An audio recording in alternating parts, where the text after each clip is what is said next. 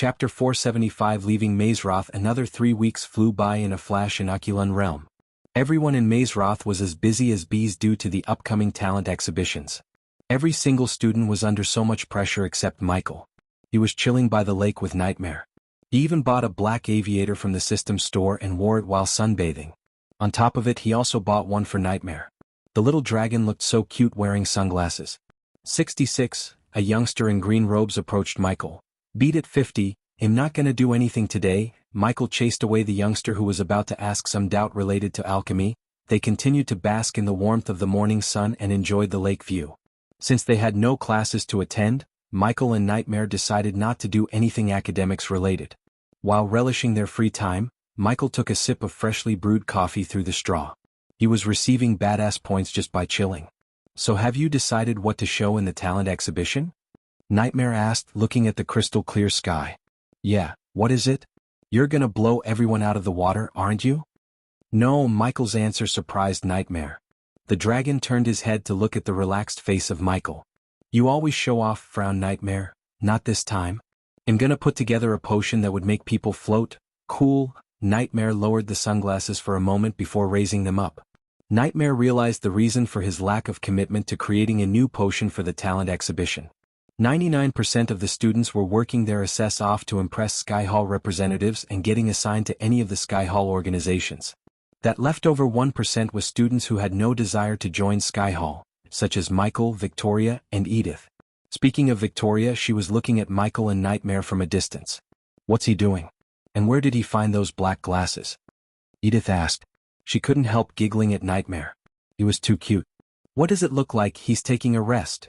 Victoria said, showing no emotion. Her emotionless face quickly showed some expression as she creased her brows. She noticed Diego, who got his ass kicked by Ghost, approaching him with a couple of his lackeys. You, Diego growled as Michael lowered his glasses. I want a rematch, Diego growled again. Fuck off. Michael did not even consider Diego's request for a rematch. For more _novel, visit L World. Calm. Unexpectedly, Diego didn't lose his calm. He remained, uttering no cuss words. This time rematch, no restrictions. Are you man enough to accept my challenge? Diego pointed his finger at Michael and challenged him. Now you're being cliché. Go away, it's my rest day. Michael was too lazy to even look at Diego. He will accept it. All of a sudden, Michael heard the cold waspish voice sound in his ears. Professor Lane. Diego and his lackeys quickly straightened their bodies. As Professor Lane landed on the grass field beside Nightmare, Michael and the little dragon removed their glasses and stood up. Since you have so much free time, I will allow this duel to happen. Professor Lane gave both Michael and Nightmare a death stare. However, that gaze was way better than what he gave to Diego and his lackeys. Monkeys have bigger brains and fashion sense than you buffoons. Before Diego or his lackeys could respond to Lane's comment, he flicked his wrist as a bright light enveloped all of them. The next moment, Michael noticed he was standing in the middle of the arena. The students need a distraction, Professor Lane exclaimed. Michael was really pissed off by Lane. He was a soul refining stage level 2 cultivator, whereas Diego was only at the core strengthening stage level 1. He wasn't against kicking Diego's ass, but he was worried about revealing his own cultivation stage to others. It was obvious Professor Lane was upset with Michael because he didn't create a mind-blowing new potion or a pill. A potion that would enable someone to fly was borderline pointless. Still, Michael went with that because he was not stupid enough to give a super powerful potion to Sky Hall which could be later used against him. Diego had no idea about the power gap between them. He was still thinking that Michael was in the core formation stage. In his mind, if he could use arch energy, he could defeat him and wash away the shame. What surprised Michael, though, Lane too didn't have a clue about his cultivation stage. If he had, he wouldn't have permitted this duel. Professor Lane stood between Diego and Michael until the area got filled with students. A rematch between them was too tempting for the students to ignore. Victoria and Edith came to the arena with the rest of the Warrior House students. It was a sudden battle, but surprisingly the students of each house managed to draw signboards showing their support for each participant. Unlike the first duel they had, this time, Michael had way too many supporters from the alchemist's house. 66, 66, 66, 66. The most up-to-date NOV are published under L World. They were cheering for Michael loudly as the scene reminded Michael of the tournament. Let's get this over with, Michael sighed. Unknown to him, a special person came to witness the battle disguised as House Runemaster's students. It was none other than Rowena Winston, the Holy Maiden of Sky Hall. Just like Michael, she got bored and decided to chill. When she saw the commotion, she decided to come to the arena. You can go chill out, Michael patted Nightmare on the head. The dragon nodded, then he snickered at Diego. I hope you have a healing potion with yourself. Diego might seem calm outside, but inside he was burning with rage. He wanted to rip the wings off that snarky dragon and teach it a lesson. For now he had to deal with his master. After everything was said and done, Professor Lane simply flicked his hand as a giant chakra flicked in the ground. It will keep you alive. Professor Lane didn't linger around. He took off into the air, leaving Michael and Diego behind. Michael felt nothing, but Diego could feel his arch energy returning to his body. I was waiting for this moment for so long. Diego cracked his knuckles. Michael, on the other hand, just like before, said nothing. He just lowered his sunglass. Begin, Ignitia. Not even a millisecond passed by after Lane uttered the word begin when a golden bolt of lightning shot out of Michael's finger and penetrated through Diego's throat. Jirarchchichach. Diego clenched his throat as blood gushed out of the wound. He dropped to his knees, losing all the strength in his body. The chakra beneath him began to glow in green, and soon, a light layered Diego's body. The students were utterly shocked. Many didn't even see what just happened. The duel was finished as soon as it began. All the cheers resounding in the arena stopped abruptly. Michael raised his sunglasses and looked badass doing it. Professor, can I leave now? Michael looked up, asking Professor Lane. For the first time since Michael met him, this was the first time he saw Lane shocked. Professor Lane was unable to answer Michael for a few moments. Not only him, but Rowena was also surprised. So he is the ghost, Rowena said to herself. Ever since Rowena heard Ghost saved her mother, cousin, and Sabrina, she wanted to meet Ghost in person. But due to some reasons she was unable to do so until now. As the Holy Maiden, she had access to all student records. Thanks to those records, she identified Michael successfully. This _ content is taken from L-World. Sidom, not yet. Professor Lane regained his cold demeanor. He completely ignored Diego as he landed in front of Michael. Here, Michael saw Professor Lane taking out a silver parchment from his space ring with a flick of his wrist. You're excused from the talent exhibition. You can leave whenever you want and return after the holidays. Everyone, including Michael, was surprised by the sudden gift from Professor Lane. The holidays were supposed to start 3 weeks after the talent exhibition. Michael removed the sunglasses. Well, thank you, Professor. It's better you don't show yourself in the talent exhibition than underselling yourself there. Michael didn't expect this from Professor Lane. To be honest, Michael was completely caught off guard by him. If he had known beating Diego again would get him an early ticket out of Aquilan, he would have done it sooner. Thank dash. Before Michael could finish his sentence, Professor Lane vanished into thin air. The badass points notifications were going crazy in his mind. In a few minutes he earned almost 80,000 badass points. He thought the reign of badass points was about to end when he turned back. He was dead wrong. Someone landed beside Diego with a loud thud, shaking the ground beneath. Halt! The clear, crisp voice made Michael halt his steps. Without even turning back, Michael knew who was standing behind him by the reactions of the students around him. Just as he guessed, he turned around to see the head prefect Elliot Watson, clad in full silver armor, looking at Michael. The array placed in the arena almost healed Diego back to full health. Not another duel. Michael was annoyed inside. Although fighting them would get him a ton of badass points, he felt bored fighting arrogant young masters. He had better things to do than wasting time on them. He was not Noah to fight every arrogant young master in his way. Thank you, were the words that came out of Elliot's mouth and completely shocked everyone in the arena. Michael wasn't an exception. Huh? Michael was confused why the heck Elliot thanked him. He was kinda expecting Elliot to challenge him for a duel so he could avenge his friend. You've given him a valuable lesson, Elliot nodded. It was a nod that kinda looked like a bow. Okay, Michael nodded back, hiding the confusion in his heart from showing up on his face. After Elliot thanked Michael, he took Diego and flew into the sky. Michael didn't linger around either. Now that Professor Lane had permitted him to leave the Aquilan realm early, he needed to pack his things, inform Gaia, and leave Mazeroth. The first thing he planned to do after leaving Mazeroth is to find the vampire and get every piece of information he could on the bloodsuckers. The source of this _ chapter, L-World, Sidoam. Chapter 476 Reunion with Vidora. Michael was packing up everything when Gaia entered the room, pouting.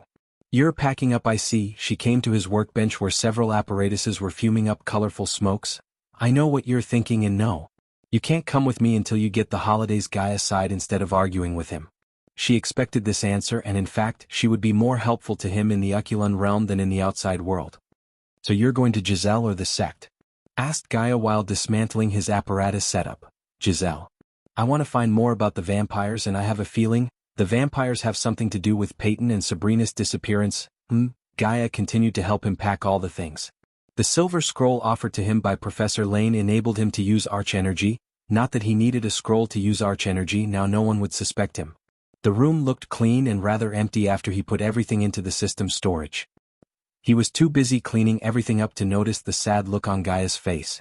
Finally, when he turned around, he saw her standing in the center of the room sad-faced. He put everything on hold and approached her. "Just 10 more months, Snaky," he said, gently cupping her hand. "I know," her voice stuttered due to her trying to hide her sadness. How could she hide anything from Michael when he knows her completely?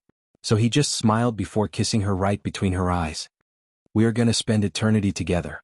So don't worry." She couldn't hold back her feelings as he locked her lips with his. Good thing Michael scanned the room and made it spy-proof. Although it said that Mazeroth doesn't spy on students, he didn't believe them. Soon they stopped kissing to embrace each other. "I'm gonna miss you," she said, hugging him as tight as she could. "Me too.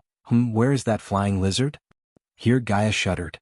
She quickly let go of Michael, turned around, and saw Nightmare flying before her. "Fuck. Don't sneak up on me, ugly brat." She tried to grab Nightmare, but he evaded her easily. "I didn't sneak up on you, you were just too busy being lovey-dovey. Visit L World. Com for a better reading experience. You're gonna pay for that." With her threat began their cat and mouse chase around the room. Considering Michael created his new potion, which he still has to name, in this room, he was extremely thorough in cleaning the room. He didn't leave a single speck of evidence that could be traced back to the new potion. "Got you." After chasing Nightmare for 5 minutes, she finally caught him. She headlocked Nightmare, knocking him on the head repeatedly. "I am so happy we are leaving you behind." "Ah, Nightmare," Michael called Nightmare as they both looked at him. An evil grin quickly emerged on Gaia's face. "Sorry to burst your bubble, but you're not coming." Nightmare was shocked. "What the fuck?" he growled, still being locked under her arms. "I can't take you with me." The scroll was pretty clear about it. Michael took out the silver scroll from his storage and threw it at Gaia. Both the snake and the dragon curiously read the contents written on the silvern parchment. "Familiars are not allowed to leave Oculun realm." Gaia read the line out aloud before closing the scroll. "Now that I think about it, Gilrine was talking about some pocket dimension." "What pocket dimension?" Nightmare growled. He was not at all happy about staying in Mazeroth without Michael. He would have been less pissed about this if he was able to stay with Gaia. Unfortunately, no one was allowed inside staff quarters. Thus, Nightmare had to stay in the room alone or with Eladir, who spent most of his time cultivating, meditating, and reading books in the library. "I think they are planning to bring all the familiars into a pocket dimension for training or something. It will be a good experience for you, Nightmare." Michael rubbed Nightmare's head playfully after coming to him. "I think Eladir is in the library." Seeing Eladir hadn't returned to the room, Michael realized he might still be in the library. "Here, take these." Gaia saw 2 black rings appear on his palm. "Space ring?" Gaia tilted her head. "Modified interlinked space rings. We can use this across realms," said Michael. These 2 rings cost him 10,000 badass points each in the system store. He wouldn't have bought them if they weren't vital to his plans. Using these rings, even after leaving the Oculun realm, Michael could provide Gaia and Eladir with necessary items from his side and vice versa. Visit L World. So for a better reading experience. The downside of these rings was he wouldn't be able to store anything weighing more than 50 kilograms in space rings. Because of this restriction, it was borderline impossible to work on devices that required Eladir's runes, for instance the mortar. Fortunately, by the start of next month, everyone would get holidays and be allowed to leave the Oculun realm. That time, the 2 of them could finally finish building the mortar and hopefully more powerful devices for Bertha. "Give the other to Eladir when you see him." After everything was said and done, Michael was ready to leave the Oculun realm for Giselle. "Aren't you going to meet Lane?" Gaia asked. "You've seen him. He's not very good at connecting with people. Besides, he's pissed at me for not making a breakthrough in alchemy by creating an entirely new potion or a pill. Less he knows you already created one." Nightmare joined the conversation. "And it will stay that way." Michael's voice became serious. "I haven't perfected this potion. But even in this imperfect state, this potion is a game changer." They both nodded in agreement. "I will see you 2 later." Since there were no obligations left in the Oculun realm, Michael activated the silver scroll by sending the scroll a silver of arch energy. The next moment, A bright light enveloped him and disappeared in a few seconds along with Michael. Okay Lizard, I have classes. They'll see you later, stay out of trouble. Gay rubbed Nightmare on the head with a smile. You too. You're the one who should be careful. She gave a nod before leaving the room through the window. Little did Nightmare know at this time that in the pocket dimension he would meet two other dragons who were going to change his life. Life without Gaia and Ghost was so boring to Vidora, especially to Iag and Sarba. It had been approximately 3 months since Ghost and Gaia left for Mazeroth. The only entertainment they had after coming out of Cultivation was the surveillance mirror. The three of them watched all the footage live and recorded it to find out more about the vampires. There were barely any drones or spycams on the southern continent excluding the homes of senators and Stormville Mountain. Otherwise, they would have tracked the vampire who apparently massacred a village on the outskirts of Giselle. If Azazel let Dalar take us to the crime scene, I can try to track the vampire, Sarba meekly said, and I can test my new scorching breath on that bloodsucker, Iag said without bothering to hide her arrogance. Nothing much changed in their behavior or physical bodies in these 3 months except their powers. Iag now could breathe fire in addition to her ability to shoot sonic waves, and Sarba developed powerful senses. His senses let Sarba locate a living being using the heartbeat from a mile away. That was one of the senses he had. Taste, smell, vision, hearing, every sense known to man was heightened for Sarba. I don't believe our core formation level 5 will be enough to go head-to-head with the vampire. We know nothing about their kind, Kane calmly said, only to get a headbutt from Iag, full undersir current Avalon L-World. COM, don't worry Black, I'm sure you will get a power of your own soon. It's obvious you're a late bloomer. Kane ignored Iag's mockery and concentrated on the footage before him. Master Kane, Master Sarba, Miss Iag, it's bedtime. The three of them saw Azazel's ethereal form materialize before them. We don't need sleep, demon, move away, you're blocking our view. Iag growled at Azazel, but he handled her with a gentle smile on his face. Your bodies need rest, Miss Iag. Besides, you can miss something so obvious when your mind is exhausted. He is right, Sarba was the good boy among the three. So he agreed with Azazel, which earned him a headbutt from the rebel child Iag. Let's go, Sarba. Kane moved his head towards the door to leave the room.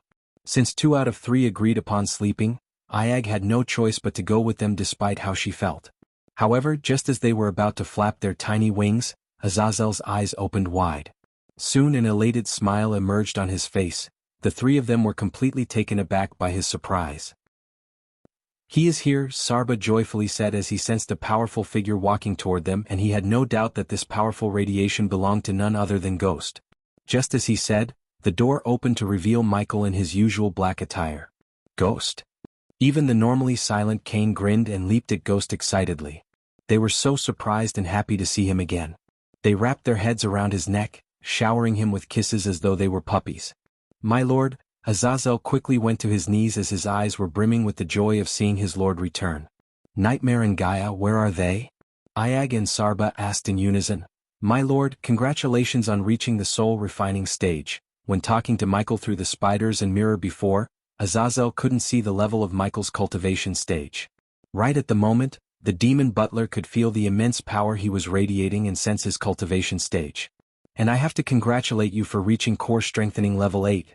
For some reason Michael wasn't surprised by the demon reaching core strengthening stage level 8 from level 5 in a few months, virtually doing nothing. The demon butler was bound to Michael, so the stronger Michael was, the stronger the demon butler would be. I'm unworthy of such words, my lord. Azazel bowed as Michael turned his gaze towards the three heads staring at him for an answer about Gaia and Nightmare. They will soon. The moment he placed them on the table, they began to nag him about what happened in Mazeroth. It took him almost an hour to finish narrating everything that happened in Mazeroth and answer their questions. Azazel, tell Maxine and Tiberius to meet me in Caius' home.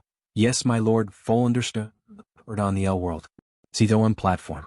Azazel nodded. Now let's go meet Arya and her brothers. Chapter 477. The Dark Suit 2. Michael stopped by his room to change his clothes before meeting Arya and her brothers. Entering his room, he snapped his fingers as the light orbs fixed on the walls dimly lit the room in crimson red. Vidora jumped to the neatly made bed from his shoulder. The armor stand was located in the corner of his room beside the alchemy table void of any armor. Before equipping the armor through the system, he willed the system to put the armor on the armor stand. The next moment, the Lucifer armor was put on the armor by the system for display. Vidora noticed several changes in the armor, such as the armor being darker than before.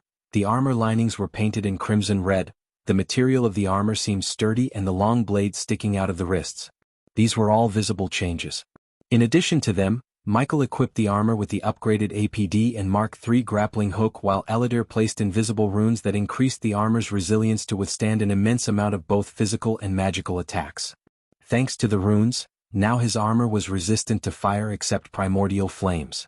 The upgraded version of APD enabled him to not only inject himself with potions and pills but also inject others using a retractable needle and spray potions through a sprayer attached to the center of his gloves.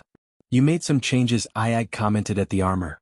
"I call this Dark Suit 2. Michael planned to forge a new more powerful armor in the future, but for now, he had to make do with this armor. He made all the changes he did to his suit to Gaia's Suit 2. Except for the chest area in her armor designed to fit her bosom, both armors looked identical. For a few moments he just stared at the armor, feeling the armor. Instead of willing the system to equip the armor in an instant, he manually wore the armor piece by piece. Sling, sling. After fitting the gauntlets around his wrist, Michael clenched his fist as the hidden blades came out, producing a sharp sling sound. He then raised his hand. A green mist sprayed out of his wrists. "What the heck is that?" Iag frowned. "Fear toxin," Michael said, checking the APD by injecting himself with a healing potion. Several tests later, Michael put on the mask and finished putting on the armor. The latest __sodies are on _the L World. Xenoam website. He walked towards the mirror to check himself out. To be honest, he looked frightening in the armor. So he decided to shroud himself with the cloud of darkness and light his eyes with eyes of darkness. Unlike before, his eyes were now flaming in dark flames. Since he was standing in his room, near the bed, he avoided conjuring the dark flames around him. Nonetheless, the little bit of dark flames coming out of his eyes was enough for Vidora to sense its overwhelming power. Sarba, who now possessed the god-level senses, noticed the violent surge of energy within him. Just looking at the dark energy within him gave him a headache. He quickly retracted his senses. "So that's the dark flames?" "One of the primordial flames," Sarba asked as Michael nodded. "Cool, isn't it? Or should I say hot?" Michael chuckled before putting off the dark flames. Soon, the shroud around him and the fire in his eyes vanished. "Let's go." Michael put on the hood. It was time for him to meet Arya and her two brothers, Titus and Optimus. Vidora jumped back on his shoulder with a swift leap. He made his way to the throne room where he planned to meet the trio. In the dark forest, two men with jacked-up bodies were treating a giant tree as their personal punching bag, while a girl with short hair sat on the branch above them and plucked the dark leaves one by one. "Are you becoming slow, Titus?" "Still faster than you." The two men breathed heavily as they were training in the dark forest for almost 10 hours. They were identical twins, and except for their hair color, nothing different about them. Even Arya would have a hard time if it wasn't for Titus having blonde hair and Optimus having brown hair. They had scars that many used to differentiate between the brothers. However, the healing potions and the rebuilding process healed all their scars. As a result, their skin was now smooth and scarless as a baby's bottom. Life in the dark forest was difficult for the brothers. Mainly it was boring, and they were prohibited to go on a murderous spree on those who enslaved them and killed their family.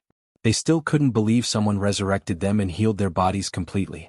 The more they heard about this Lucifer from Arya, the more they were astonished by him. The tales Arya told them were simply mind-blowing. Updated _at Elworld. Com deep down in their hearts, they were glad Arya found a godlike figure to protect her. She had grown so much they could tell that.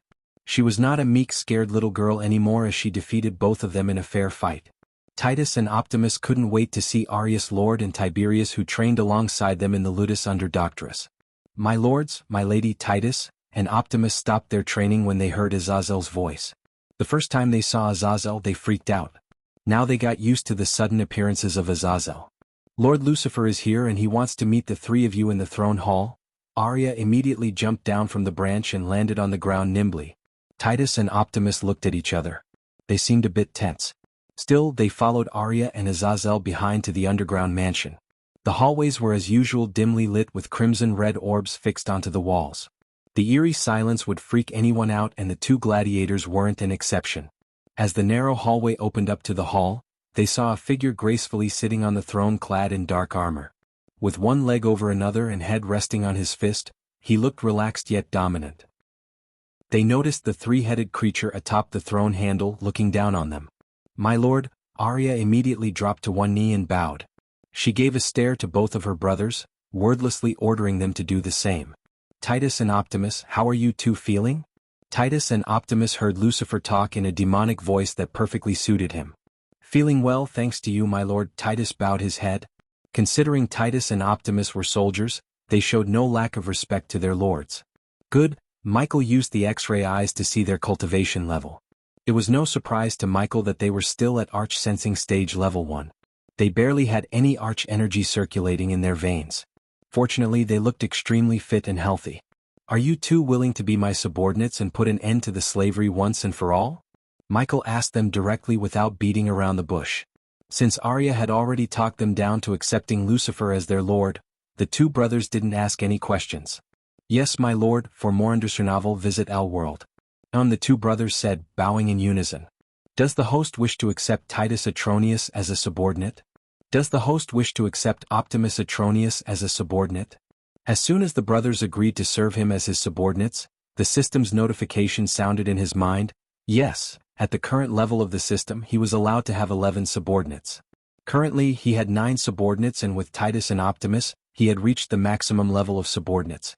Of course, he could have more subordinates, but the system rules for a subordinate wouldn't apply to them and he wouldn't be able to see their loyalty level.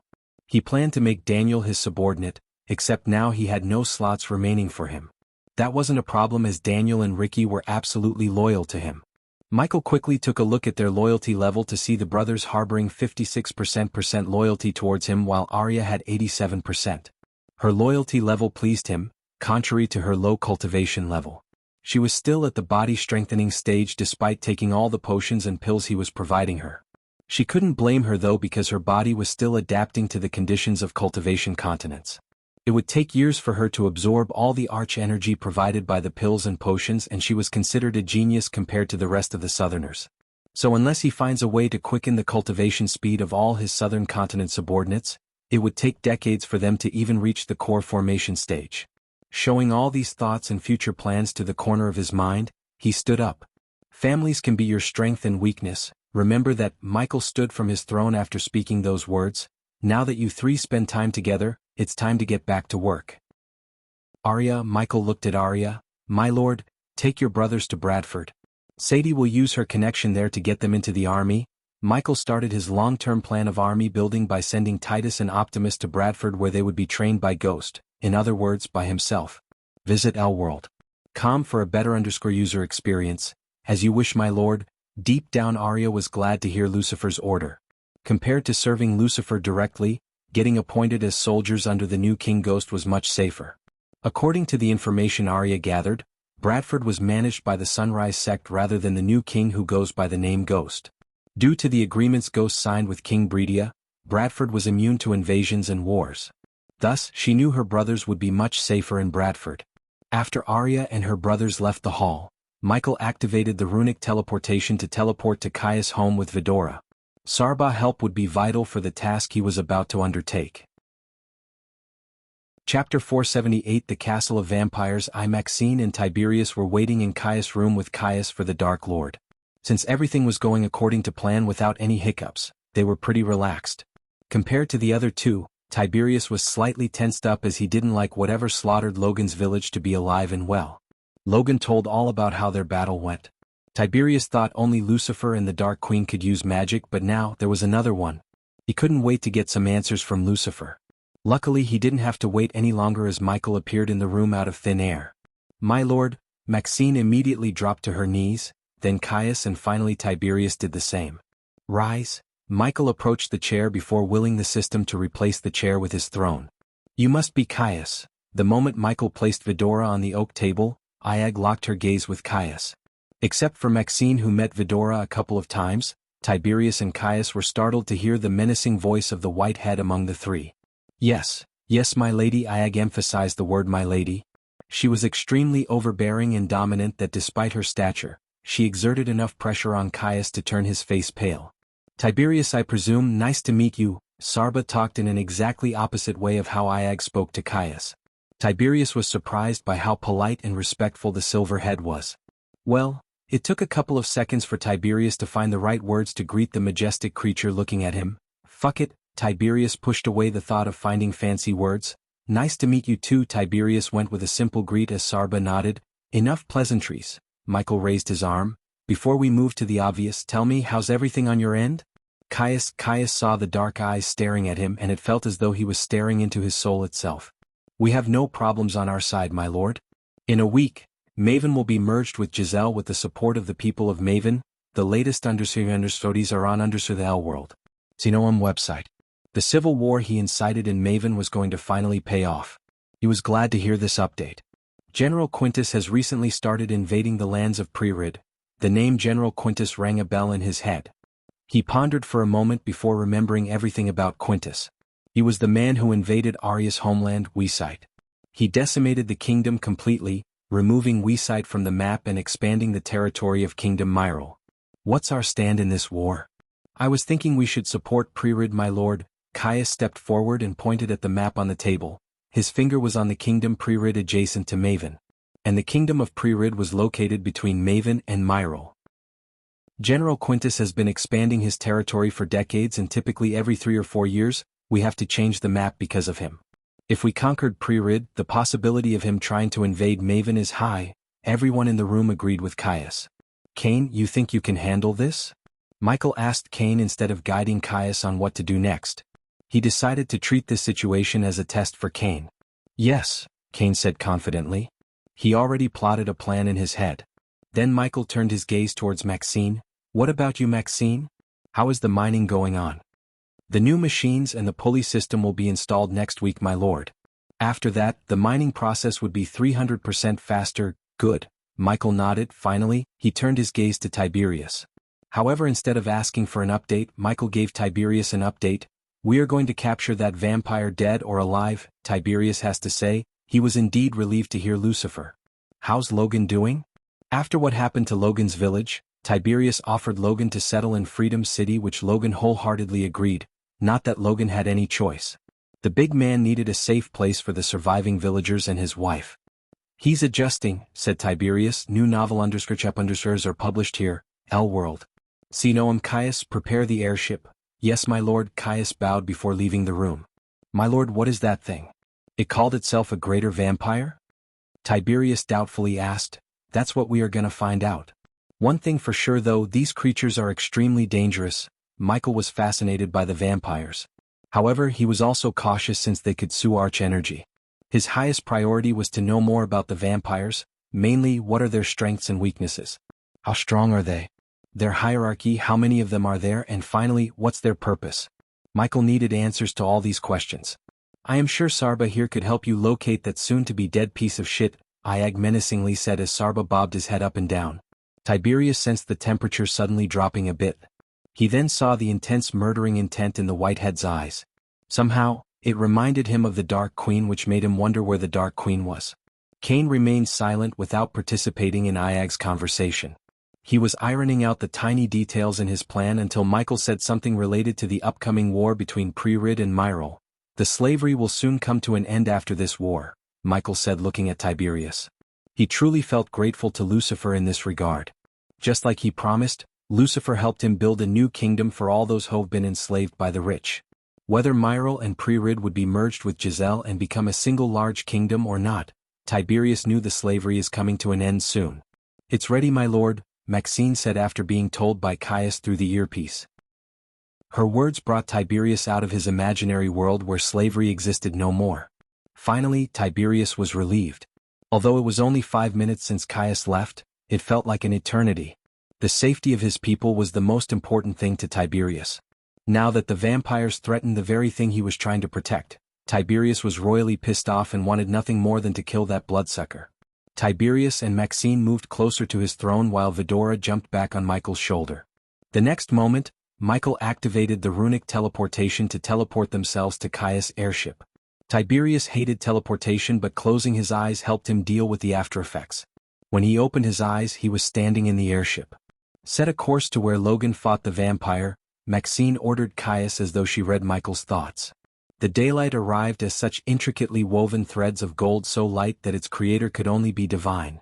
On their way to the destination, Michael remained with his eyes closed. He was meditating and organizing his thoughts. Ever since he merged himself to become whole, he felt extremely powerful, which might unstable his mind as it did to Spectre. Therefore he continued the meditation which helped him control and connect with the dormant powers within him. After almost half an hour of flying, they finally reached their destination. From above, there was nothing but forest beneath them. Rather than flying down as Maxine and Tiberius expected, Michael took out several drones from his system storage. "Open the door," Michael ordered Maxine as she walked to the door followed by the drones. Whoosh! As soon as she opened the door, a loud howling sound coupled with a powerful suction force tried to suck everything out of the airship. Maxine quickly shut the door and the drones were already out in the air. The latest _SODIs are on the L world. Xenoam website. Michael closed his eyes yet again, monitoring and controlling all the drones manually. The drones buzzed through the forest like busy bees trying to get honey out of flowers. Only in this scenario they were surveying the area for the vampires.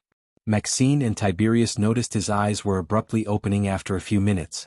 "Did you locate him?" asked Diag. "You two stay here." Michael's face was serious underneath his mask. They couldn't see the look on his face. Still, they didn't try to disagree with him, even Tiberius, who was unable to wait patiently for the vampire. As he was walking towards the door with Vidora on his shoulder, Maxine followed him behind. Whoosh! Michael opened the door and everything happened just like before. Without wasting a second, Michael jumped out of the airship. He soared through the air like a meteor. Breaking through the canopy and countless branches, Michael and Vidora landed on the ground. Michael noticed the broken trees and the clearing, which were clear signs of the battle between the vampire and Logan. Although the rain that day wiped away the prints and the blood, Michael had a way to bring back the traces he needed. "What's the plan?" asked Iag, looking around the forest. Sensing strange vibrations coming from that direction, Sarba looked at their right side as Michael expected. Still, Michael needed one more test before pursuing the vibrations Sarba been sensing. Michael waved his hand around him, spraying a translucent liquid in the air. When the tiny particles of the potion melded with the ground beneath, several glowing footprints began to appear in their sight. This potion was the better version of the potion he used at Jack's murder site. The potion would reveal the blood stains even after days or even months. Almost 99% of footprints were chaotic and human, except for the remaining 1%. It looked like a human footprint, however, only that pair of footprints were leading to the place where Michael noticed an anomaly. If that's the footprints of the vampire, I have to say, it awfully similar to a human's system. Teleport Vidora back to the airship if things go south, although I doubt it will. Michael ordered the system. Yes. Since Vidora was familiar, he didn't have to pay extra as he already paid up front before making Vidora his familiar.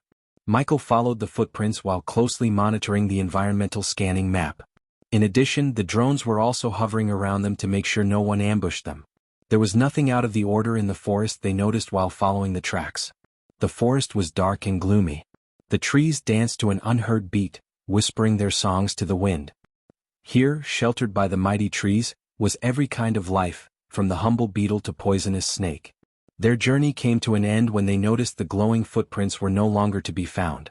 That's where Michael's X-ray vision came into the picture. What seemed like countless trees and muddy ground intervened with veins and roots.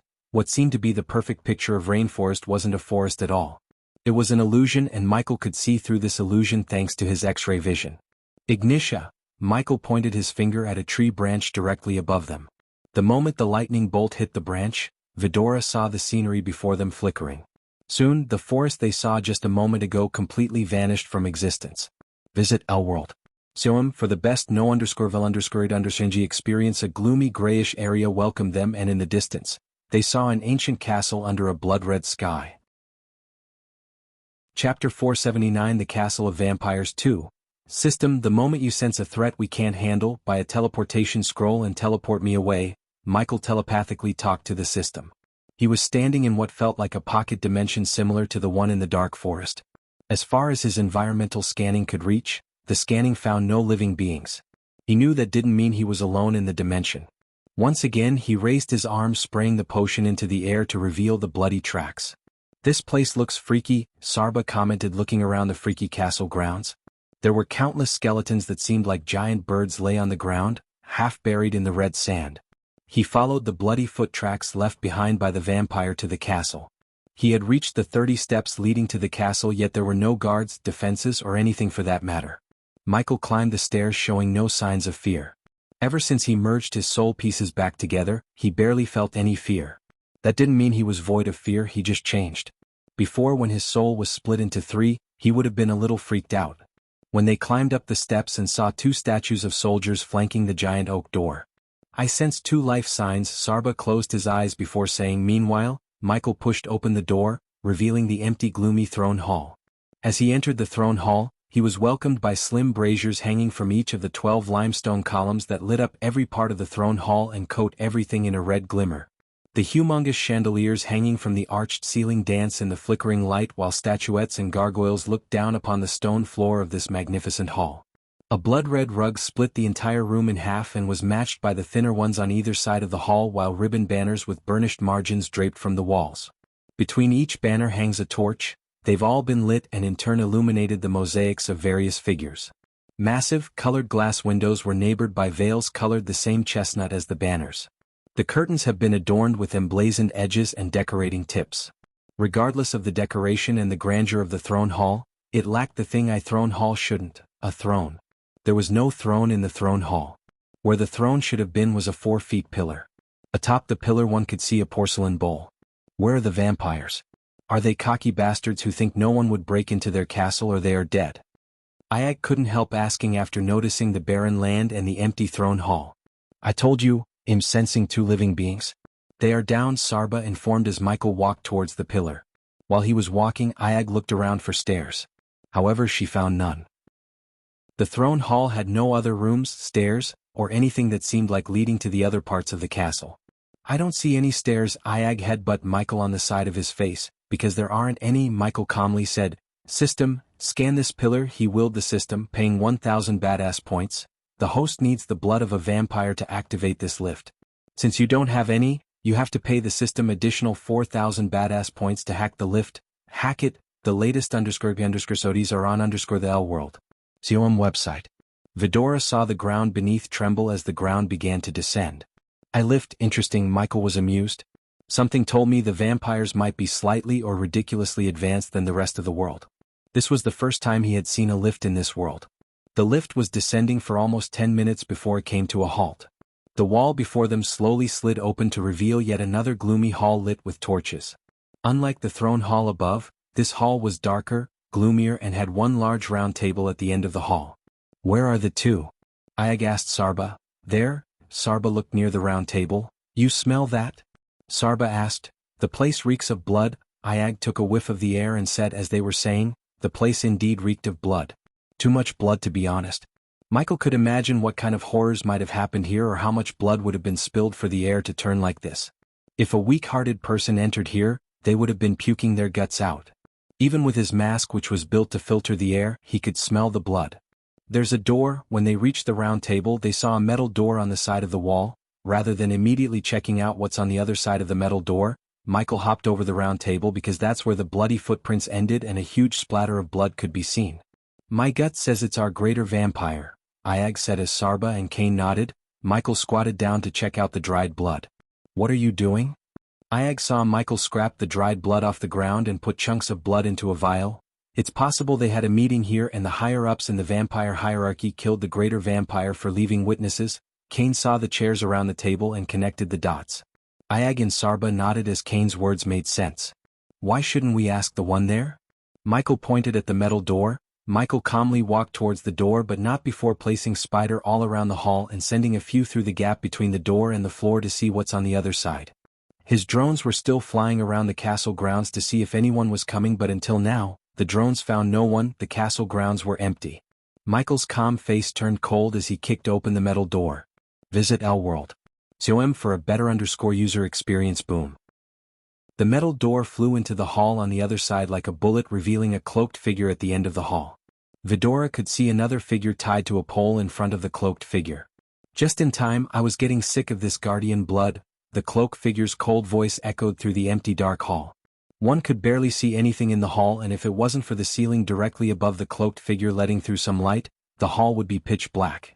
The figure slowly turned around like a supervillain in a movie. The figure took his sweet time taking off the cloak. As soon as he did, Michael was surprised because he had seen him way before. Victor. It was Victor. The same Victor he saw on the Phoenix Island where he had a conflict with Lord Julius. At that time, Victor was a core-strengthening stage warrior. On the other hand, Victor had no idea that the man before him was Ghost. Even if he did, Michael didn't think Victor would give a damn. Three-headed Hydra. Exotic. Victor licked his lips, and when he did, Michael saw the vampire fangs sticking out of his mouth.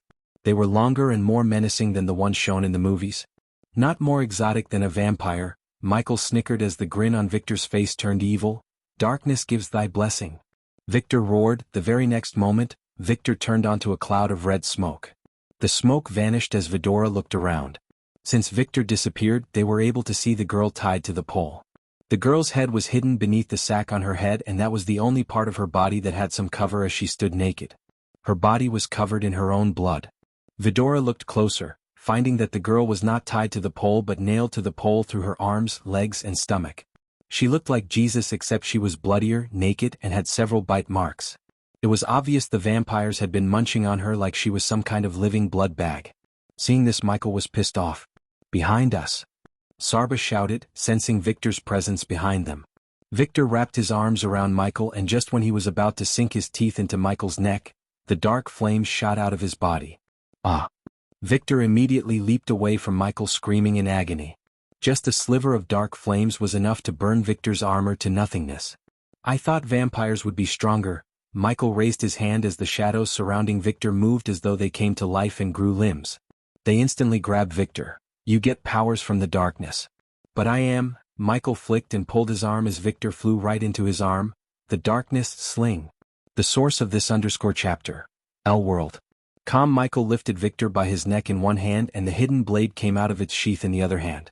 Michael swung the hidden blade, cutting Victor's right hand clean off from his shoulder. Victor screamed in agony. However, the right arm grew back in a couple of seconds.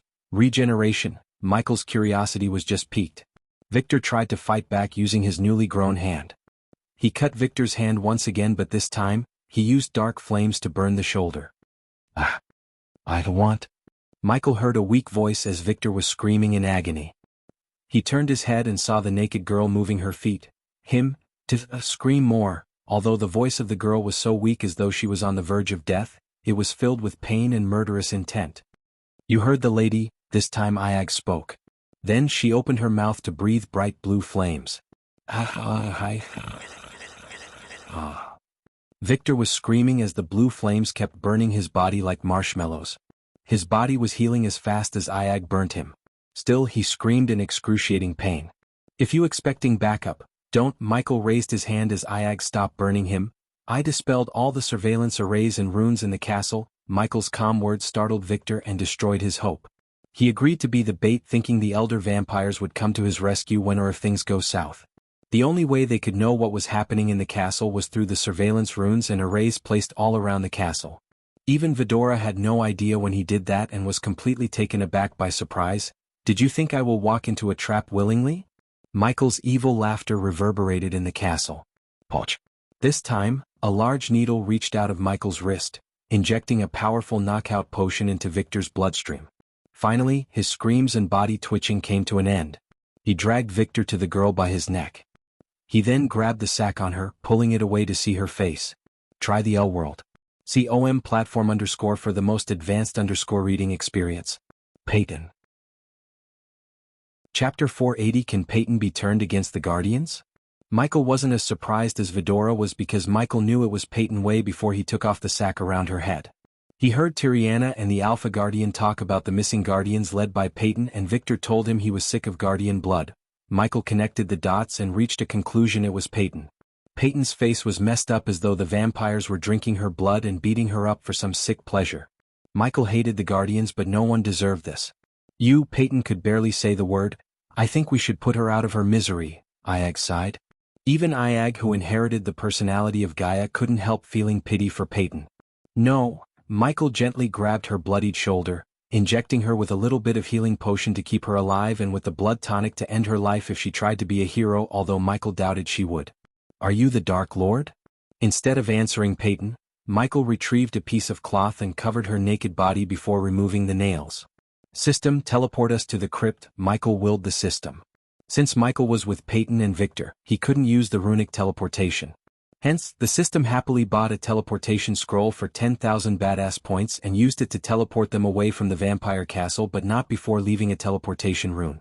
Dalar and Jesse were attaching mind-controlling chips inside the Alpha Undead when they say Dark Lord suddenly appeared in the middle of the hall out of thin air. Carry on. Michael was too focused on the task at hand to notice the 20 Alpha Undead standing at ease like super soldiers. First, Michael injected Victor with a whole lot of paralyzing poison and fear toxin. Then, he forced Peyton to sit on one of the chairs in front of a large oak table and his throne. Peyton was too traumatized to even look around. Her dead eyes had lost the glow Michael saw in them when they met before. He could only imagine what she may have gone through. You should see this. Michael waved his hand as a giant mirror appeared before Peyton. Peyton's attention was immediately drawn by the feed that appeared. She saw the familiar faces of Tiriana and the person she looked up to the most, Tanulia aka the Alpha Guardian of Hunter Guardians. Peyton recruited these guardians and... What is it, Tiri? Visit Elworld. For a better user experience. The last member she recruited is Sabrina. Sabrina Winston, Noah's little sister. What the fuck was she thinking? She recruited someone who's not even a guardian? That bitch is expendable. But not her. If we are to lose Sabrina and Noah found out that his little sister died because of us, everything will be ruined. The feed stopped as Vidora expected some anger outburst from Peyton. However, Peyton didn't react as they expected. Only tears were rolling out of her eyes. No one knew what she was thinking in her mind. Michael began to play the mind games with her by putting the feed on a loop. That bitch is expendable. But not her. Peyton was feeling so many emotions at once. We have to find her no matter what. Immediately contact every single guardian in the southern continent. I'm authorizing Code Red. Use all and any resources. I need Sabrina found ASAP. I will contact the other alphas. After Tanulia spoke these words in the feed, Michael tapped the table. Your devotion is misplaced, Peyton. You heard her. For them, you who dedicated your whole life to the guild is simply... Michael paused for a moment. Expendable. Michael willed the system to play the feed again, fanning the flames of anger within Peyton's heart. Peyton couldn't move her eyes away from the mirror. She felt so betrayed because she was betrayed. She lost the count of days being tortured and getting her blood sucked out by vampires in that torture room. All that time she had hope in Alpha Guardians and the Hunter Guardians that they would come to her rescue.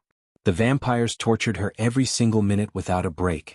Every single day they sexually abused her. They sucked her blood from every bit of her body, cut her flesh for fun, and healed her up so they could start all over again. Nothing was able to break her spirit as she endured everything they did to her. However, Tanulia's words hurt and caused her more pain than the vampires ever could. This is the real face of the so-called Guardians, Peyton. It took several minutes before Peyton opened her mouth. Why did you save me? She looked directly in his eyes, completely avoiding eye contact with Vidora, Follersker, or Avalon Elworld. Because you don't deserve what you went through and I only punish those who deserve to be punished. You're free to go. I bet they will welcome you with a parade, Iag said sarcastically.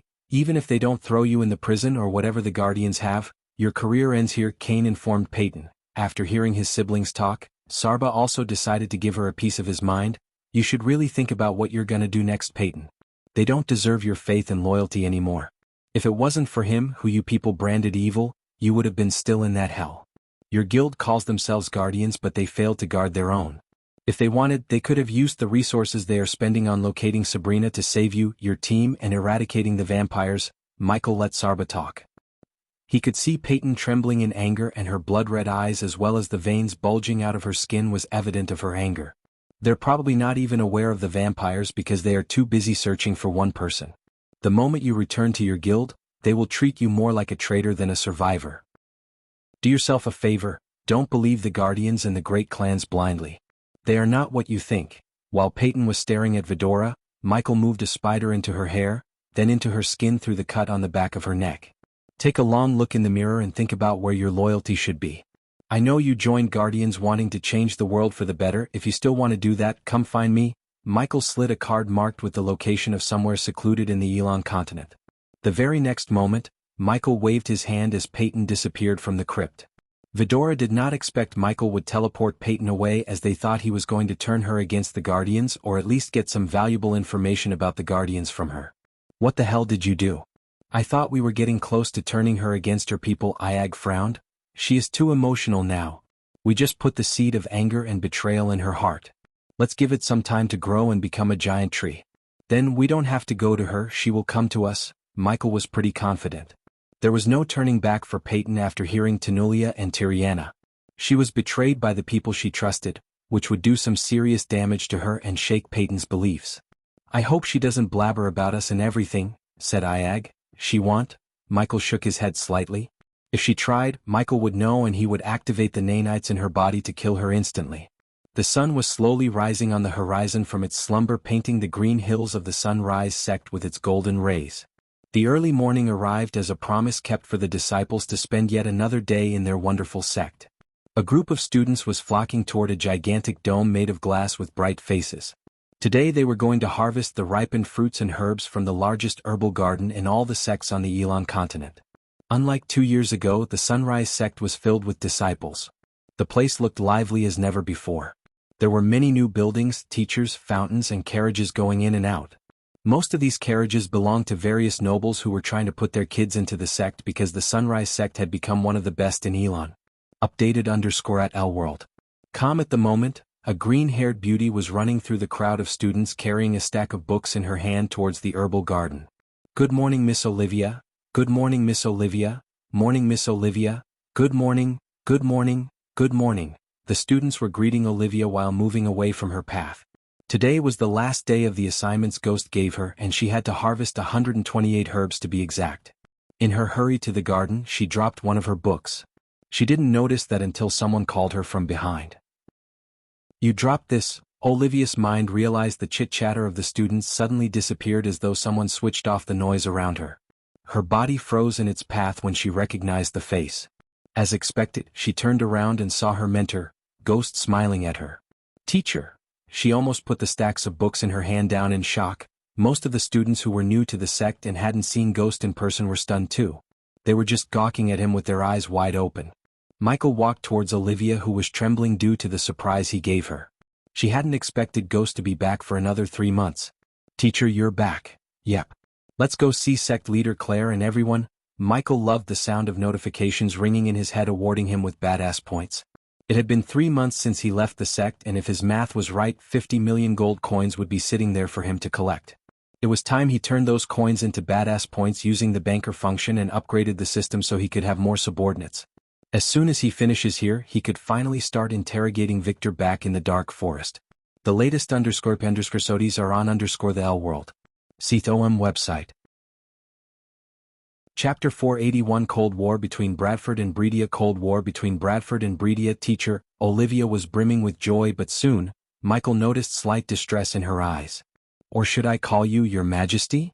Olivia joked. Michael smiled and patted her gently on the back. I'm not into the king thing very much, he said while walking towards Claire's mansion, which was buzzing with people. Teacher, I thought you'll be gone for 18 months. Did you get expelled? She started at him curiously with her big round eyes. Jish, why did you think that? They just got impressed with your teacher's skills and gave him early holidays. Somehow Oliva didn't think he was joking, though he said like he was kidding. Arham. For a moment, Olivia dragged her voice as though she was searching for words in her mind. Teacher, how long will you be here? Michael asked. At the same time talking to Olivia, he didn't fail to greet the students who were dying to talk to him. Everyone Michael smiled at was trembling in joy. They were over the moon. A simple gesture like nodding and patting on the back raised Michael's image in their hearts to the next level. For Michael, it felt great to receive badass points just by walking and greeting students. He didn't even do anything badass, yet he was receiving a lot of badass points. A month or so, she halted her steps suddenly as Michael turned to see her looking at him with puppy eyes. Would you please come to the alchemy tournament as a judge? Michael was surprised by her requests. He creased his brows. Visit L World. For the best no_underscreen experience, alchemy tournament? That was supposed to happen months ago, right? Olivia nodded. Yes, but they postponed it for some reason. It's starting next week and the guild has been sending me so many letters asking me if you can come to the tournament as one of the judges. Michael couldn't help snicker. What changed? I recall they asked me to come to the tournament as a participant, not as a judge. Michael resumed walking. They said there was some kind of mix-up and someone wrote a wrong invitation. Really? Michael dragged the word as though he was laughing inside. Both of them knew it was nothing but a blatant lie. There was no mix-up or mistake. They were too arrogant to invite someone who was just a fraction of their age as their fellow judge. Now that they learned he got admitted into Mazeroth, they just wanted to curry favor. What's in it for me? And if my memory serves right, you were training a group of students? Yes, I am still training them, and the answer to your first question is Aqua Auction Token. That's what you will get, teacher, should you choose to come as a judge. What's that? Michael asked. He had no idea what the heck is an aqua token. But by the look on Olivia's face, he realized that it might be a big deal. Since auctions were places where he could find some really powerful artifacts, he was tempted to accept the Alchemy Guild's request. Why am I not surprised? She sighed, thinking about her teacher's lack of knowledge of what's happening in the world. You heard about the Phoenix Manor auction, right, teacher? Michael nodded. How could he forget that place? He met his vampire friend there, and at that time, Lord Julius, who was a core-strengthening stage warrior, threatened his life. Well, the Phoenix Manor auction is a beggar compared to the Aqua auction. It's one of the most prominent and if not the biggest auction in the world. If you want to actually bid for the items in the auction, the token is the only way. People will pay millions to get their hands on the tokens. So where will this auction take place exactly? Visit to L-World. com discover_new novels. Kingdom Ilera in our continent. Until now Michael was only tempted to go as a judge, but after hearing that the auction will take place in the Ara continent, he decided to accept the Alchemy Guild's invitation. He always wanted to check out the most powerful and the richest continents of them all, but he didn't get the chance till now. When? Asked Michael. If it was before Mazeroth, he wouldn't have worried about the time. Now he had to, as he only got 45 days of break. 2 weeks from today, and do not worry about the traveling time, teacher. The token has a rune that will teleport you directly to one of the rooms assigned to that token in Ilera. You can bring Elia with you and speak of Elia. Olivia looked around to locate Elia. It was rare for Olivia or anyone to see Ghost alone without his other shadow. Stop looking, she is still in seclusion. Olivia giggled, squinting her eyes. She forgot the thing that's been bothering her for a moment. Both of them discussed alchemy on their way to Claire's mansion, and when they entered the mansion, they saw Claire sitting on a throne-like sofa and talking to several men and women in their middle ages. She had one leg over another and looked intimidating like a queen. That's your problem. I want the patty seeds delivered on the agreed date. Claire's brows arched up as though they were a pair of swords. Her voice and demeanor were extremely dominating, which made Michael appreciate her. If I heard one more bandit attack or out-of-stock excuse from any of you, I will personally bring down the wrath of the entire Sunrise sect on every single of you. Michael could see the people shivering from where he was standing. In her furious state, Claire failed to notice Ghost standing in the hallway. What about you, Lord Cyril? Claire turned her gaze to the one sitting right to her. What made you hand over the working contracts to Kethen instead of Bradford? As I recall, you always hired the people of Bradford, not Kethen. Your decision has cost hundreds of people losing their jobs. Olivia began to shudder. Everyone in the sect was trying to fix the situation of Bradford before Ghost came back from Mazeroth. They all feared how Ghost would react if he knew what's going on in Bradford. Claire and the elders didn't try to hide the situation, but they wanted to deal with the situation themselves instead of involving him or Elia. Sect leader Claire, can we address the elephant in the room? We are here because of the Cold War between Bradford and Bredia. Our hands are tied, Sect leader Claire. We cannot make an enemy out of King Bredia and Ghost. That's King Ghost for you, Claire coldly corrected the brown-haired man. Pardon me, Sect leader. We cannot make an enemy out of King Bredia or King Ghost. We may have given the jobs to Kethen, but we will give the mining contract to the people of Bradford. That would suffice, right? The man tried his best to sound as polite and courteous as possible. The most up-to-date NOV_Ls are published _here L-World. People of Bradford are not miners, Lord Cyril. They are farmers and fishermen. Besides, the mines at the border between Bredia and Bradford. I don't have to remind you how many men and women Bredian soldiers arrested for some phony crimes they never committed in the first place. Michael was listening to her words calmly. His calmness freaked Olive, as she knew that there will always be calmness before a freaking storm. That's why we recommend you hold a peace talk with King Bredia and sort this out, Sect leader Claire. We feel like we're stuck in a tug-of-war between Bredia and Bradford. The dark-haired woman sitting next to Cyril pleaded to Claire as they all bobbed their heads. In 3 days, King Bredia will hold a gala celebrating the engagement between Princess Catherine and Andrew Winston. If you would. Lord Cyril didn't finish his sentence as his words trailed away. They were merchants who had several contacts in both kingdoms. Through those contacts, they learned that King Bredia hasn't invited anyone from Bradford, not even for a courtesy. Thus, they were practically asking Claire to go uninvited and hold a peace talk with him, which had the highest possibility of her being humiliated or disrespected by King Bredia and his men regardless of her status. It's more appropriate for me to attend. Before Claire could respond to Cyril, another voice reverberated in the hall. They all turned their heads in the direction where the voice came from and saw Ghost walking towards them. They felt chill running through their spines as they immediately stood up as though their seats were on fire. Ghost, Claire lost her domineering demeanor when she saw him.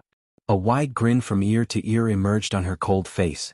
She almost hugged him, but fortunately she stopped herself with only squeezing his hands. King Ghost, Your Majesty. Some addressed him by King while some mumbled Your Majesty in shock and surprise.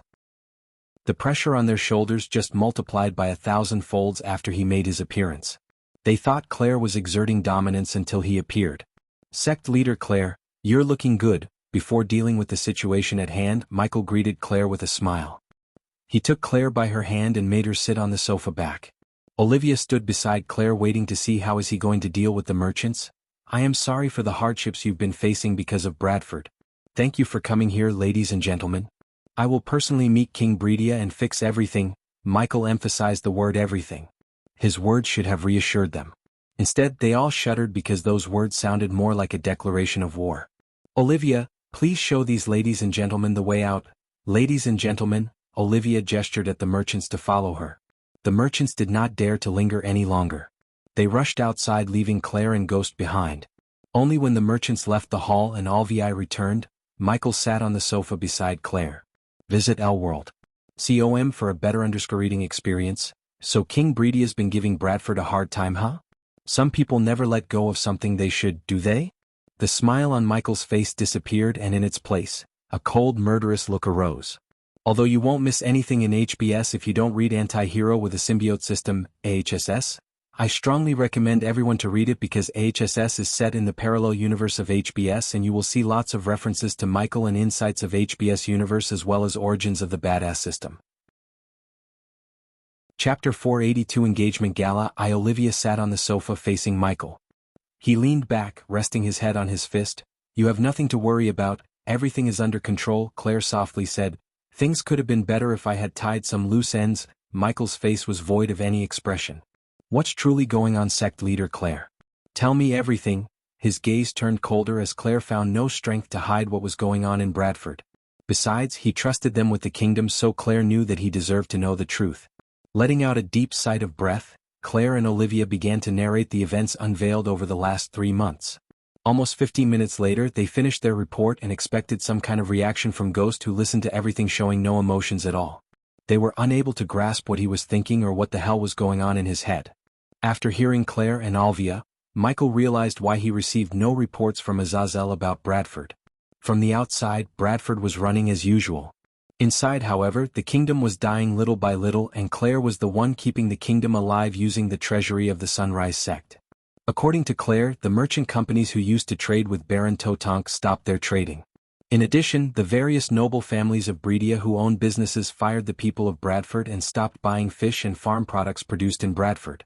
In simple words, they blacklisted Bradford. Over the 3 months, Bradford had lost most of the revenue streams. Thus, Claire and Elder Sandra had to access the sect treasury to keep the people from starving to death. If this wasn't enough, the Bredian soldiers had been exerting an absurd amount of tax on anyone who comes to Bradford through their borders, as well as arrested Bradford citizens for phony crimes that they never committed. Because of this, new merchants and nobles stopped visiting Bradford and Bradford citizens quit traveling to Bredia for work. Even Hades' income was affected by Bredia. Michael doubted that the nobles of Bredia visited Hades much over the past 3 months. Claire also mentioned that some of the prominent noble families left Bradford and those who worked for them lost their jobs, which enlarged the hole of unemployment. Altogether put a major strain on Bradford. If it wasn't for Claire's deals with lesser nobles and new merchants, the kingdom's economy would have completely collapsed. However, Claire and Sandra weren't magicians who could perform a miracle and fix the economy right away. Without new revenue streams and new jobs for the Bradford citizens, the kingdom would sink eventually. Olivia, Michael turned his gaze to Olivia, your father has contacts in Bredia, right? Olivia nodded, but she had no idea why was he asking. Do me a favor and ask him if King Bredia has anything to do with the situation on Bradford. Instead of Olivia, Michael heard another voice. He turned his head and saw Ricky and Daniel entering the hall. Michael was impressed by their transformation. Both dressed in black robes and had neatly pruned shoulder-length hair. Their hair looked glossy just like their skin. The latest _IP_SODIs are on _the website. Finally, they both reached an adequate cultivation level. Due to his X-ray eye, he could see Ricky was at core formation level 2 while Daniel had reached level 3 and was just a few months cultivation away from reaching the next level. We have some information regarding that Master Ghost. Ricky and Daniel bent their backs and bowed deeply. For them, Ghost was their god. Their adoration towards him was evident by the way they bowed. Sect leader Claire, Lady Olivia. They then bowed towards Olivia and Claire before turning their gaze back at Ghost. We wanted your permission but you weren't here, Master Ghost, so please forgive us for buying this information from Lord Information. With a flick of his wrist, Daniel took out a silver parchment from his space ring. Claire wasn't surprised as Olivia because she knew they might do something like that. Although Daniel and Ricky took care of things related to the sect too, they were ultimately Ghost's minions. So Claire knew it was not her place to tell them what they could and couldn't do. So you two took initiative, good. I like that. Ricky grinned from ear to ear since it was his idea to buy information from Lord Information regarding Bradford's status using Michael's coins. Daniel was reluctant to take Ghost's coins but Ricky convinced him Master Ghost liked them to take the initiative. Just like Ricky said, Michael liked what they did. He always wanted his subordinates to act on their own for the betterment of him instead of always looking for his orders and guidance. The parchment contained all of King Bredia's meetings for the last 3 months.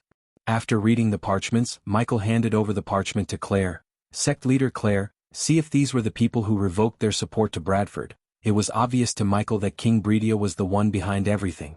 Still, Michael handled the situation calmly rather than resorting to instant violence. Claire laid her eyes on the parchment and in a few moments she creased her brows. She knew this deep down, yet looking at a solid proof felt weird.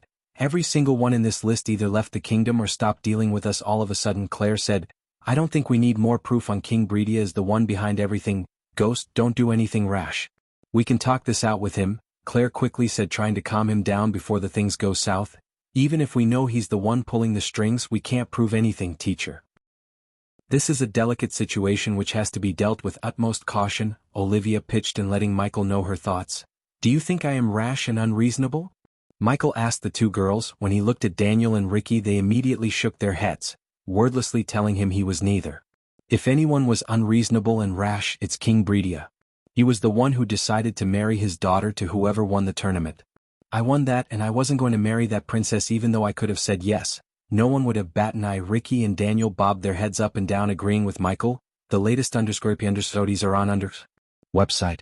I was perfectly reasonable and if not, magnanimous when I rejected the princess. Now Princess Catherine gets to marry her love and King Bredia gets to see his daughter happy. All because of what I did, Olivia agreed with Ghost. She had met hundreds of men in her life and she couldn't find a single one who would have rejected a princess. Despite what the others were thinking, she knew her teacher was a good guy. Otherwise, he would have married her and destroyed her love without batting an eye as most would have. If she was in King Bredia's shoes, she wouldn't have messed with Bradford. All I asked in return is being left alone. Tell me, sect leader Claire, why can't he leave me be? Claire had no answer for him as he turned his head to Daniel and Ricky. When is this engagement gala? In 3 days, right? Yes, Master Ghost, as Ricky said. Michael stood up and so did Olivia and Claire. Ghost, what are you going to do? Asked Claire with a worried face. The last thing they needed was an open war between Bradford and Bredia. Although Bradford had 1/3 of Bredia's army, they were nowhere near to defeating Bredia in an all-out war. Don't you think I should attend the gala as a well-wisher of Bredia and the princess? Claire's heart skipped a beat when she heard him. They all felt a chill running through their spines because his words sounded colder, drenched in killing intent. Ricky, go to Grand Spire Bank in Flamefair and ask Miss Valric to meet me at Hades. Bradford owed Sunrise Sect millions of gold and there were some things Michael wouldn't do even for millions of badass points, and one of those things was being in debt. Thus, he decided to pay the amount Claire gave to Bradford from the sect's treasury. Ghost, Claire tried to stop Ghost from doing whatever he was planning to do, but before she could say anything, he raised his hand. This is something I have to deal with myself, Claire. Michael cast the lightning dash spell and disappeared from the room, leaving a trail of golden light. How strong is he now? Olivia wondered.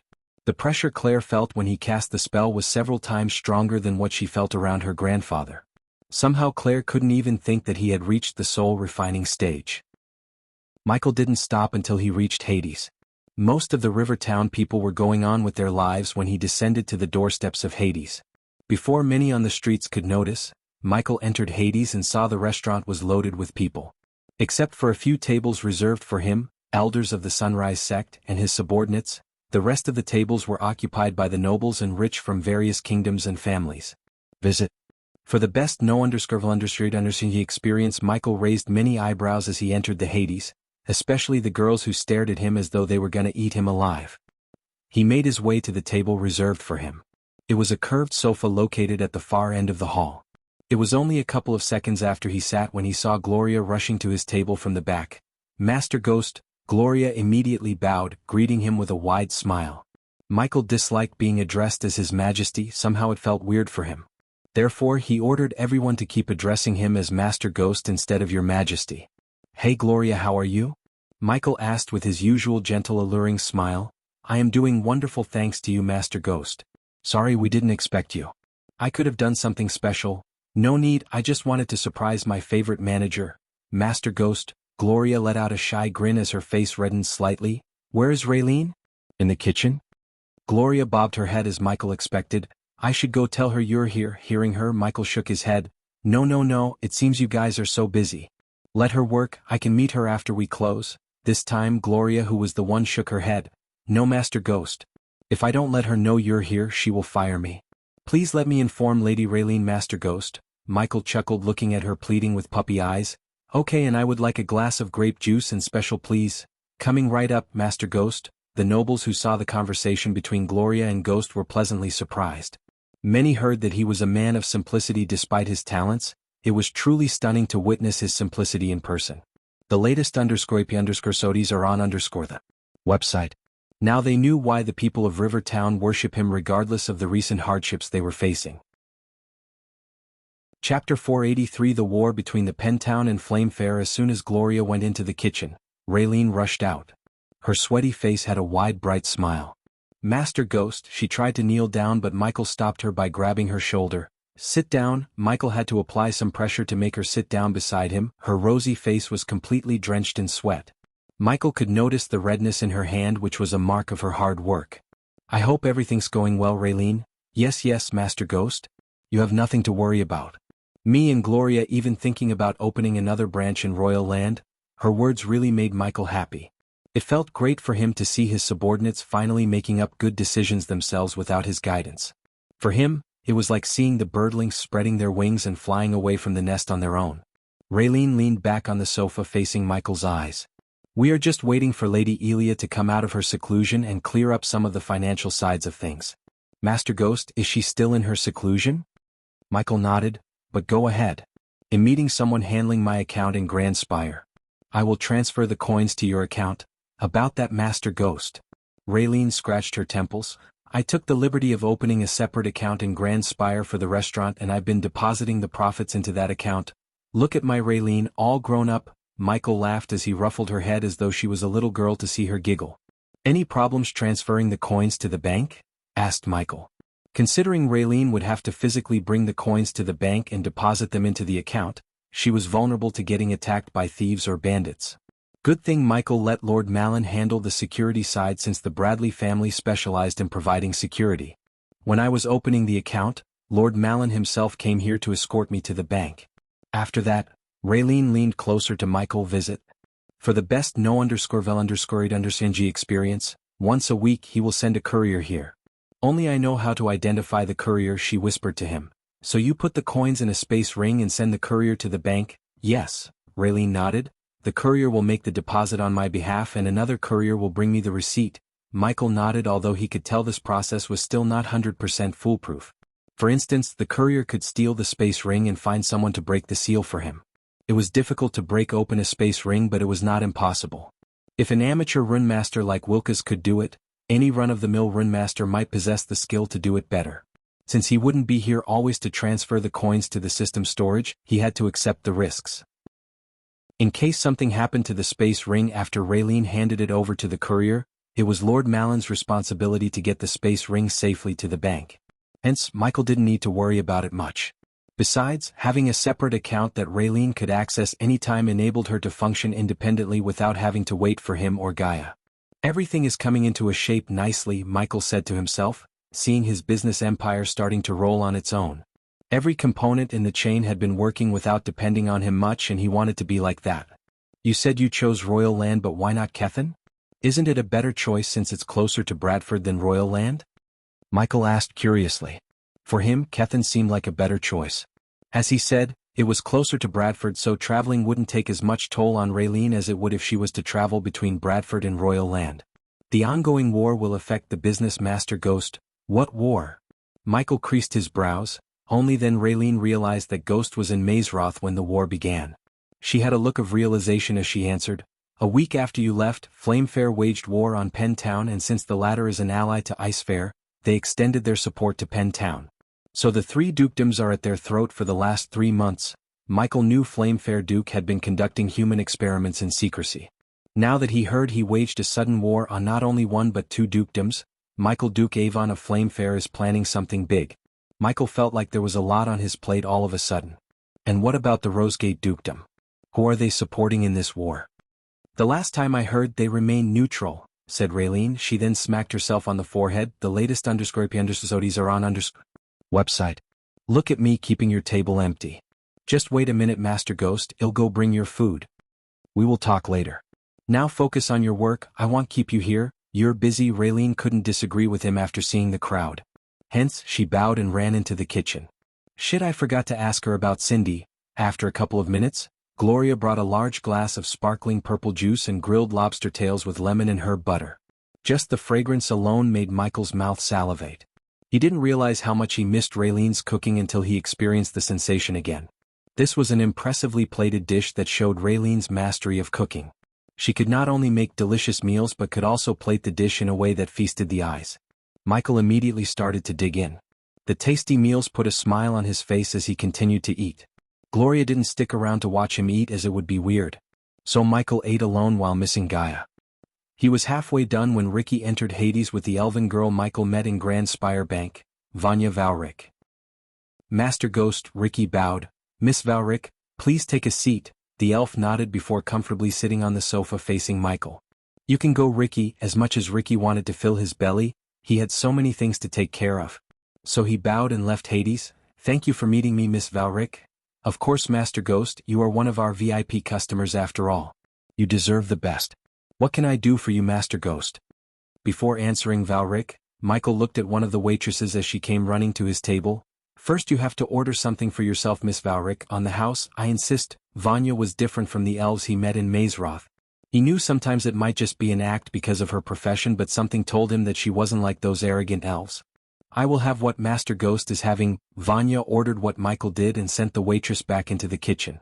Michael then took out a piece of paper and a quill from the space ring and wrote a few numbers. "The latest episodes are on website. Miss Vanerick, transfer this amount from my account to this one." Michael slid the piece of paper to Valric.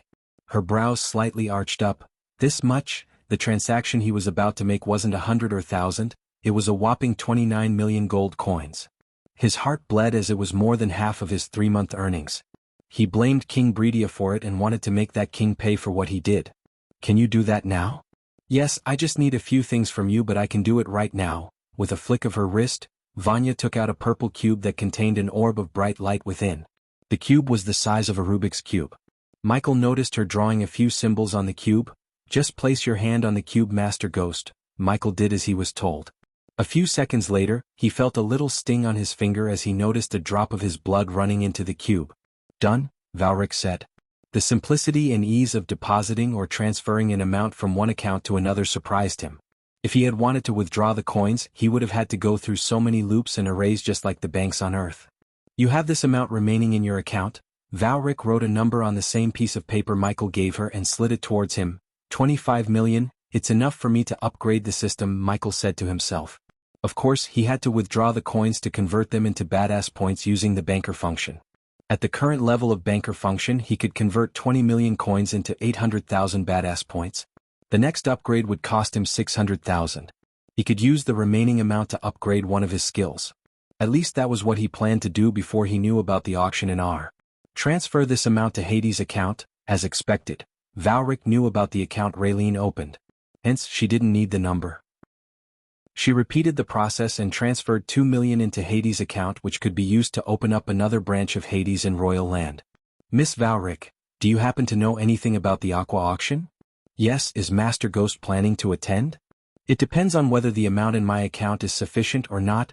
Michael stared at Valric as she realized that he was expecting her to tell him if it's enough or not. He was a VIP customer and she had to prioritize keeping him as happy as possible. Because of that, she sugar-coated her next words. If you manage to get yourself a token, you can bid for the items in the first round visits. For the best no_vil_underscored_G experience, Michael expected this. Her words clearly indicated that he was poor to bid for the items that would appear in the later stages of the auction. The items that would appear in the beginning stages of the auction were just ordinary items. He very well knew that. What if I start an auction house myself?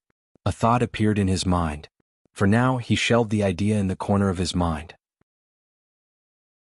Chapter 484 Trial of Peyton. In the capital town of Kingdom Dreadle, a grandeur castle stood tall. 14 thick, square towers reaching for the sky were scattered in a seemingly random pattern, but were built for an ideal defense and were connected by high, narrow walls made of emerald green stone. Grand windows were scattered generously around the walls in seemingly perfect symmetry, along with asymmetric crenellations for archers and artillery. A great gate with giant metal doors, a drawbridge, and a moat guarded the only easy way across the river. Well-kept gardens with fragrant flowers, gorgeous trees, and many bushes decorated the outside of the castle. This castle had clearly stood the test of time. The rocks of the walls were aged and vines and plants grew inside the cracks, but this castle would last for ages to come. Currently, several carriages were going in and out of the castle and Peyton was in one of those carriages. The Guardian Guild had several headquarters sprinkled throughout the world and this castle was the headquarters of the Elon continent. This was where they dealt with everything related to the Elon continent. Peyton remained silent throughout her journey from the southern continent to her manor to the castle. The memories of Alpha's guardian abandoning her for Sabrina kept flashing across her mind. She could not stop it. Her blood was boiling in rage. Not in a million years did she think she would be betrayed by the Guardian Guild, especially by the Alpha Guardian whom Peyton worshipped as a god. To this moment she had a hard time believing she was saved by the Dark Lord. After seeing the images he showed her, she didn't think the Guardians would have ever looked for her. Deep down she knew if it wasn't for the Dark Lord, she would still be getting tortured by the vampires. Unlike what one would expect, no one stopped the carriages to search them. There were countless runes and arrays placed all around the castle that protected the castle from intruders and enemies. When a guardian was initiated into the guild, they would receive a mark. If anyone tried to enter the castle without bearing this mark, they would be immediately incapacitated and arrested by the elite soldiers patrolling the castle grounds. Since Peyton had the mark, she entered the castle grounds without any hiccups. In addition, there was an array designed by a 6-star rune master that suppressed all the Guardian's cultivation levels to the body strengthening stage except for a selected few including Peyton. However, at the moment she felt her cultivation was being suppressed to body strengthening stage. Peyton creased her brows. For a second she thought it was some kind of mistake, but then she remembered the words of the three-headed creature she saw with the Dark Lord. The moment you return to your guild, they will treat you more like a traitor than a survivor. The carriage gradually came to a halt. Peyton remained in the carriage for a few moments, trying to calm her mind. Then she stepped out of the carriage onto the courtyard. The courtyard was decorated with a large fountain in the center and neatly pruned gardens. The paved ground was clean and spotless without a speck of dust. As soon as she stepped out of the carriage, the guardians relaxing in the courtyard turned their gazes at her. The smiles on their faces got replaced by a cold look. Ignoring all their looks, Peyton made her way into the castle. A giant chandelier hanging from the ceiling lit the hall with its bright silver light. The marble ground and pure white walls gave the interior a majestic charm. At the moment, numerous guardians were going with their work and several noticed Peyton. Just like those guardians outside, all of them had a cold look on their faces. Visit. For a better user experience, Peyton. From the crowd, Peyton heard someone calling her. She turned in the direction of the voice to see Zanali, her best friend, running towards her. Peyton, Zanali pulled Peyton close, hugging her tight. Thank the gods you're all right, she squeezed Peyton, refusing to let her go. At least someone is glad to see me, Peyton expressed her thoughts. Zanali finally released Peyton from the hug. Let's go to my quarters and talk. Your quarters? Peyton frowned. Before Zanali could answer Peyton, she asked another question. What happened to my quarters? Zanali avoided eye contact while wringing her hands. Well, talk about that. Come on. Zanali grabbed Peyton by her hand before dragging her towards a polished door made of white wood. Peyton's quarters was just a couple of doors away from Zanali's. When she saw her quarters, the door had no nameplate as it used to have. Zanali opened the door to reveal a spacious room with fancy sofas and tables. The floor was wood, not marble like outside. The walls were painted and decorated with a crimson-red wallpaper border. The room was lit by the chandelier and the several orbs attached to the walls. The room was done in a floral theme in light muted colors and overall had an elegant look. Among the first things Peyton noticed walking in was a portrait of a graceful red-haired woman sitting on a throne. She had a resemblance to Zanali, which indicated to Peyton that she was Zanali's mother. Zanali and Peyton sat on the cushioned sofa as Zanali began to brew them a cup of tea. "I never lost faith in you, Peyton. I knew you would return," Zanali said, giving the cup and saucer to Peyton. "Where is Sabrina?" "Tiriana and the Hunter Guardians kept everything hush-hush. But I heard your team disappeared from the safe horse without a trace." Normally Peyton included Zanali in all of her teams, but due to Zanali having to leave for Nagaland, she couldn't be a part of Operation Desert Eagle. But everyone including Tiriana and Tanulia thought Peyton recruited Sabrina. In truth, Zanali was the one who recommended Peyton take Sabrina in her stead. "I saw the way everyone looked at me. What's happening here, Zanali?" Zanali sighed as she placed her hand atop Peyton's. She tried to console her by gently squeezing her hand. "Visit. For the best no underscores in the experience. Those idiots are thinking you led Sabrina into a trap because..." "Because what?" Peyton furrowed her brows. "Because the higher-ups promoted Noah to captain instead of you." Peyton clenched her. The anger within her exploded like a volcano. Her eyes turned red due to the veins popping out. "They think I led my team into a trap and killed them because I didn't get a promotion?" Peyton asked, gritting her teeth. "They are idiots, Peyton. Don't give a damn about what they think. They all like Noah and that's why they've been acting like this. When you tell the truth in the hearing, they will realize how wrong they are." Her words were supposed to calm Peyton down, but instead, when Peyton heard her, her rage multiplied by several folds. Zanali noticed Peyton's hands trembling. "Yeah, everyone like Noah who spends most of his time doing God knows what, but they don't give a shit about those who risk our lives for the guild and its principles." Ching. Peyton crushed the teacup before standing up. "Even you asked me where is Sabrina, not what happened to you." Peyton's voice stuttered. She didn't raise her voice even though she was raging in anger. To be honest, she couldn't raise her voice. The mix of emotions she was feeling right now suppressed her voice. "Peyton, it's Dash. Tell me, Zanali, the Desert Eagle operation is supposed to be off the books. How did the rest of them know about it? How did they know who was in the team?" Peyton's eyes welled up behind her glasses. "The Alpha Guardian," she asked, "disclosed the operation and asked everyone to look for you." Peyton let out a miserable smile as she shook her head. "Not me, Zanali. Sabrina. They asked the Guardians to look for Sabrina." Zanali couldn't rebuke because what Peyton said was the truth. The Alpha Guardians specifically told them to search for Sabrina discreetly. As far as the Winston family was concerned, Sabrina was in seclusion at Holy Trident Academy. Since Noah left Elon searching for something, he had no idea about his sister's disappearance. The latest _sodies are on the website. "Do you know what they did to me?" Knock, knock, knock. Just as Peyton was about to reveal what happened to her in the southern continent, someone knocked on the door. "Who is there?" asked Zanali. "The hearing is going to begin soon." Peyton didn't need any explanation. She knew the hearing was for her because she expected this to happen. The Dark Lord and the three-headed creature were right. Regardless of what she wanted to believe, everything they told her had been the truth. She started to think the Dark Lord may have been right all along. If she was the Alpha Guardian, she wouldn't have played favorites. Peyton would have sent teams to look for everyone. Moreover, she wouldn't have let the Guardians brand a loyal Guardian a traitor until she received all the facts. "Peyton," Zanali stood up.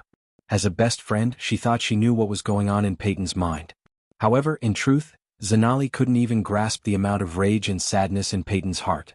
The feeling of realizing that the Dark Lord, who Peyton thought was the ultimate evil, was in right rather than the guild she believed in her whole life crushed her heart. "Let's get this over with.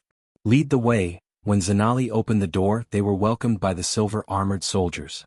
Each soldier was armored to the teeth. Despite the look, the armor was as light as a feather but strong enough to withstand an immense amount of attacks. These were the elites of the castle, the soul-refining stage warriors. "Miss Peyton, follow us." The Guardians were staring at them as the soldiers escorted Peyton to the upper floor through the stairs followed by Zanali. Peyton felt like a prisoner but uttered no word. Eventually, Peyton reached a giant metal door. The soldiers pushed open the door to reveal a spacious empty hall where there was nothing but a table located on a stage elevated from the floor and several thrones behind this long oak table. After she stepped into the hall, the soldiers closed the door behind her. She slowly made her way to the center of the hall. Soon, a man dressed in red robes appeared below the table. The hearing about the Desert Eagle operation will begin shortly. As Peyton was waiting for the higher-ups to appear, Michael was seeing everything through the spider he placed on Peyton. The old spider he made would have been destroyed by the arrays when Perron entered the castle. Thanks to Elidor, his new spiders were undetectable. Although they had the main weakness, the spider on Peyton was enough for Michael to witness the trial which was about to make Guardians a deadly enemy. The latest _Sodies are on the website.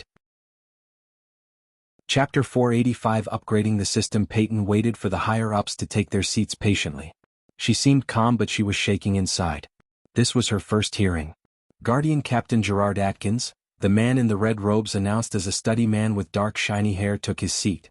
Just like everyone else, he too had a cold look on his face. "You too believe that, Captain?" Peyton stuttered. "Save it for the hearing." The man coldly shut out Peyton, second in command of the Alpha Guardian of Hunter Guardians, Tiriana Vaurin. Followed by the man's announcement, Tiriana appeared beside the chair and took her seat. Alpha Guardian of Hunter Guardians, Tenulia Vaurin. Tenulia, the Alpha Guardian, teleported beside the seat in the middle of the table. Peyton subconsciously bowed as she was used to. She didn't even nod. In fact, she didn't even look Peyton in the eyes. After Tenulia, only one seat remained. Peyton wondered who was going to come until he got her answer. Guardian Captain Zanali Harthill. As soon as Peyton heard the man, her heart skipped a beat. She was so stunned that her mind went blank. Her lips instantly became dry as she looked up at the stage to see Zanali slowly approaching the empty chair. The last time Peyton talked to Tenulia, she said there was only one Guardian Captain spot remaining. How could they give one spot to two Guardians? It was evident to Peyton the one spot remaining talk was just bullshit. Still, she couldn't believe Zanali and Noah, two of whom she recruited, got promoted instead of her. Looking at this, Michael was laughing aloud. He knew Peyton was on the verge of defecting, but after seeing this, he was utterly positive. Moreover, he really felt bad for Peyton. She deserved better. She put her blood and sweat into the guild and all she got in return was scorn and negligence. "Zanali, Captain, Guardian Captain Zanali," Tiriana coldly corrected Peyton. "Shall we begin?" The trial of Peyton began with Tenulia's words. 3 hours later, Michael was in the pocket dimension attached next to his room in the dark forest. He was not alone as Azazel and Victor accompanied him. Michael had a workbench near the pole Victor was tied to. He had various tools, torture tools as well as an alchemy apparatus set up on the table. "So Victor, sorry to keep you waiting." Michael pulled up the sack covering Victor's head to see Victor growling. "Doesn't feel great to be tied onto a pole, does it?" asked Michael. Victor couldn't see the amused look on his face because of the mask on his face. He was not in the mood or situation to wonder how the Dark Lord looked behind the mask. "Were you always a vampire, Victor?" Michael asked while sharpening a wooden stake. They say wooden stakes through the heart could kill a vampire instantly. But again, who wouldn't die? Huh? The latest _Sodies are on the website. Azazel grinned hearing Michael's joke. After putting the stake down, Michael put several cloves of garlic into a pestle and crushed them into a paste. Victor wanted to respond to his remark with an extremely antagonizing reply, but when he opened his mouth, Michael shoved the garlic paste into his mouth. "Arg." Victor coughed and coughed and coughed and kept coughing, but unfortunately, it was not due to vampires being allergic to garlic as Michael expected. "Fuck. You crazy bastard." Victor spat out, cursing Michael. "So no garlic allergy. Only direct sunlight seems to hurt you bloodsuckers. Let me go." Victor squirmed, but he couldn't get himself out of the bonds. "Not until I find all about your kind," as he said. Michael stabbed Victor in the neck with his APD needle and sucked out vampire blood from him. Victor saw the Dark Lord pouring his blood into a vial. What are you gonna do?" Victor stuttered. "I forgot you have regeneration." Michael put the vial on the table before slashing Victor's chest with the hidden blade. This time, Michael collected the blood in a bowl. Son of, when the cut closed up, he swung the hidden blade again, opening another wound. Michael repeated this process until Victor's body turned paler than it was. "I need a tissue sample." Victor was breathing heavily. His heart skipped a beat when he heard the Dark Lord. Victor used all his remaining strength to get out of the bond. Looking at the hidden blade on his wrist, he knew the Dark Lord was going to cut him again like a pig. His struggle was halted by a flick of the butler who stood a couple of meters away from him. Victor couldn't even move a muscle. He felt as though he was being clutched by an invisible hand, like cutting slices of meat. Michael cut the flesh out of various parts of Victor's body. Michael bought special boxes from the system to store to keep the flesh fresh for future experiments. After seeing Peyton's trial, Michael had a plan for Victor. Victor regenerated all the flesh Michael cut out. Michael was truly surprised by the speed of the regeneration speed. Only the dark flames seemed to stop the regeneration. So if he wanted to kill a vampire, he either had to cut the head off or stab them with a blade covered in the dark flames. Unfortunately, the latter was not efficient as no blade or metal could withstand the heat of dark flames. After fighting with Victor back on the southern continent, Michael had to replace his hidden blade. He turned to the system for a strong enough metal only to know that the current system level was too low. Visit. For the best no understanding experience, my lord, it's ready, Azazel informed Michael. Well, continue this after I return. Finally, Victor heaved a sigh of relief. He could finally regenerate his blood and cuts and also try to escape the place which seemed like a lush canyon. Reaching his room, Michael activated the runic teleportation and disappeared from the room. In a few minutes he appeared again in the room. 20 million, he willed the system as a pile of gold coins materialized on the floor. System, convert them into badass points. It's time to upgrade your lazy ass. Took you long enough, host. Activating banker function. The current conversation level 1000 gold coins, 40 badass points. 20 million gold coins will be converted into 800,000 badass points. Does the host wish to convert the coins into badass points? Yes. The bright beam of light shot out of Michael, enveloping the stack of coins.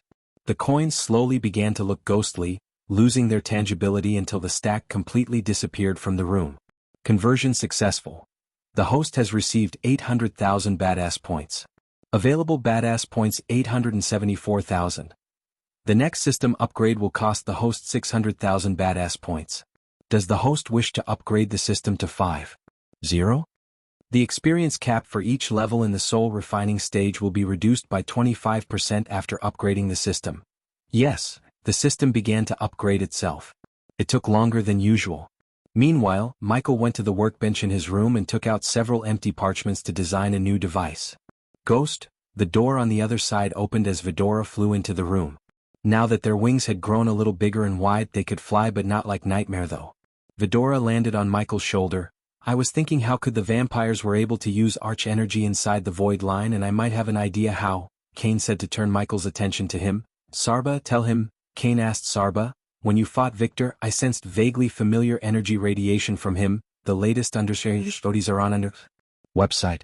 Familiar? Michael stopped drawing on the parchment as he put Vidora on the table to look at them directly. Yes, the energy Victor radiated is similar to the Stormville Mountain Crystal. Hearing Sarba's words, Michael took out a Stormville Mountain Crystal from his system storage. What if the Hydra sleeping in the Stormville Mountain and the vampires have some connection? Kane asked. I too have the same feeling. Ghost Iag opened her mouth. That Hydra is the reason no one is able to use arch energy in the southern continent, right? Then how can these vampires use spells and shit without an issue? What if these vampires were created by the Hydra? Michael couldn't completely deny the possibility that the vampires have some kind of connection with the Hydra. In fact, he too had this question in mind. The unfortunate thing was he didn't dare to bring Victor to the Stormville Mountain. He was already risking himself by mining the crystals where the Hydra was slumbering. If that Hydra chose to come out of its slumber, he didn't think he or anyone in this world could stand in its way. We watched Peyton's trial. Things went just as we guessed, huh? Michael nodded at Iag. We have to turn her now, Ghost, said Kane. The system upgrade is completed. Current system level 5.0. The system sounded in his mind, interrupting their conversation. The host can now have up to 20 subordinates. Michael was waiting for the system to afford more subordinates. Now he could make Peyton as well as Daniel his subordinates. Speaking of Peyton, she could come to the location any day from now, Sarba said.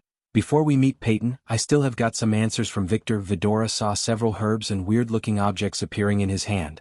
After taking out these alchemy ingredients, Michael conjured the dark flames and threw the ingredients one by one into the flame. What are you making? Asked Iag. The normal truth extracting pills aren't working on Victor. So I'm making my own? That's amazing. If we can make our own potions and pills that make our foes spill out the truth and secrets, we could stay 2 steps ahead of them always. Sarba grinned only to see Michael shake his head. Unfortunately, there aren't any pills and potions that will make people tell their secrets without some kind of side effect or restriction visits. For the best no understanding experience, what about the one you're making? What kind of side effect does this one have? Asked Iag. Nothing big, he will just die after few hours. Chapter 486. The price for Peyton's loyalty. Absurd. The vampires are just a myth, Peyton. Guardian Captain Gerard slammed the table. How do you explain the mutilated and blood-drained bodies of the team we sent after Victor? Asked Peyton. She was way past the point of being meek and respectful towards Gerard. Don't tell me they are just a myth. They tortured me for weeks, they sucked on me while the Guardians were busy searching for Sabrina, who is not even a Guardian. Tyriana's face turned red. The audacity of Peyton to dare to blame them for her own fault made her blood boil. A girl you recruited despite knowing she was not a Guardian. Gerard raised his voice. We all know if she wasn't Noah's sister, we wouldn't be having this hearing now. For some reason, Peyton didn't let Zanali tell them it was her idea to recruit Sabrina. You said the vampires sucked on you, right? With a raise of her hand, Tanulia brought order to the hall. The others closed their mouth as she looked Peyton in the eyes. Peyton gave a nod as the answer to the Alpha Guardian's question. Tanulia waved her hand, sending a bright beam of light to Peyton. The bright beam of light shot through her, vaporizing her clothes. Peyton's mind went blank and it took her a second to realize she was naked. The others were stunned. They never expected Tanulia to strip Peyton naked. No bite marks. Tanulia tilted her head while Peyton was hiding her privates in her bosom with her hands. She was so furious to the point her tears began to gush out like a flood breaking out of the dam. Her entire body sweated. She wanted to scream and go berserk. Even when the vampire stripped her naked, she didn't feel like this. She never thought she would be shamed by the Guardians. Stop, Alpha Guardian. Zanali couldn't go through the trail after seeing they shame her best friend. She flicked her wrist as a set of robes appeared in her hand. She threw the robes at Peyton, which she used to cover her body. She took a healing potion, that's why there are no marks on her body. I want the alchemist who brewed the potion here. We will continue the trial after 3 days. Meanwhile, Guardian Captain Zanali will take over Peyton's responsibilities. Great, now you have to go to their castle. Iag rolled her eyes after they all saw how the trial concluded in the mirrors. The latest _sodies are on the website. Michael sat on the throne resting his head on his fist. Corey, Michael established a connection with his pirate lord subordinate Corey. All the mirrors flickered for a moment before showing Corey's face. She was standing in a room lit with candles where Vidora noticed several maps and crates stacked around the room. My lord. Corey went to her knees when she saw the Dark Lord in the mirror. Rise, Pirate Lord. Corey rose to her feet. I want you to go to look for the merchant ship named Amity in the seas of Maven and stall them for 4 days. But do not board them. If they fired at us, my lord, do I have your permission to fire back? Asked Corey. Yes, but do not sink them. There's someone important to my goal is on board. Consider it done, my lord. Michael closed the connection as Vidora turned their gaze at Michael. Who's on that ship? Asked Diag. Sabrina Winston and a greater vampire. Michael surprised Vidora. Victor told you? Sarba asked as Michael nodded. They are taking Sabrina to find a key. Michael had no idea what this key was supposed to open. All he got from Victor was the key was a pretty big deal to the vampires. As for what this key was supposed to open, Victor didn't know anything. Since the vampires seemed to find the key desperately, Michael wanted to find out more about the key and everything related to it. According to Victor, Sabrina was the only one who could find the key. Hence, they kept her alive instead of ending her life or turning her into a vampire. After she finds the key, it would be a different scenario. In the best-case scenario, they would kill her. In the worst-case scenario, Sabrina would be turned into a living blood bag for the vampires to feast on for eternity. Only if he knew Sabrina is his little sister. Now that he issued his next order to Corey, upgraded the system and got everything he could from Victor, it was time for him to wait for Peyton. Visit. For the best no_undershirt_undershinji experience, it had been 6 hours since the trial concluded. Michael, any second from now on, Peyton could decide to meet him. Currently, he could see her crying and breaking everything in her room. She was a mess, and looking at her like this, he pitied her. What are you gonna do with Victor? Iag asked, only to see Michael removing his mask with a grin on his face. The devilish grin grew wider with time because he was happy with the plan he hatched in his mind. Until now, he was always on the defensive against the Guardians. For the first time, he decided to shift gears to the offensive. I'm going to hand over Victor to Peyton. They didn't believe her when she said vampires exist. They can't deny it if she brought Victor to them and let his bloodlust loose. He paused for a second to take out an emerald green orb in his hand. This was a superior grade recording crystal. Several months ago, Peter used the recording orb to record his battle with Michael. It was pretty expensive, but it was worth the price. They will have no choice but to give her a promotion to Guardian Captain or even a higher position as she deserves. Yeah, makes sense, Iag nodded. Obviously the Guardians will try to keep their existence a secret. Michael tossed the orb in the air and caught it. but I'm gonna record everything and send everything to 2 places. Ayag grinned widely as she liked the way the plan was going. Tell us where, Sarba asked excitedly, failing to contain his curiosity. First to Nadia Hall, the royal news journalist. Next place is the Holy Church. According to the book Michael bought from Lord Information, the relationship between the Holy Church and the Guardian Guild was a rocky one. The priests hated the Guardians and vice versa. Revealing the existence of the vampires would destroy their deadliest weapon, secrecy. On the other hand, by exposing the Guardians' intention to hide the existence of vampires, he planned to cause chaos among the Guardians as it would put so much political pressure on the Guardians, thus throwing a wrench in their plan to catch him. 1 stone, 2 mangoes, that was Michael's plan. It was not an elaborate and complex plan. Michael always went for the simplest plan instead of making complicated plans. He believed the less complex a plan is, the better. He would have sent an anonymous note to the Winston family that the vampires have Sabrina. But if he had done that, Rowena would have been involved in the search with all the resources of Sky Hall. No matter what, he must get the key before the vampires or the Sky Hall. Michael still didn't know Noah already had 1 key and he was currently hunting for the arrows forged by the Mazroth founders. Nightfall arrived with a whisper of perfect black that grew into a comforting chorus of stars. At the edge of the Elon continent where the Crystal Ocean began, Peyton was waiting for the Dark Lord. Her legs were pacing left and right and her mind was just as restless as the sea before her. Visit. For the best no_vel_read_ng experience, no matter how hard she tried to make sense out of how they treated her, she couldn't come up with a way to calm her mind. She felt betrayed by the Guardians and that feeling destroyed everything she held for the Guardians. Now all she had for the Guardian Guild was pure hatred. The center of her hatred was none other than Noah Winston. Ever since he came into her life, everything she worked for went out of her hands. Her hatred pushed her to the point she was ready to sell her soul to the devil if she could see the guild crumble into pieces along with Noah. While she was pacing back and forth, she noticed the surrounding area growing darker and darker. Instinctively she looked up at the sky to see the Dark Lord descending to the shore with a man who had his head covered by a sack. The 3-headed creature was comfortably sitting on his shoulder. Despite the full moon and the millions of stars in the sky, the beach became dark as though they had all lost their light. I reckon you've seen the real face of the Guardians, Peyton, Michael asked the moment his feet touched the sand. Yes, I did, Peyton answered, gritting her teeth. He was glad to see the burning rage in her eyes. He could turn that rage into a weapon against the Guardians. Are you going to destroy them? Peyton asked. The world needs Guardians, Peyton, just not this corrupted guild. I am going to reform them with your aid. By reform, Michael meant turning the Guardians into his underlings. He would make his trusted subordinates rule the guild and by doing that, he would subdue the guild under him. If Peyton served him well, she could have the guild for herself. Before knowing about Sky Hall, he thought Guardians were his enemies and planned to destroy them. Since it wasn't the case as the real enemy was revealed to be the Sky Hall, Michael knew subduing the Great 8 clans would be the better choice than destroying them. Your loyalty was misplaced, Peyton. You know this now. Otherwise you wouldn't be here, Sarba said. I want that bitch dead. That's my price, Dark Lord. If you can bring me her head, my soul is yours. Her words stunned Michael for a moment. He knew she hates the Alpha Guardians. He didn't think her hate would push her to the point she wants Tanulia dead. Peyton's loyalty was crucial to his plans. Only with her, he could destroy the Guardians from within because that's the only way to dismantle the guild without getting himself killed. He was still not strong enough to openly go against the guild. She killed innocent people when she raided my ship. It's time she pays her debt, with her life. Although it was risky and difficult to assassinate Tanulia, it was certainly not impossible for the #1 hitman.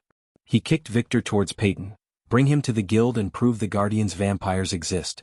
I'll exonerate you and get the promotion you deserve. As he said, he slowly ascended to the sky. In 2 weeks, meet me here. I will grant you your wish. He uttered these words before disappearing into the darkness. With his promise to Peyton, the preparation to assassinate Tanulia Vaurin, the Alpha Guardian of Hunter Guardians, began. Important news. Visit. For a better user experience, Michael will meet Don, MC of Rise of the Legendary Emperor, Draven, MC of Anti-Hero with a symbiote system, and Hunter, MC of Dictator with a badass system, soon. Although you don't need to read those novels, I will recommend you do check them out, especially HSS. Dictator with a badass system will be released after Michael meets Hunter. Chapter 487. Yasmin Winston. The next day Michael was meditating atop the tallest mountain peak in the entire Sunrise sect. The sun bloomed on the horizon, golden petals of sunrays stretching ever outwards into the rich blue. Slowly opening his eyes, Michael breathed in the fresh morning air and listened to the birds chirping around him. He willed the system, retrieving the 2 black swords from the system's storage. The swords were reflecting the golden sunrays. Looking at the smooth surface, one could tell they were damn sharp. Still, Michael increased their sharpness by rubbing the blades against the sharpening stone bought from the system's store. "My lord, if I may, can I suggest you something?" Azazel appeared next to Michael. "Go ahead, you should finish the coronation ceremony soon. Your people need to see their king." Azazel was right, as he had never visited Bradford since he became the king. Claire and the elders handled everything. Michael wasn't interested in being king. Nonetheless, he could at least visit the kingdom and his castle. Moreover, he needed to meet his army and commander. "I will meet them." Michael stood up and put on his black full-sleeve shirt and the long black coat. "But first, I have an engagement party to attend." Michael threw the swords in the air, and they landed straight into the sheath on his back, forming an X. Michael prepared to leave the mountain when he saw Ricky flying toward him. Azazel's figure quickly vanished into thin air before Ricky could notice him. "Master Ghost, your carriage is ready." As soon as Ricky landed before him, he bowed and informed Michael. "No need for a carriage." Beads of sweat broke out on Ricky's forehead, noticing Michael's current attire. Something told Ricky that Ghost wasn't planning to give his blessing to the princess. Otherwise he wouldn't be in his battle attire. "Have you ever fought a real battle, Ricky?" Michael asked, adjusting his tactical fingerless gloves. These gloves helped him grab the swords tighter, thus increasing his sword mastery by a percentage. Michael planned to transform the mountain top into his personal training area. Only he was too busy to draw the blueprints for all the training pieces of equipment he needed forging. For now, he just swung his arms in a circle a couple of times and cracked his neck and knuckles before approaching Ricky. "Only one time, Master Ghost." Ricky answered Michael's question. "Tell me about it." Michael put his arm around Ricky's shoulder and asked, "The latest undersea studies are on under website." "Well, one time when Daniel and I were guarding the gates, a group of hunters came to us chased by a gigantic brown bear. Did you kill it?" Ricky embarrassedly scratched the back of his neck. "No, it ran away." "But not before giving me this." Ricky pulled down his shirt collar a bit to show Michael the deep scar running across his collarbone. "Let me rephrase my question. Have you ever fought a human?" Ricky shook his head. "Thought so." While talking, they arrived at the edge of the mountain. The very next moment, Michael turned around to fall down.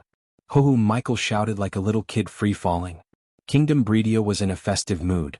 One could feel happiness in even the darkest corners of the kingdom. King Breedia announced free food, 20 gold coins for each family, and more importantly, a permanent tax reduction by 2% to celebrate his daughter's engagement to Andrews Winston. The people flooded the surrounding castle. They all eagerly waited for the princess and the prince to appear. The vibrancy of the celebration, the energy of the dancing dragons, and the fireworks that make an artistic canvas of the morning sky, were enjoyed by all. The citizens showed their joy by painting their faces, carrying banners, offering food to fellow citizens, and shouting slogans appreciating the king and the princess. The castle of Breedia had 4 solid, round towers towering above all and linked with small bridges. The castle walls were made of light gray stone. The engineers who built the castle placed refined windows thinly around the walls in seemingly perfect symmetry, along with symmetric crenellations for archers and artillery. The real beauty came from the surrounding garden and the crystal blue stream running around the castle. The wooden bridge was raised to prevent the citizens from flooding the castle. Only after the engagement would King Breedia lower the bride so the people could enter the castle grounds to see their princess and prince. Since the streets leading to the castle were flooded with cheerful citizens, the nobles and the guests entered the palace through the roof and landed directly in the throne hall. Humble braziers decorated the throne hall, hanging from one side of each of the 8 limestone columns that lit up most of the throne hall and radiated warmth across this hall, along with the majestic chandeliers. The illustrations of a kingdom in the sky on the terraced ceiling danced in the flickering light, while carved images and statuettes looked down upon the maple floor of this opulent hall. The nobles were standing on the floor blanketed with a coral rug that ran down from the throne and split to encircle the entire hall, while matching banners with emblazoned crowns decorated the walls. Between each banner sat a shrine-like ornament covered in candles. A few of them have been lit and, in turn, illuminated the artistic portrayals of Princess Catherine and Andrews Winston below them. The draperies colored the same coral as the banners hid the windows, while burnished corners and fancy tassels adorned the curtains. A glorious throne of oak sat atop a tall elevated platform, and 5 somewhat plain-looking seats for the Royal Highness family members accompanied the throne. Visit. For the best no-understanding experience, His Majesty really outdone himself this time. The place looks gorgeous. Where did His Majesty buy the wine? It's delicious. I heard His Majesty even invited someone close to Empress Era. You kidding me? No. I thought only the kings and queens in Elon continent would attend the ceremony. I don't think King Maxim or King Ports will come, the nobles gossiped while slow dancing to the music played by the orchestra group. Thanks to the soldiers constantly patrolling and monitoring the castle grounds, everything was going smoothly. You're late. At the moment, a lady adorned in a sparkling golden dress entered the castle with a couple of men. The lady who arrived at the castle was Imelda, and the one who welcomed her was Natalia, Andrew's mother. Where is everyone? Natalia asked, fiddling with her golden hair nervously. Ethan is still at the battlegrounds. Diana said she will be here tomorrow morning. Imelda said, what about the kids? Where are they? Sabi is still in seclusion, I guess. We received a note from Rowena and Noah.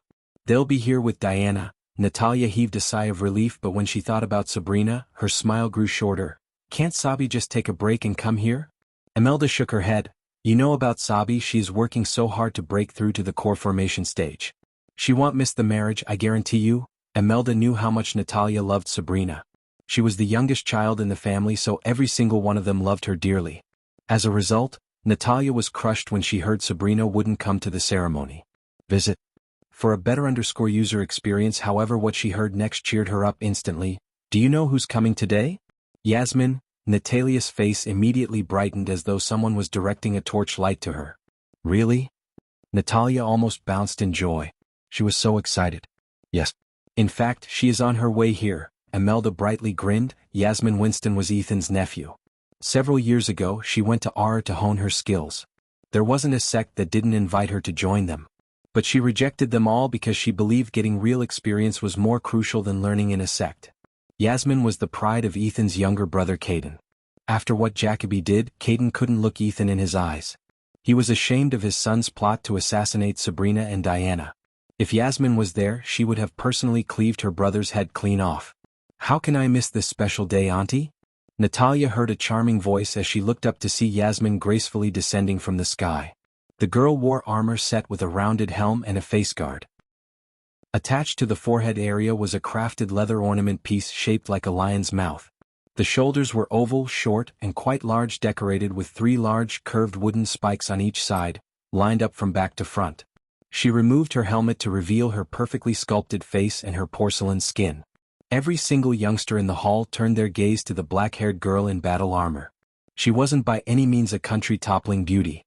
However, the grace and the aura she radiated rivaled even the most powerful people in Elon. What particularly caught everyone's attention was her armor, which was made of many vertical layers of leather and metal mimicking a dragon's scales. One could not find a single place in her body that wasn't covered by the armor. Yasmin, the 2 ladies dashed at her, and when her feet touched the floor, they hugged her tight. I missed you too so much. Yasmin hugged them back. Too tight. Imelda patted Yasmin's back, barely letting her know her embrace was crushing them. Sorry. Yasmin quickly let them go. She had to slap herself on the face for forgetting how strong she was and how fragile her aunties were. Where are my cousins? Don't tell me they aren't planning a homecoming party for me. Brat, couldn't you have taken off your armor? Is this what you learned from the elves? Imelda playfully twisted Yasmin's ear. Yeah, they've been teaching me so much noble etiquette, Yasmin sarcastically said. The latest understanding studies are on under website. Bring me to see my soon-to-be prince aunties. Yasmin put one hand around Natalia's neck and the other around Imelda's neck. She didn't give a damn about what the others would think, nor did Natalia and Imelda. As they spoke, Ghost was on his way to giving the couple a gift that no one would forget for years to come. Chapter 488, Instilling the Fear of God in Hearts. Ding. Ding. Ding. A man in a white coat suit clanked his wine glass with a silver spoon as the chit-chatter immediately calmed down. Following their silence, Yasmin turned her gaze towards the dashing couple walking down the stairs with King Breedia. Who could be so dashing other than the Prince and Princess of Breedia? It was Andrew Winston and Catherine Breedia. Andrew was rocking the suit and looked extremely handsome. He wore a clean shirt and buttoned it up fully to support the bow tie. On top of the shirt, he wore a chic vest with 6 buttons. It had a deep V-line, which caused the vest to line up perfectly with the jacket's V-line. The jacket fitted him like a glove, a tailored glove. It had an intricate rope strike pattern, making it look stylish and graceful. The buttons of his double-breasted jacket were all buttoned up, with the exception of one for playful touch to a classy look. He was wearing pants that copied the style of the jacket, both in color and pattern, and made an ideal combination with his brogue Oxford shoes. To top it all off, he wore a refined belt accompanied by a tie clip and cufflinks. Besides Andrews, Catherine looked like a goddess among mortals. The sparkling dress covered her shoulders halfway, flowing into an elegant jewel neckline. It was a close fit, giving the dress a relaxed yet graceful look, whereas her arms were uncovered entirely. This was a good thing, as her silky skin wasn't something that should be covered up. The dress waist was thin, but it was a comfortable fit. A bow had been wrapped around Catherine's and rested gently on her lower back. Below the waist, the dress fitted snug around her and had a straight style.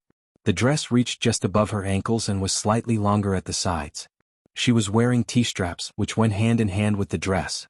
To top it all off, she wore an ornate necklace and large jeweled earrings. The couple drew all the attention while the king stood aside with a bright face. At that moment he felt like the happiest man in the whole world. His little girl had grown and would be a lady soon. "Your Majesty, Your Royal Highness, Your Royal Highness," the nobles bowed respectfully. Soon after, Andrews noticed Yasmin among the crowd alongside his mother and auntie. For a moment he couldn't believe his eyes. Seeing the look on Andrews' face, Catherine led him to his family. "Yasmin," Andrews grinned ear to ear visits. For a better user experience, "Hello Prince, come here." Yasmin embraced him in a tight hug. "Catherine, this is my cousin Yasmin." Andrews introduced Yasmin to Catherine. "How should I address you? Princess, Your Royal Highness?" "Catherine or Kathy." Princess smiled brightly and hugged Yasmin.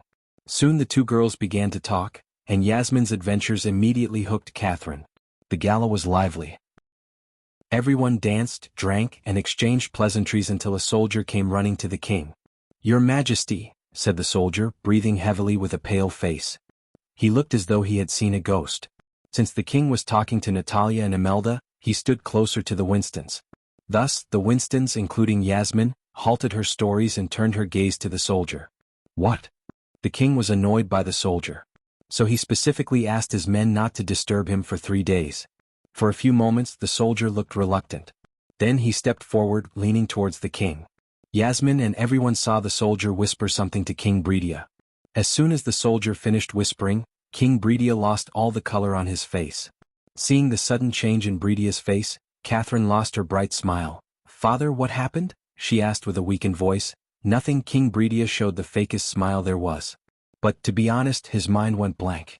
Then, slowly realizing the consequences of what he had done on impulse and anger was on its way, he shivered. "Carry on, Kathy. I'll be back." But, just as the king was about to step forward, a soldier fell from the rooftop. A noble lady screamed, looking at the lifeless eyes of the soldier staring at her. The orchestra players stopped playing. As a result, the lively gala became silent. But, a few seconds later, another soldier hit the ground, just a few inches away from the previous one. Thud. Then another one, thud. Visit. For a better user experience, another one, thud. One after another, soldiers rained down from the roof entrance, horrifying everyone. Yasmin's battle instincts kicked in as she stepped in front of Catherine and her aunties, shielding them with her body. Blood was coming out of the fallen soldiers, and soon they were lying in a pool of their own blood. "Where are the royal guardians?" Yasmin kept calm despite the situation, unlike the rest in the hall. They are the royal guards," Andrews stuttered. After what happened in the tournament, King Bredia and the Winston family spent a large portion of resources to strengthen the royal guards. In addition, they also hired a few level 10 core strengthening stage warriors to guard the king and princess all the time. They hired a soul refining stage mage to oversee the royal guards. The dead bodies of the soldiers rained down in the hall until they formed a mound of bodies. "How strong were they?" Yasmin asked in a relatively quieter voice. "Core strengthening stage level 10, Yasmin creased her brows, hearing Andrews. She was at core strengthening stage 6, thanks to all the potions and pills the elves gave her. To be honest, Yasmin could fight a few level 10 core strengthening royal guards simultaneously and triumph over them easily. However, she knew it would be challenging to kill 20 of them.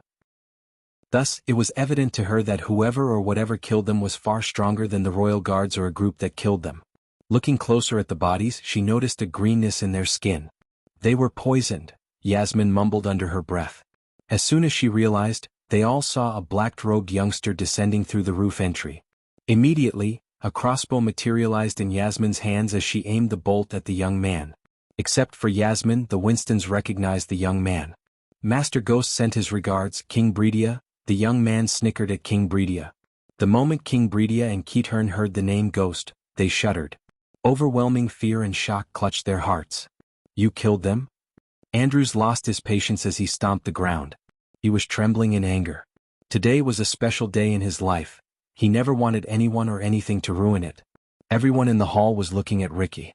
Even though the royal guards were no more, the soldiers garrisoned in the capital stormed the hall through the roof entrance, surrounding Ricky and King Breedia.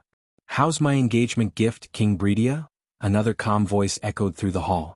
They saw Ricky smirking. The first one to turn around was King Breedia. As soon as he turned around, yet again he was startled. One by one, everyone in the hall turned around to see someone else sitting on King Breedia's throne. Visit. For a better user experience, Ghost. Yasmin heard several gasps resounding in the hall. She saw Andrew stepping back subconsciously, and his face immediately became pale while his body trembled. On the other hand, sweat beads broke out on King Breedia's face. Even the soldiers were not an exception as they all looked like King Breedia, sweating and pale. Who is he? Was the question that immediately rose in her head. Yasmin noticed he was sitting on the throne leisurely while blood trickled down through the black swords in his hands. Yasmin had never seen him in her life. He dressed in completely black, just as handsome as Noah, but unlike Noah, he looked colder. None of them knew how or when he entered the hall. Everyone was too terrified to notice what was under his feet. Yasmin was one of the few who noticed and recognized it. Sergio, King Breedia uttered a name breaking the silence. That was his name, huh? The next moment he kicked the black object under his feet. It rolled towards King Breedia and hit the king's feet with a sickening thud. Edge. Immediately, Catherine let out a short squeal as the object was head of their personnel guard, Sergio. While everyone was terrified, he raised his sword at the orchestra. Play something cheery. The blood splattered on the instruments, giving the orchestra team chills through their spines. What did I tell you, Breedia? Asked Michael. He didn't bother hiding the killing intent in his voice. Breedia would have been dead several times if a stare could kill one. What, you, Breedia stuttered. Despite having numerous soldiers around him, he didn't feel safe at all because he knew Ghost could massacre everyone in the hall. The orchestra team played something cheery dosed with a darker tone, giving the scene a cinematic charm. What you? Cat got your tongue? Michael mocked Breedia as he stood up from the throne. Why are you doing this? Tears rolled out of Catherine's eyes. Ghost, this is too much.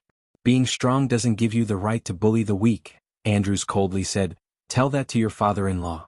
Andrews was stunned by his answer, and when he turned to look at Breedia, he saw the king opening and closing his mouth, struggling to find the right words. They don't know, do they? I don't care what happened between you. You are not ruining this event. Yasmin stepped forward, surprising Michael and the Winstons. Yasmin. Imelda tried to pull Yasmin back, but she simply couldn't.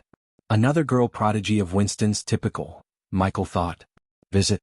For the best no_vil_underscore_understand experience, they expected the Guardians to intervene somehow. However, the Guardians were busy trying to save themselves from the PR nightmare Michael threw at them. Yasmin, please. Stay down. I beg you, Imelda begged Yasmin. She knew what Ghost was capable of, what he was really capable of. They had no one to stop him if he decided to kill them. Michael knew this too. That was why he chose today instead of the actual ceremony date, as the prominent guests would arrive only tomorrow. At that time, someone might be strong enough to battle Michael. For instance, Rowena or Noah. But today there was no one to stop him.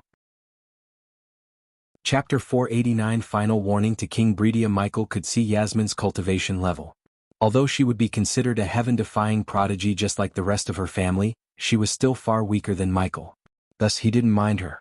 Lightning dash, Michael cast the spell. The next moment, Yasmin saw a bolt of lightning streaking past her. Father. When Catherine screamed, they all realized King Breedia had disappeared from where he was standing. Bomb. Michael slammed King Breedia against the throne by his neck. Father. Your Majesty. The soldiers and King Breedia's family shouted as they rushed forward to save him. Yasmin was the first to fire a crossbow bolt at Michael. Whoosh. The bolt soared through the air like a bullet, only to be caught by Michael easily. Yasmin was startled by his reflex. Just as she was about to knock another bolt in her crossbow, Ring of Fire, Michael cast another spell as a scorching hot flame surrounded them. Arish! A few soldiers stood closer to the Ring of Fire, leaped back, screaming in agony. No! Catherine screamed, seeing Ghost slamming her father against the throne like a rag doll. Don't hurt him! She tried to run into the fire, but Andrews held her back by her waist. Still, she squirmed and jerked to reach her father. Looking at Catherine crying, Yasmin closed her eyes, raising her arms. Immediately everyone heard a howling sound of the wind. Everything in the hall trembled. Yasmin wasn't playing. She directly went for the strongest spell in her arsenal. However, she was stopped by Michael. 3 inches. She abruptly opened her eyes when she heard him. Make sure the spell could reach me before I lower my sword 3 inches. What 3 inches? Everyone wondered after hearing his words. But they soon got their answer when Michael stabbed King Bredia in the chest. He thrust the sword slowly so King Bredia would feel every bit of pain. Arg!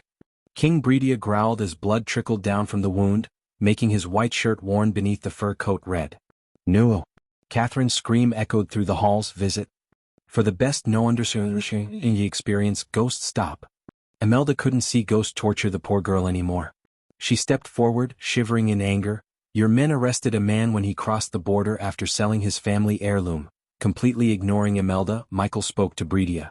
He amplified his voice with arch energy so everyone heard him loud and clear. Do you know what happened to the man? King Bredia kept growling instead of answering Michael. Bang! Michael punched Bredia so hard that King Bredia coughed up blood in his wisdom tooth. He was beaten to death by your soldiers in prison. What? Because you ordered your men to raise the taxes and harass Rivertown citizens. Yasmin frowned. She had already stopped casting the spell.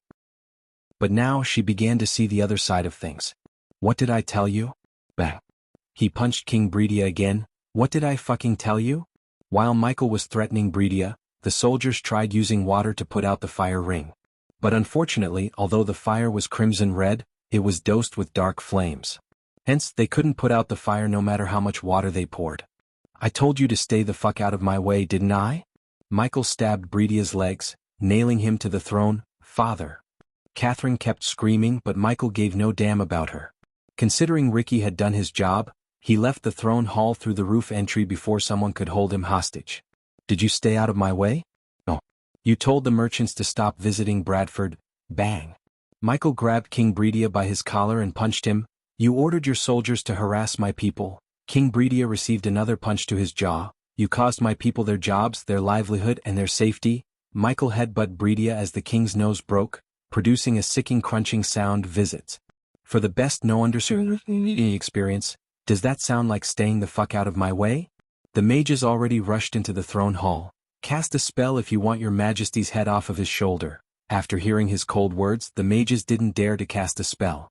So all they could do was stand there and watch Ghost torture their king. Stop. Please stop. Andrews and Catherine shouted at him only to be ignored by Michael again. After hearing what he said, Yasmin learned that King Bredia was not wholly blameless. Although she hated seeing her cousin and newly made friend crying, she saw no way of saving King Bredia. She had a feeling that if he wanted to kill Bredia, he would have done it by now. But instead he was setting an example. He proved to everyone that he could kill even the king if they messed with him. Moreover, he was removing hundreds of potential enemies by torturing King Bredia on his own throne. What he was doing was a show of ultimate dominance. Does that sound like staying the fuck out of my way? He banged Bredia's head on the throne every time he uttered a word. Ding. Congratulations to the host for successfully being a badass. The reward is 2,000 badass points. Ding. Congratulations to the host for successfully being a badass. The reward is 500 badass points. Ding. Congratulations to the host for successfully being a badass. The reward is 1,500 badass points. The badass points rapidly increased with the system ringing in his head. Michael ignored the notification sounds and focused on venting his anger on Bredia, who cost him millions of gold coins. All for what? Silly revenge. I am pregnant. Catherine shouted as loud as she could. The moment Michael heard her, he stopped banging King Bredia's head against the throne. Kathy, Andrew and everyone turned their gazes towards Catherine, who dropped to her knees. If you let him live, I swear on my child we won't bother you ever again.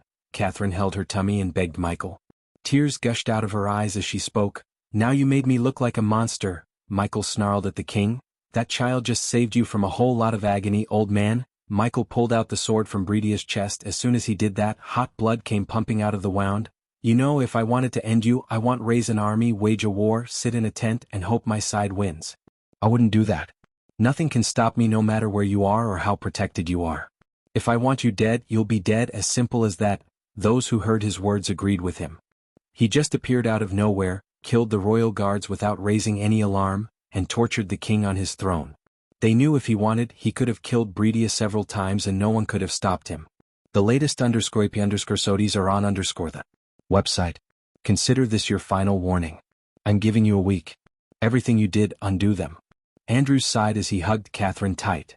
If you try to do anything funny, just know many children die in the womb along with their mother, King Bridia, Michael whispered to Bridia before pulling out the second sword from his leg. Gradually the fire died down, but the fear in their hearts wasn't. Every single one of them feared Ghost more than they ever did. No one heard what he said lastly to King Bridia. But Yasmin noticed Bridia's change on his bloody face. She could tell whatever Ghost told him made King Bridia terrified.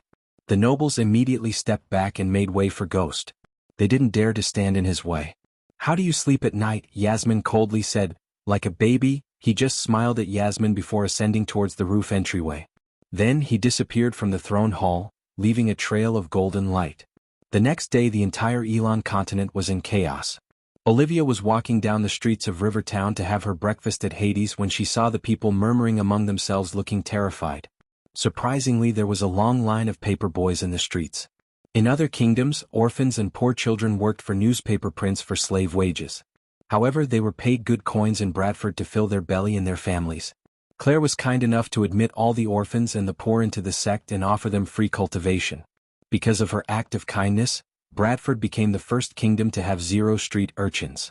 Since Michael himself was an orphan, he donated a portion of his income to the well-being of the orphans.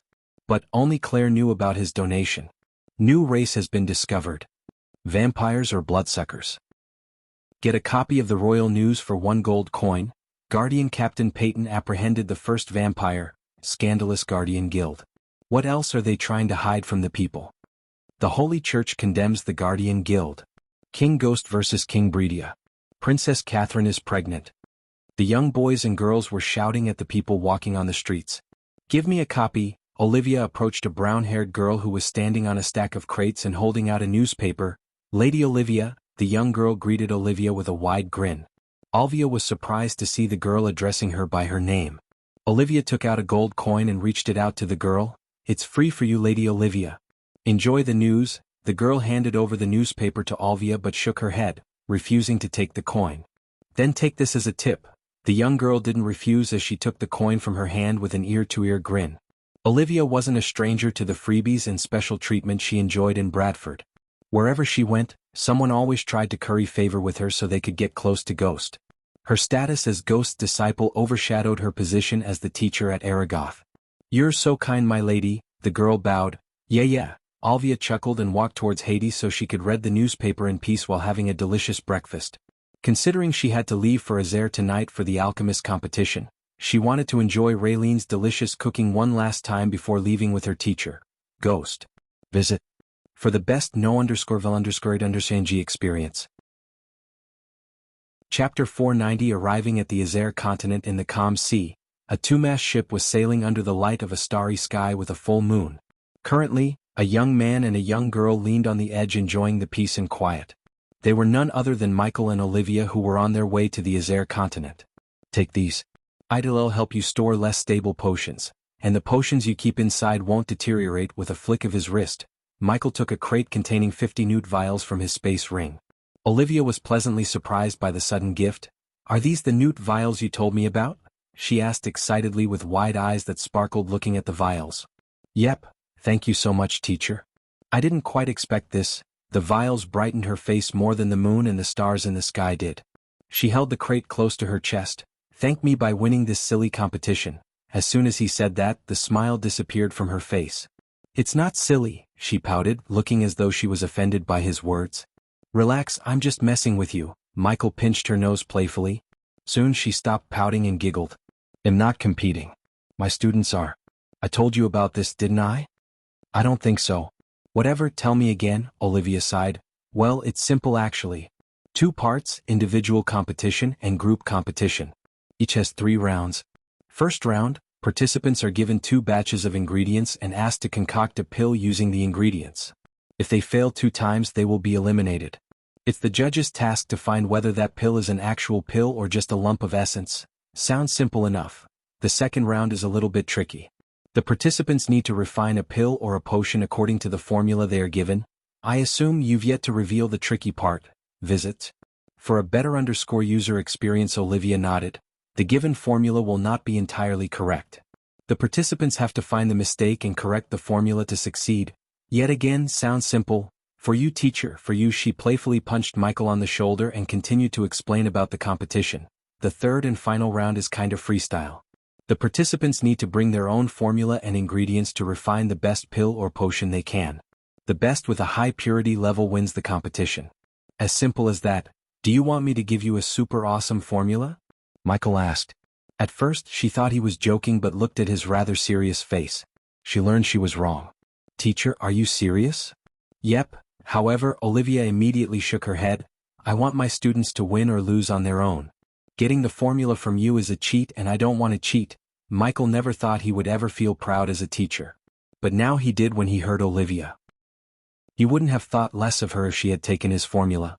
Instead, however, by rejecting the formula, she made him proud. Now tell me again, why are we sailing instead of flying or using the portal in your sect? Because you need some bonding with the nature, teacher. Sometimes you just outright scare me. Michael was surprised by her words. Scare you? What did I do? Asked Michael. She quickly put the newt vials in her space ring in case he changed his mind and took them back. Then she placed her hands on her hips and talked like a strict mother. You literally tortured King Breedia on his throne. I'm not saying he's a good man, he's kind of an old asshole actually. But couldn't you have gone softer on him? The man was at his daughter's engagement, for God's sake. He should be grateful I didn't cut him in piece and throw those pieces at the crowd. Olivia felt chills. The cold look in his eyes told her that he was not joking. Visit. For the best no_underscored_understand experience, teacher, the last thing we need is a war between human kingdoms. Especially when there's a new, more dangerous race emerged from the shadows. Her voice revealed the fear in her heart.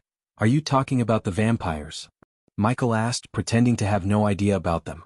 Yeah. Did you read the papers? They suck our blood like, she stuttered for a moment, giant mosquitoes.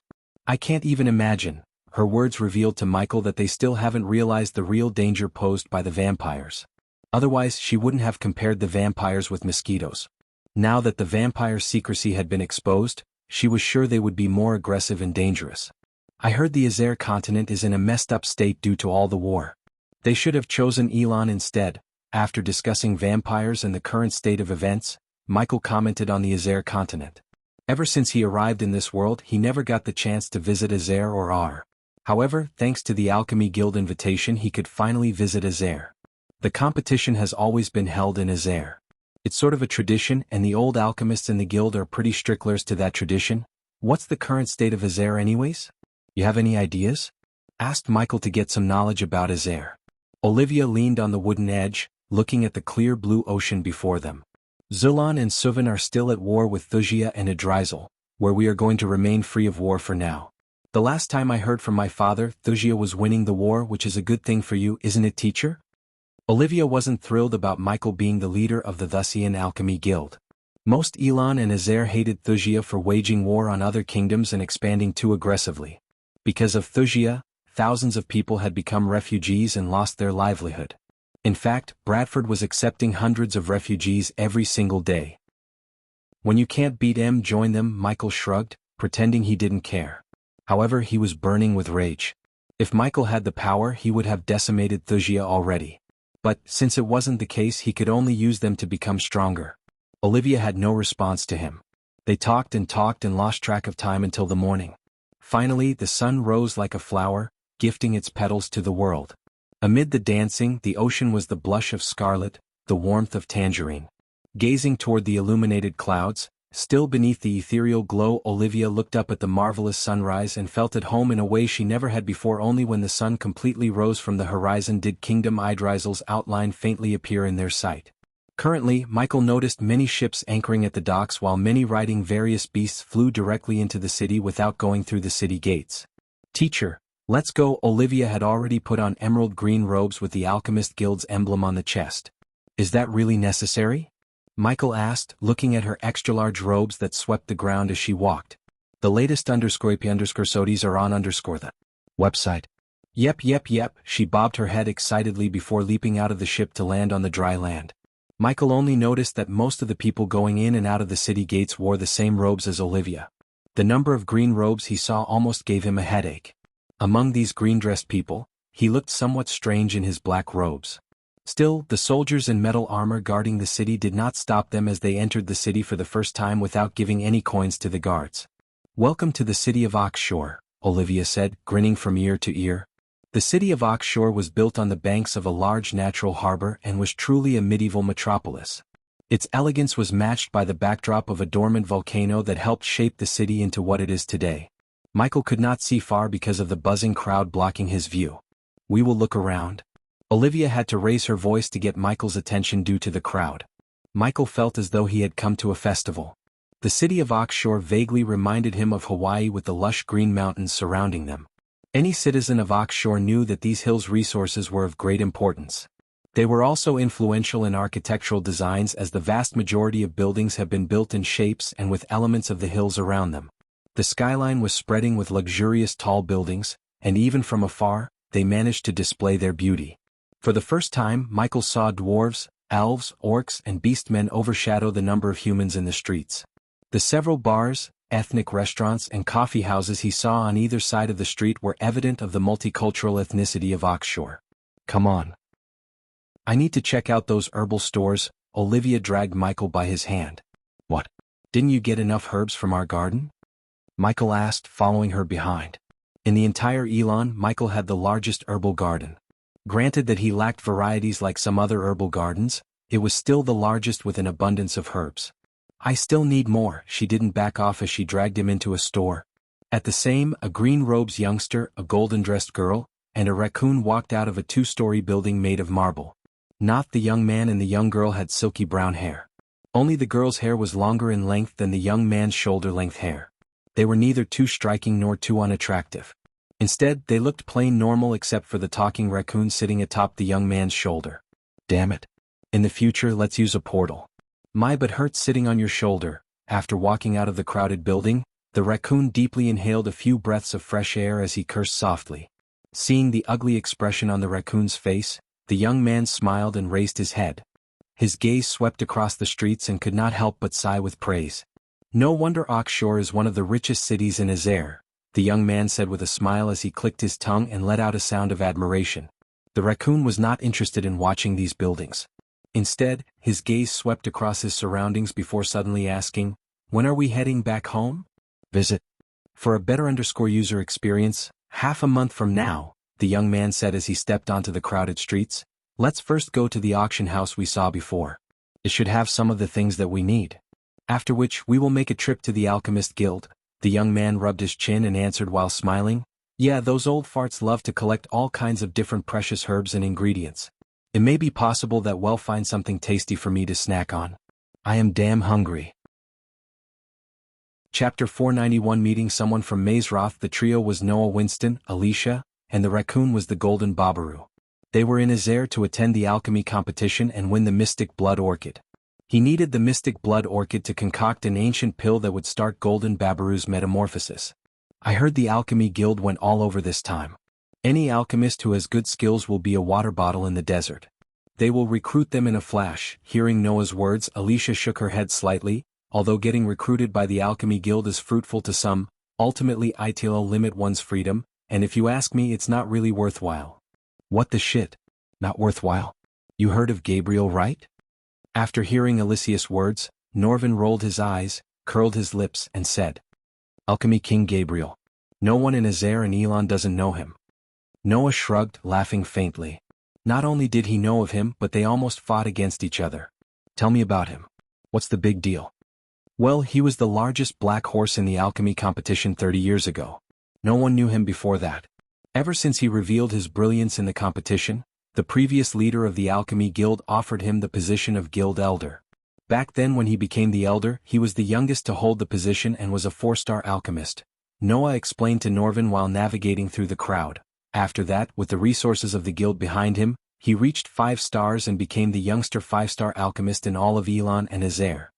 He enjoyed unrivaled fame, claiming himself as the Alchemy King Gabriel, but if it were not because of the guild, he would have at least needed 20 more years before reaching the recognition he has currently achieved. Alicia expressed her thoughts. Rumor has he's eyeing for the guild leader position. Noah heard the rumor through the Guardian spies in the Alchemy Guild. In addition, Noah also heard Gabriel was losing his mind over his sudden downgrade to the second best alchemist in the continents. Guild leader position? What's he gonna do about the current leader? Kill him? Norvin chuckled, but his smile froze when he saw Noah's silence. Did you really think we are only here to compete? Noah winked at Norvin. Until now, Norvin thought Noah was here for the mystic blood orchid. However, now he realized Noah plans to save the current leader of the Alchemy Guild. How do you plan to stop it? You know, the assassination, Alicia whispered. Visit. For the best Noah experience, I'll make the plan as I go. It always worked for me, Noah smiled. Despite knowing the assassination plot, he was pretty chill. I still think you should have joined the Alchemy Guild when they asked you to. If you had done that, we would have stopped the plot and gotten the orchid easily. Norvin rolled his eyes and continued to rant. They would have provided you with an endless supply of herbs and ingredients, so you could have stayed relaxed and saved the time needed to run all over the place to search for ingredients. The Guardian Guild is awesome, but they don't even have normal orchids. They don't focus on nurturing alchemists. Noah shook his head, listening to Norvin. I don't need Alchemy Guild to reach 5-star level, Norvin. Noah shrugged his shoulders. With Andreas, who was the best of the best, guiding him by his side, he did not doubt reaching not 5 stars but 6 stars. Because of Andreas, he became a young 4-star alchemist from a young man who didn't know anything about alchemy in just a short 5 years. It was also because he was unclear just how difficult it was for ordinary alchemists to raise their ability swiftly. After all, not everyone was as lucky as him. Times like this, I feel like we have to appreciate him, you know. As soon as Alicia heard these words, she clenched her fist while the veins underneath her skin bulged up. Even her eyes turned red in a flash. Do not speak about him in front of me. Noah could feel the air around him getting chillier. Obviously by him, Norvin meant Ghost, who almost destroyed Alicia's family when he revealed Peter was the vigilante in front of half the kingdom. To this day, Peter was tangled in investigations and house arrest by the Guardians. Additionally, the young masters who Peter attacked put several bounties on Peter's head in the Grim Reapers Guild. And 3 Grim Reapers almost succeeded in taking Peter's life. They would have killed him if it wasn't for Noah. You should be pissed too. You know what he did to your cousin? To her surprise, Noah did not say anything, nor did he seem mad at Ghost. In fact, Noah wasn't, because there was no reason for him to be mad at Ghost. If anything, Noah was grateful that Ghost did not kill Andrews even though he had the chance to. Noah warned Andrews and explained what would happen to him. Still, Andrews competed in the competition for Princess Catherine. After knowing what happened in the tournament, Noah respected Ghost. Even with the power of Layla Alden behind him, Andrews couldn't beat Ghost. As far as Noah was concerned, Ghost won the tournament fair and square. Yet because of Catherine's impulse, they pushed Ghost to the point he took away half of their kingdom. As for Peter, Noah completely blamed Peter for everything that happened to him. Peter deserved it, as he had no right to dress up as a vigilante and beat up young masters just to hone his skills. Hey, we have arrived at the auction house. Visit. For the best no_vil_underscored_ng experience, hearing Norvin, Noah's footsteps slowly came to a stop. He raised his head and eyed the huge building and the banner of the single water droplet that appeared at the end of the street. Surprise involuntarily surfaced on his face as he shook his head and sighed. Whoa, just a branch looks bigger than many prestigious auction houses belonging to Elon and Azair. Aqua Auction House truly is a giant in the auction business. Both Alicia and Norvin nodded in agreement with his words. They eyed the huge building that was like a bottomless pit, swallowing up the unceasing flow of people. His hands gently inserted into his sleeves as he turned his head around. Let's go in and take a look at what the #1 auction house has to offer. Hopefully we will be able to find the things that we need. Once he said those words, Noah led the way as they slowly walked to the end of a spacious street paved with bluestone. As they gradually walked into the grandiose Aqua Auction House, Norvin's raccoon brows rose higher and higher. They had to squeeze through the crowd walking before them to reach the auction house, and the word house may be a bit of an understatement as the building looked like a palace. Noah was expressionless as he passed through the crowd. Once he entered the auction house, a layer of light covered him. The noisiness outside seemed to have become isolated. He could tell the phenomenon was due to the arrays around the palace. Norvin's gaze swept everywhere. Immediately, his mouth widened as he eyed the enormous hall that resembled a crystal city. Inside the auction house, fully armored expressionless guards with Aqua House symbols engraved on their chests patrolled the hall like clockwork. Noah could sense at least 20 sharp gazes sweeping across every part of his body when he entered the hall. It really lives up to its name as the #1 auction house in the world. This manner of extravagance won't come cheap, Noah said, looking around the hall. There were countless crystal counters placed in the large hall. There was an unceasing flow of people staring at the rare items placed on the red cloth inside the counters. The tags under these items stated their prices. However, all the prices of these items were at least 50,000 gold coins. These high prices were sufficient to cause people to gasp in shock. These are the outer sales counters. The things that are sold here are not considered too valuable. The real deal will be upstairs. Norvin licked his lips. Don't forget about the aqua auction next week, which you need a token. Unless, of course, you're planning to be a spectator, Norvin responded to Alicia's words. Quit worrying. I have someone to get me the token visit. For a better user experience, Norvin couldn't help rolling his eyes. Let me guess, a girl? Noah nodded as Norvin knocked him on the head. You are the reason many of us don't get any girls. What shit are you spouting? Alicia silently yelled at Norvin. You're not even a human and no one stopped you from finding yourself a girl, monkey. Norvin bore his teeth at Alicia. If it weren't for the patrolling soldiers around them, he would have lunged at her and made a mess out of her neatly braided hair. Come. Noah walked towards the marble stairs leading to the upper floors. He was about to climb the stairs when he saw the hall become entirely silent. Seeing this sudden commotion, it appeared that there was a big shot who had quite a high status walking out from there. He could notice the sudden change in the youngsters' faces. They remained still with slightly open mouths. While looking around the hall, Norvin lost his balance and fell down. Then he saw a somewhat blue-colored and blurry lovely tender figure. Lowering his gaze, Norvin saw a pair of shining blue long boots.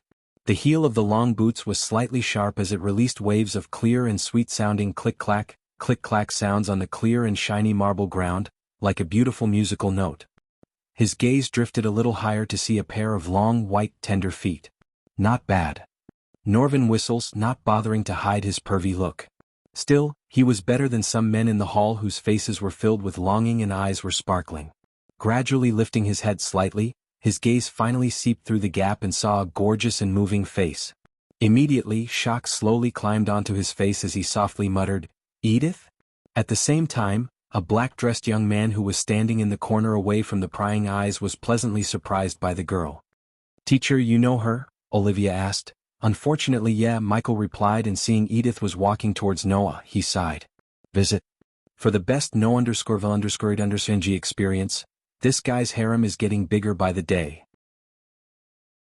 Chapter 492 Olivia's love interest. As the unmistakable sound of footsteps moved closer, Edith, surrounded by the crowd, finally slowly walked out of it. She was wearing a bright deep sea blue-colored tight dress. The elegant dress was gorgeously and meticulously made, precisely and perfectly outlining the beautiful curves in her body. For many men she was a stunning creature. Her somewhat shallow smile and pretty face contained an unknown meaning behind it. Her alluring gaze was blankly paused at Noah. Immediately, a shy smile surfaced on her angelic face. Being the focus of the hottest girl in the hall undoubtedly caused everyone to shift their gaze over to Noah. When they eyed the gorgeous girl's extremely rare and strange emotion, some envy toward the young man rose in their hearts without them realizing it. Ignoring those sharp knife-like gazes from his surroundings, Noah smiled at Edith, who was staring at him blankly. His smile was gentle and the dark pupils were crystal clear as pure water. Although Noah was wearing a mask to change his facial structure, Edith saw through the mask without a problem. Emitting clear footsteps, Edith slowly walked toward Noah. A moment later she stopped in front of him. Being closer to the man she loves, her face reddened in a flash, and she did not realize she was blushing. Kai, what a pleasant surprise, she smiled, tilting her head. Since Noah was wearing the mask she gave him, she called him by a fake name instead of his real name, which would reveal his identity. And who is this little fella? She lifted her pretty face and greeted Norvin, who climbed onto Noah's shoulder with another smile. Miss Edith, I thought you were in Mazeroth. Noah greeted her back with a smile. Usually he would address her by her name without any honorifics. However, Noah didn't call her Edith in front of all the people who stared at Edith like wolves. After Noah greeted Edith, there were a few moments of awkward silence between them. Either of them couldn't seem to find a word to continue the conversation. Get a room already? Looking at the interaction between Edith and Noah, Michael rolled his eyes. He was getting annoyed with Noah and Edith. Visit. For the best no understanding experience, who is she? Olivia elbowed Michael. I met her in Mazeroth. It seems she too got early holidays like me, Michael quietly said. He and Olivia stood way back from Noah and Edith. Hence the reason why Noah or Edith couldn't see him. He wanted to peacefully spend some time apart from all the Dark Lord stuff. But seeing Noah, Michael felt this trip would not be drama-free. Do not fall in love with that guy. Michael leaned on the wall, folding his arms. Then he warned Olivia before she fell in love with Noah and ended up in his ever-growing harem. What the hell are you talking about? Iaura, Michael was surprised. He turned his gaze from Edith to Olivia, who clicked her tongue, realizing she blurted out something she shouldn't have. You playa. Michael poked her cheek with a grin. He got into a playful mood when he heard his student eyed someone. As long as it wasn't Noah, he would be happy for her. It's. Olivia's face flushed red as he struggled to find the words. Ricky? Olivia finally uttered the name, shocking Michael. Ricky? You mean our Ricky? Michael couldn't believe what he had just heard for a few moments. Olivia was a wealthy noble. On the contrary, Ricky was a commoner. As far as Michael learned about this world, marriage between a noble and a commoner was rare. He wondered if Olivia's father and mother would be okay with her decision. I wanted to talk to you about this, teacher. But I didn't get the right time. Olivia's face turned serious, revealing the concern in her heart. Meanwhile, the people were still drooling at Edith instead of going with their life. I didn't get the chance to thank you, Kai. Let me treat you to a meal. I know a really great place nearby. Edith pursed her sleek red lips and placed her hands behind her, leaning her body slightly forward as she faced Noah. Did you come here to buy something? No shit, Norvin rolled his eyes after hearing her words. But since she was so love-struck, she overlooked the obvious. What star level are you? Asked Edith curiously without even giving Noah the time to answer her previous question. The latest _IP_SODIs are on the website. Just lucky enough to reach 4-star. Lucky? For an ordinary person, advancing from a 1-star to 2-star alchemist is impossible without at least 5 to 6 years of time. Yet you have reached 4-star level in a couple of years. I'm afraid that is not mere luck. Eyeing the young man who revealed something shocking at every instance, Edith sighed helplessly. But soon, another youngster's image emerged in her mind. Noah shook his head and smiled. However, he did not continue to pursue this question. Instead, his gaze swept across the hall, realizing that he and Edith had already become the center of attention. Immediately, he whispered, Are you still the supervisor here? I am afraid so, Edith giggled, ignoring the hundreds of gazes on her. She was quite used to getting such attention. Fortunately, Edith was here alone. If she had come with Victoria, she was sure many youngsters would have fallen to the ground. Can we find a quiet place to talk? Noah scanned the large crowd around him who had their ears lifted vertically and helplessly said, Of course, follow me. Edith smiled, nodding her head. She had just turned around when her gaze suddenly drifted to Alicia, who was behind Noah and leaning against a crystal counter while watching the items in boredom. After hesitating for a moment, she asked, Is she with you? What? You two need some time alone? Alicia was quite annoyed by how Edith and Noah acted in front of her. Still, she revealed a cold smile to tease Edith. Being teased by Alicia in such a manner, a faint redness swarmed onto Edith's exquisite face.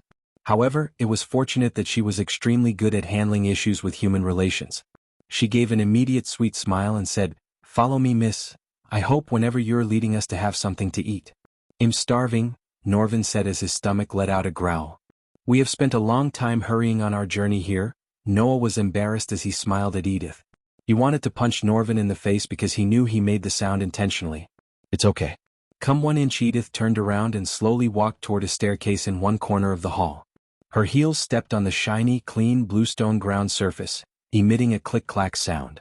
Her elegant pace caused people to be unable not to fall into a deep longing for her. Suddenly Edith stopped and looked at the far end of the hall. Something wrong? Noah asked. No, it's just nothing. Let's go. Edith could swear she saw a ghost. But what were the odds of meeting him in the Azer continent? She heard he had become the king of Bradford. Hence, she naturally thought she would be busy dealing with the kingdom. But, yet again he was also a 5-star alchemist, and almost every single alchemist would visit Azair for the competition. Just the thought of him gave her chills. For now, she shoved the thoughts back to the back of her mind and led them upstairs. At the end of the stairs, they saw a golden door flanked by 2 more armored guards. Noticing the trio of man, woman, and a raccoon following behind Edith, the guards eyed each other. According to the rules, people who were not VIP members were usually not allowed to enter. Visit. For the best no_vel_read_ng experience, however, Edith was currently holding the post of supervisor. Her authority was quite great. At that moment, none of them dared to stop them. Only when the 3 of them were about to enter did a guard have no choice but to bite the bullet and take a step forward. However, before he could speak, Edith gave him a faint glance, which caused him to swallow the words in his throat. He smiled bitterly and stepped back. "They are with me," Edith simply waved off the guards, who quickly opened the doors for her. The hall they entered was no different than the downstairs, except there were only 10 or 20 people in the hall. They heard metal boots banging on the stairs just after entering the hall. Following the rumbling of footsteps, a few human figures slowly appeared at the bending corner of the stairs. The man who was leading them was around the same age as Noah. He was tall, lean, mean, and had 2 pointy ears, which indicates his elven race. His somewhat pale white face was clearly a result of overindulgence in sensual pleasures. Although the build of the elf did not appear strong, he was actually a strong person who had just reached the core formation stage level 5. "Shit," Edith mumbled under her breath as soon as she noticed the elf, whose breathing just became slightly erratic. Additionally, he shamelessly rubbed his crotch while walking toward Edith. Her gentle smile vanished and was replaced with a deep frown. "Hee, Edith, this place is where Aqua Clan conducts official business. Other people are not allowed to enter, but what I see here, other people," the elf eyed Noah, Alicia, and Norvin for a second and then grimaced. He didn't bother to hide the disgust and hatred he had towards other races from his pale face. Watching the disgust in Edith's eyes, the young man's face immediately became much gloomier. "They are with me. The rules clearly say I can bring my friends anywhere I want." Edith's cold voice did not give the other party any face. Afterward, Edith turned around and walked away from the elf and his group. The elf's mouth twitched after being ignored by Edith in front of his subordinates. This was especially so when Edith grabbed Noah's hand for a second. An unknown jealous flame instantly rose in the elf's eyes. Although Edith was usually full of smiles, warm and friendly, it was not a secret she hated him. To be honest, many girls in the Aqua Clan hated him. Still, they had to put off his harassment and nonsense because of his status in the Aqua Clan. "Gangbang, is that your kink now?" Looking at Edith's back, the elf laughed. Edith was expressionless and kept walking as though she had not heard the obscene words of the elf. However, Norvin noticed her nails had already viciously clawed into her palm. Unlike Edith, Noah didn't remain calm. Instead, he halted his steps before grabbing Edith's hands. Then he stepped in front of her, shielding her from the elf's disgusting look. Boom. The latest _IP_SODIes are on _the website. Michael was talking to Olivia about her love life when suddenly something hit the ground after shattering the glass above them. As he looked down on the ground, Michael saw the elf who went upstairs a few minutes ago, twitching and bleeding on the floor. Noah, Michael sighed. Chapter 493, Ghost will be your judge. What the hell? Olivia was startled by the sudden turn of events. She was already tense talking about her future with Michael. Then when the elf shattered the glass wall above her, her heart almost leaped out of her chest. To Michael's surprise, the elf took out a healing potion he had brewed. Michael could recognize the potions he brewed anywhere, anytime. As soon as the elf chugged the healing potion down his throat, the bruises on his face quickly closed up. Although the elf was caught off guard by Noah's sudden attack, the elf sensed the human was stronger than him by the force of his attack. But, unfortunately, Idrizel was in the range of void.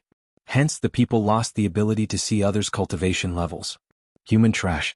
Today, even if that bitch wants to protect you, you can forget about leaving the auction house alive, the elf screamed with boiling killing intent and picked himself up from the floor. Then the elf smashed the vial on the ground as the shattered vial joined the hundreds of broken glass pieces on the ground already. The elf immediately waved as a golden circle appeared around him. Seeing this, the people quickly backed off, forming an ample empty space in the hall. However, before the elf could finish casting the spell, an ethereal form of a giant fist appeared out of nowhere and hit him through the golden circle. The punch emitted a soft crack sound and following which, the elf coughed up a mouthful of fresh blood. A millisecond after he coughed up blood, his body was also thrust by the strong and vicious force, resulting in him being violently shot into the wall. Immediately he spat out another mouthful of fresh blood. His legs knelt on the ground while his body was curled up in pain. Everything happened quickly, from the elf hitting the ground after breaking the glass wall above to being sent flying into the wall. So many didn't even comprehend what just happened. Michael and Olivia halted their conversation to see the fight. Only when the elf hit the ground after colliding with the wall could Edith realize what just happened. Shock and disbelief immediately covered her stunning face. At this moment, the subordinates beside the elf finally recovered from this split-second occurrence. When they eyed their master's miserable state, they were shocked first. Then they immediately surrounded Noah angrily as they unsheathed their weapons. In addition to the elf's guards, the Aqua clan guards also surrounded Noah since he had just attacked one of their own, and it was their duty to apprehend Noah dead or alive. I order all of you to stand down. Then, seeing the guards surrounding them, Edith pulled herself out of the shock to stomp on the ground. Her domineering shout echoed through the hall. Hearing Edith's shout, a few guards hesitated for a moment. Their master may have the courage to offend Edith, but it did not mean that they also had such courage. What the hell is going on, teacher? Olivia stepped closer to Michael involuntarily. Visit. For a better user experience, pretty girl, 2 young masters. This is called the recipe of shitstorm. Michael leaned on the wall, watching the elf struggling to pick himself up. He quickly put his hand behind as he took out a spider from the system storage to send crawling to the elf. Since Noah had made an enemy out of the elf, Michael planned to make an ally out of them. Then, if or when the time comes, Michael would be able to use the elf and his family against Noah and his allies. If any of you dare take a step forward, then all of you will be banned from Aqua Clan.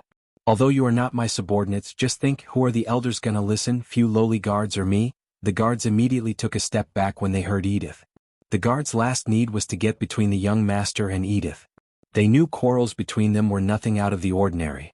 They would fight today and mingle tomorrow, but if they stuck between them, the elders wouldn't think twice before firing them. Hence, most guards let Edith deal with the clan and the elf and stepped back. The rest stared at Edith's anger-filled eyes for a few moments before unwillingly pulling back. Take your master to wherever you came from. Edith coldly ordered with her delicate hand pointed to the entrance. Michael saw the elf finally getting to his feet and drinking another vial of healing potion. Instead of trying to cast another spell, the elf shouted at Edith and Noah, looking at the elf from upstairs. Alright Edith, you got guts. You actually helped an outsider ambush me. Just wait. The elf took a step forward only to stagger. Considering Michael had X-ray eyes, he saw the elf's core formation level 5 cultivation and Noah's core strengthening level 2 cultivation. The power gap between them was enormous. So there was no way the elf could defeat Noah. Quickly the elf's subordinates grabbed him before falling to the ground again. He rubbed off the blood stain from the corner of his mouth and angrily stared at his subordinates.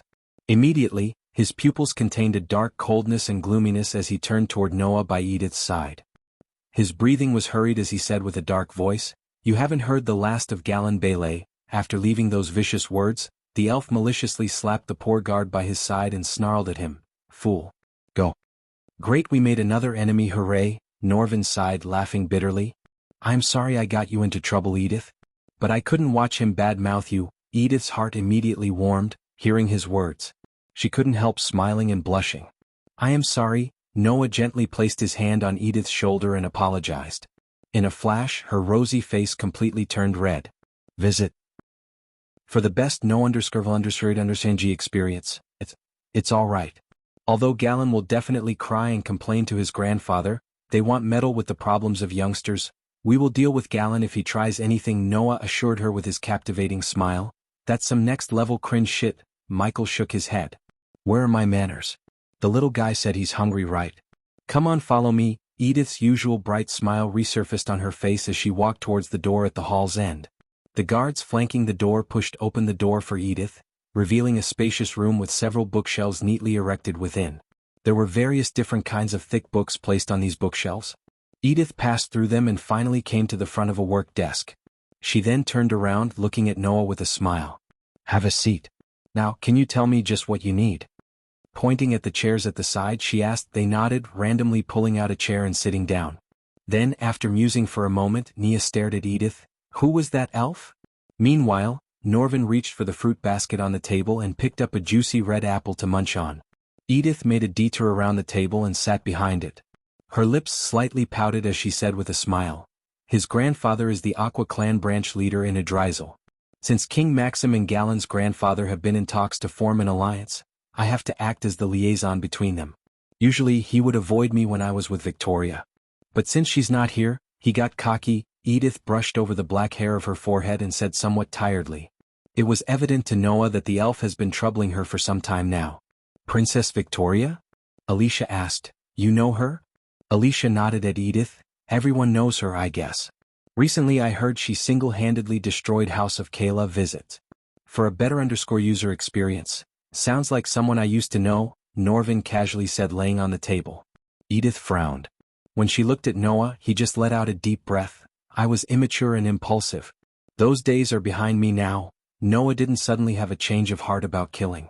Honestly, he learned the hard way that taking a life should be the last resort. He still had nightmares about the children who lost their parents because of his ruthlessness. So that day when those children looked at him with a confused look in their eyes, wondering why their parents had left them, Noah's heart shattered into pieces. Noticing the sudden pain in Noah's eyes, Edith quickly changed the topic while Alicia gave a cold look to Norvin, wordlessly telling him to shut up. "You don't have to worry about Galen. On the contrary, he should be worried about Victoria. If she knew what happened today, she wouldn't give a damn about the alliance. Instead, she would kick the crap out of Galen. Now I have to think of ways to calm her down when she returns from Mazeroth. Speaking of Mazeroth, have you seen him?" Norvin's curiosity got the better of him. Only after uttering these words did he realize he shouldn't have asked the question in front of Alicia. To everyone's surprise, Edith understood whom he meant by him. "Unfortunately, yeah, we met him." Edith's face turned darker and gloomier as though the light had been drained from her face. "If you're going to compete in the alchemy competition, you will meet him. Because he will be one of the judges." As soon as Alicia heard Edith, she clenched her fist to the point her nails protruded into her soft palm and blood began to trickle down to the ground. "I heard what he did and I'm sorry, Alicia," Edith softly spoke. For a few moments Alicia didn't respond. "I will pay him back in thousands of folds when I get the chance. Visit for a better _user experience." Chapter 494, Saving Olivia from marrying Noah. Meanwhile, Michael and Olivia went to the corner of the hall and discussed what she planned to do with Ricky. "What should I do, teacher? My father will never accept Ricky." Her eyes watered behind the round glasses. Usually, Michael would avoid poking his nose into the love lives of others because 99% of the time, it would backfire. However, since both Ricky and Olivia were an important part of his future plans, he had to intervene because they messed up as Catherine and Andrews did. "First, you can drop calling me teacher in private. Feels weird. We are discussing your love life, so I'd say we are long past mentor-disciple relationship," Michael said, leaning on the wall. Looking at his calm demeanor gave Akvia some strength to face her father. This explains why Ricky was acting so weirder than usual. Michael recalled Ricky avoiding eye contact and talking way less than usual after he returned from Mazeroth. Now he realized Ricky was afraid of him loving Olivia, who was Michael's student. "He was freaking out to talk to you more than me. He was afraid you would kill him." "What?" Michael frowned. "You do have a pretty violent history of dealing things ghost." She bitterly grinned, feeling weird calling him by his name for the first time. "Still, I'm not a freaking psychopath," Michael sighed. "Is there any other reason your father doesn't want you to marry Ricky apart from him being a commoner?" Olivia nodded, and what she said next completely stunned Michael. "He wants me to marry," she stuttered, struggling to say the next words. "Speak." Olivia took a deep breath and mustered enough courage. "He wants me to marry Noah Winston." As soon as she said that, Michael stopped leaning on the wall. His body tensed. The last thing he wanted was to have one of his subordinates marry his future archenemy. The latest _sodies are on the website. Is he crazy? Olivia noticed the sudden change in Ghost's face. "If he marries you to Noah, you will just be a +1 in his packs of wives." Despite his hatred for Noah's harem, Michael really cared for Olivia. He didn't want her to become another member of Noah's harem. However, Ricky was a better choice than Noah. Besides, Ricky had all the qualities a man should have. He was hardworking, loyal, and honest. "What did you tell him?" "I said no, obviously. He said Ricky is not noble and not strong enough to protect me." "Ghost, what should I do? I can't make Ricky strong like Noah." "As far as I know, only you can stand head-to-head with him in your generation." Michael leaned closer to Olivia. "Unless he's already at soul refining stage, he can't stand head-to-head with me." The moment Olivia heard his words, Her body went rigid and her eyes opened as wide as they could. You soul? Yes. Michael heard the system awarding him with 5,000 badass points for impressing Olivia. Ignoring the notification, Michael focused on the topic at hand. What if I vouched for Ricky? I can make him stronger and give him a minister position in Bradford. That would make him sort of a noble. Olivia immediately grabbed Michael's hands and squeezed them. You would do that for us? Really? Her eyes sparkled, filled with hope and joy. Visit. For the best no-understanding experience, why not? Anything to save my favorite disciple from joining a harem. Michael ruffled Olivia's head as though she was a kid. But Ghost, there's a problem. Her smile disappeared. In a flash, the gloomy look she had before resurfaced on her pretty face. My father said Noah said yes to marry me. So he's planning an engagement next month. I just heard this 3 days ago. Michael furrowed his brows. He couldn't believe Noah's audacity to marry another one when he already had so many girls to marry. Yet, deep down, Michael knew that if Olivia told Noah she was in love with someone else, Noah wouldn't force her. After all, Noah was a good guy. Talk to Noah and tell him you're in love with Ricky. He's a nice guy. He will understand. Hell, if you ask him, he might even tell your dad he doesn't want to marry you. Seeing Olivia's forehead forming beads of sweat, Michael gently patted her on the back and led her outside. After joining the crowd on the street, Michael looked over the heads to see a building with the board saying Horithan hanging above a wooden door. I have to find a way to get into their compound. Currently, the Winstons aren't seeing anyone thanks to the freaking war going on there. Why didn't you attend the engagement ceremony then? All the Winstons would be there. Olivia punched Michael on the shoulder while walking towards the inn. Are you serious? You just messed up King Bredia. I don't think they would ever meet someone close to you, but you're different. Just go and talk to them. They're nice people. I will talk to your dad after we go back. Thank you, Ghost. You're the best. She wrapped her arms around his shoulder and squeezed him. She felt like something heavy was being lifted off of her shoulder. His reassurance gave her confidence. Nothing eventful happened during Michael's visit to the inn. The two ordered salads and hot water and spent some time chatting. Michael gave her some pointers in alchemy. By the time they stepped out of the inn, the streets had become almost unwalkable. After exiting the inn, Michael walked towards the uniquely architectured building in the distance. One thing was obvious to Michael. Whoever built that building took the Alchemy Guild concept too far, as the building looked literally like a giant cauldron built with emeralds. The windows in the building resembled the fire outlets of an alchemy cauldron. At the top of the building was an enormous cover that creeped downwards, covering all the rooms below it. During the walk towards the building, they noticed the main roads in the city already had completely armed knight units patrolling in the streets and mages patrolling the skies above. Clearly, this was due to the alchemist competition which was about to begin. After all, if a commotion were to occur at such a large grand meeting, it would have many different large impacts on the kingdom.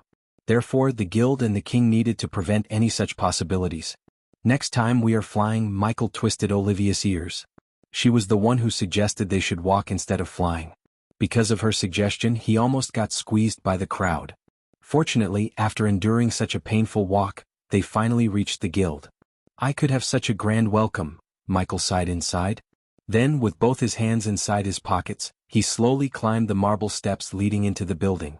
Michael had just followed the human flow and entered the association when a disturbance occurred not far behind him. Like everyone else, he turned around to see what was happening. Visit. For the best no-understanding experience, the source of the commotion was a carriage made of gold and several engravings of a strange beast on the gold being pulled by 4 snow-white Pegasi. The strange-looking beast, with a blue-colored flame rising from its body, was drawn on the golden carriage. The strange beast was large and had a ferocious appearance, emitting a feeling that would faintly frighten the hearts of those who looked at it. The imperial crest.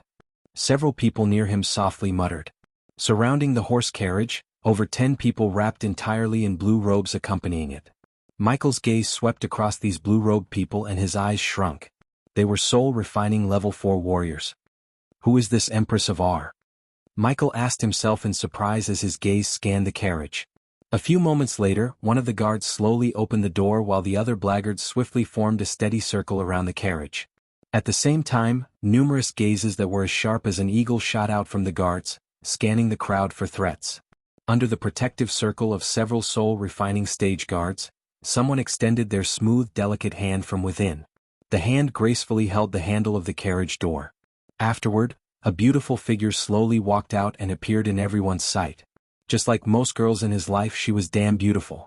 She was wearing a sparkling blue long skirt with golden lines. Under the influence of the imperial family, her exquisite appearance faintly seeped out a noble, imposing presence that was her birthright. A golden belt was worn on her narrow and delicate waist, displaying the small waist vividly and incisively. To his eyes, she appeared to be 16 or 17 years old. She had a perfect hourglass structure, jaw structure, and bubbly eyes with baby fat cheeks to make any man drool over her. Still, she wasn't pretty enough to rival Gaia or Layla. But given time, she might rival them in terms of beauty. Her pretty face contained a smile fit for a girl from the royal family.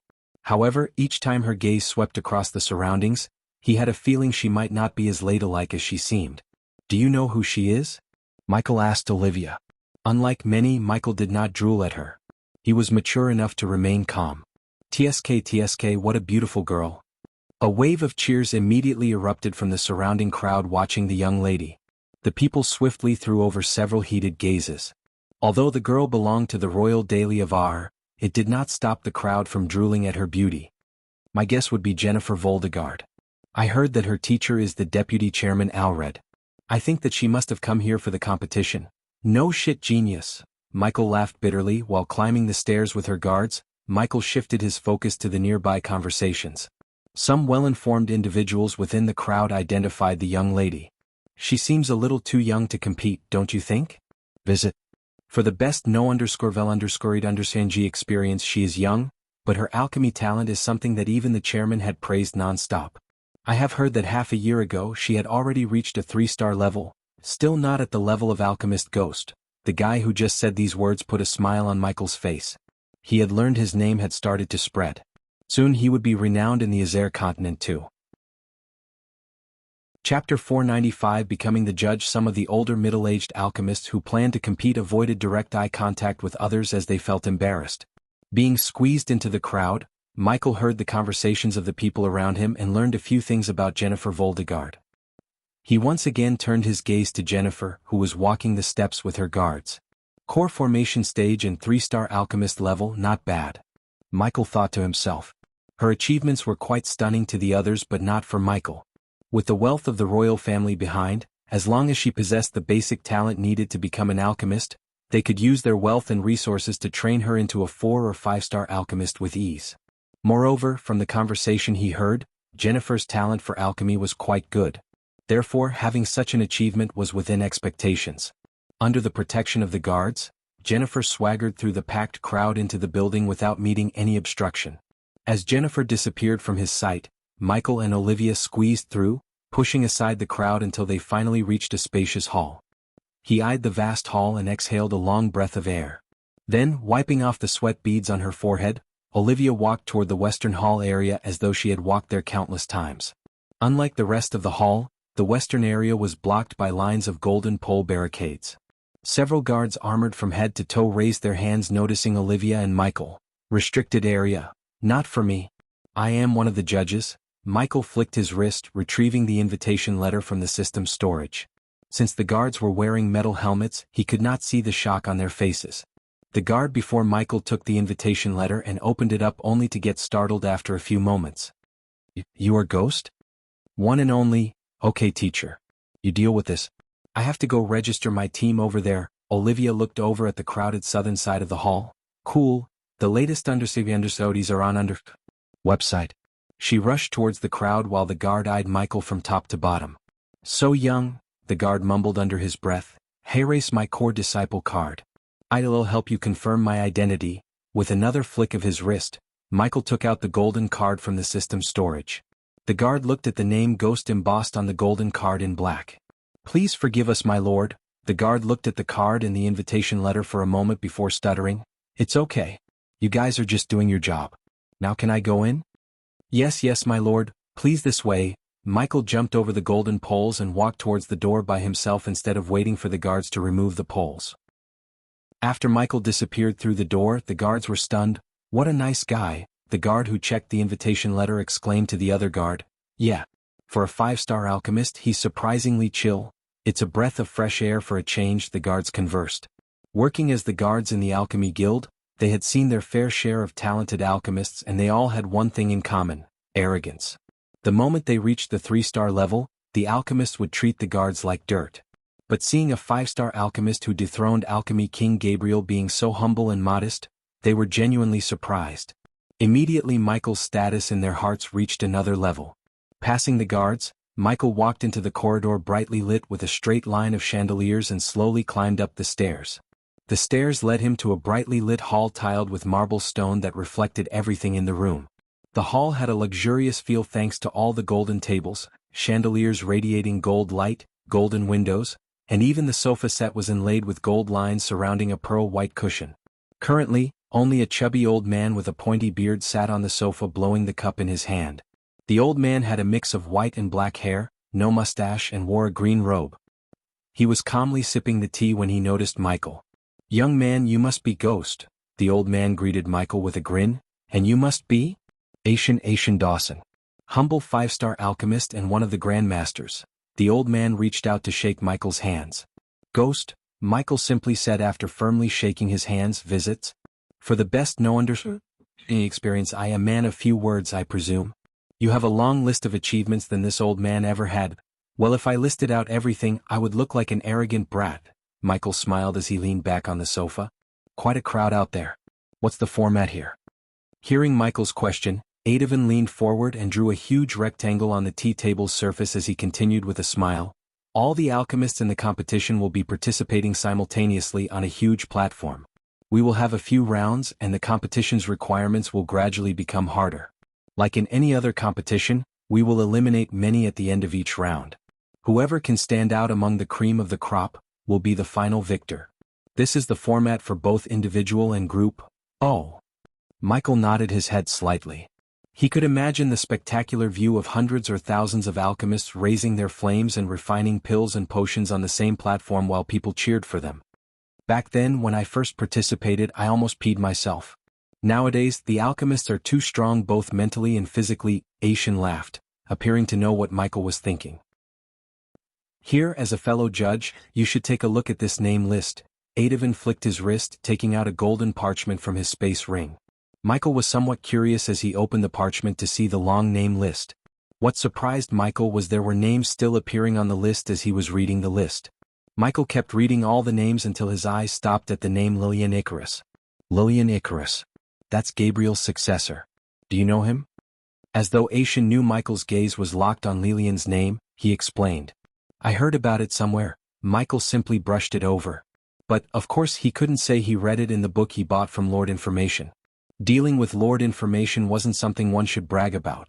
Michael then noticed Noah's name appearing on the bottom of the list, and then the name Jennifer Voldegard appeared as Asian began to speak again. "You might be familiar with another Voldegard, right? Lane Voldegard?" Michael nodded. "He's my alchemy teacher in Mazeroth. So this Jennifer Voldegard, is she a relative?" "It's complicated and it's not my place to explain." Michael was surprised inside but didn't show any expression on his face. "The latest _IP_SODIs are on _the website. Have you ever met her?" quickly asked Asian, changing the topic away from Professor Lane. "I have seen her for a moment at the entrance just now." Michael nodded. "Don't look down on that girl. Under the support of the Imperial family, she has so many hidden cards that would dazzle people." Asian smiled and reminded him. She could have all the hidden cards in the world, but he had something she could never have, the system. As he was looking through the name list, the parchment glowed for a moment, and then the tiny stars appeared beside each name. Most had 2 stars, some had 3, and only a few had 4 stars. "As you can see, we have quite a talented roster here. Just counting the 3-star alchemists, there are already 13 of them. So tell me, from one judge to another, who do you think will win the competition?" "Noah," Michael immediately thought in his mind. There was no doubt in his mind. After all, Noah had a 6-star alchemist grandpa in his ring. It would be funny and embarrassing if Noah didn't win the competition as far as Michael was concerned. "I have no guesses, Lord Asian, since I don't know most of them on the list." A few more sips later, Asian finished his tea and placed the cup on the table. "Young man, you still have one little thing to do before entering the judges' panel. Alchemists from the guild don't have this procedure, but since you're an outsider, it's the rule. I hope you don't mind." "Of course not. It makes sense actually." "Wonderful." Asian stood up, smiled and said, "Follow me. Know that due to security reasons some participants might be in the same hall we are going to." "Cool." Michael nodded his head, stood up and followed Asian. The two of them walked out of the room and walked along a quiet corridor for a short while. Once they were at the end, they pushed open a door by the side, entering the hall that looked the exact replica of the one they came from. Everything looked the same except there were some people in the room. One of the groups in the hall was Jennifer's group. The soul-refining stage guards surrounded her while she was gracefully enjoying her cup of tea. His gaze rotated again until it stopped on a handsome young man conversing with a few young alchemists. He was adorned in emerald green robes with many shiny stones inlaid within. His white hair flew naturally over his shoulder. Among all the youngsters in the room, only he and Jennifer had a striking look to draw Michael's attention. Visit. For the best no understanding experience hearing the sound of the door opening, everyone in the hall who was whispering privately ceased their conversations. Instead, their gaze turned toward the door. When they saw Michael enter, they were all momentarily stunned by his dashing look because only Michael was dressed in full black and had physique like no one else in the room. For a few moments, Jennifer stared at him without batting an eye. However, she quickly regained her composure and moved her gaze away from him. While following Asian, Michael could sense the young man's gaze on him. By the way, the young man creased his brows when he entered the hall.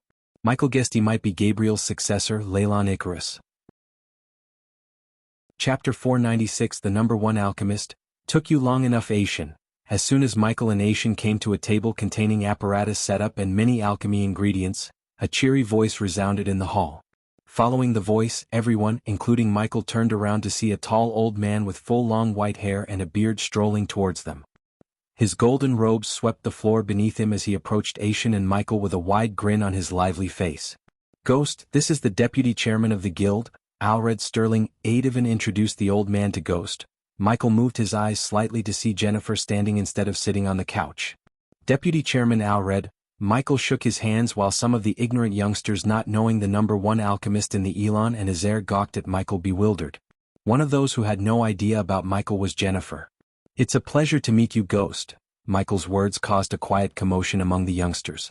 Even Jennifer raised her brows. Then, instead of standing still, she slowly walked toward Michael but not close enough to get the Grandmaster's attention. Likewise, Deputy Chairman Alred. Grandmaster Alred would do just fine. Alred shook Michael's hands with a smile, then their focus turned to the table behind Michael. Everyone, please gather around us, Audiobook waved at the youngsters. Then, in a few blinks of an eye, all the youngsters and their guards formed a circle around the table. Michael guessed what was about to happen and snickered inside, looking at the unfairness. So the rich and powerful would get an opportunity to see him refine pills and potions closely while the rest wait in line outside. This was so unfair. Still, Michael didn't utter anything. Compared to the unfairness, the badass points he was about to receive alleviated his mood. Has Grandmaster Asian explained why we are doing this, Ghost? Asked Alred as Michael nodded. Although it's a rule, we put together something special just to witness your heaven-defying talent. Think of it as a tutelage for old bones like us. Best source of knowledge is experienced Grandmasters.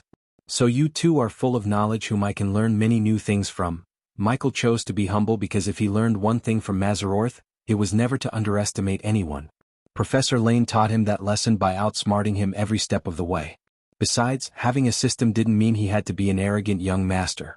You're calling us old, aren't you? Asian's words made everyone burst into laughter. Everyone laughed and made the atmosphere cheery and lively except for one. It was the young man who eyed Michael with some kind of malicious intent.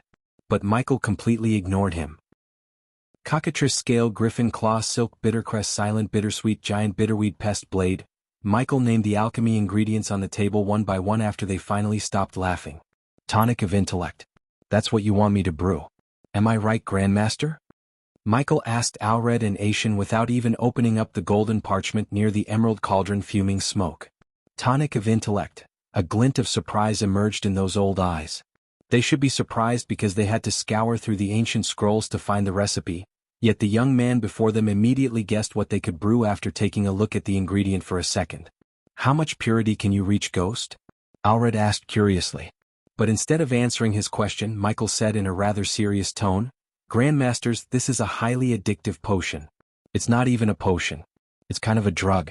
It will unlock the full power of the brain for a few minutes, but after that, the brain will deteriorate to the point they won't even remember their own names. Alred and Asian were completely taken aback by surprise. Michael could see the shock in their eyes, but these two old men were quite good at hiding their shock. Of course we know that. Now please demonstrate to us your skills. To Michael's knowledge, the tonic of intellect was a failed potion. Also, it was kind of a magical potion. Because whoever drinks the potion must be aware that they are drinking the potion of intellect. Otherwise, the potion wouldn't show any effects on them. In simple words, it would be no different than water. If one were aware at the time, the potion would make them a genius at their specialty for a few minutes.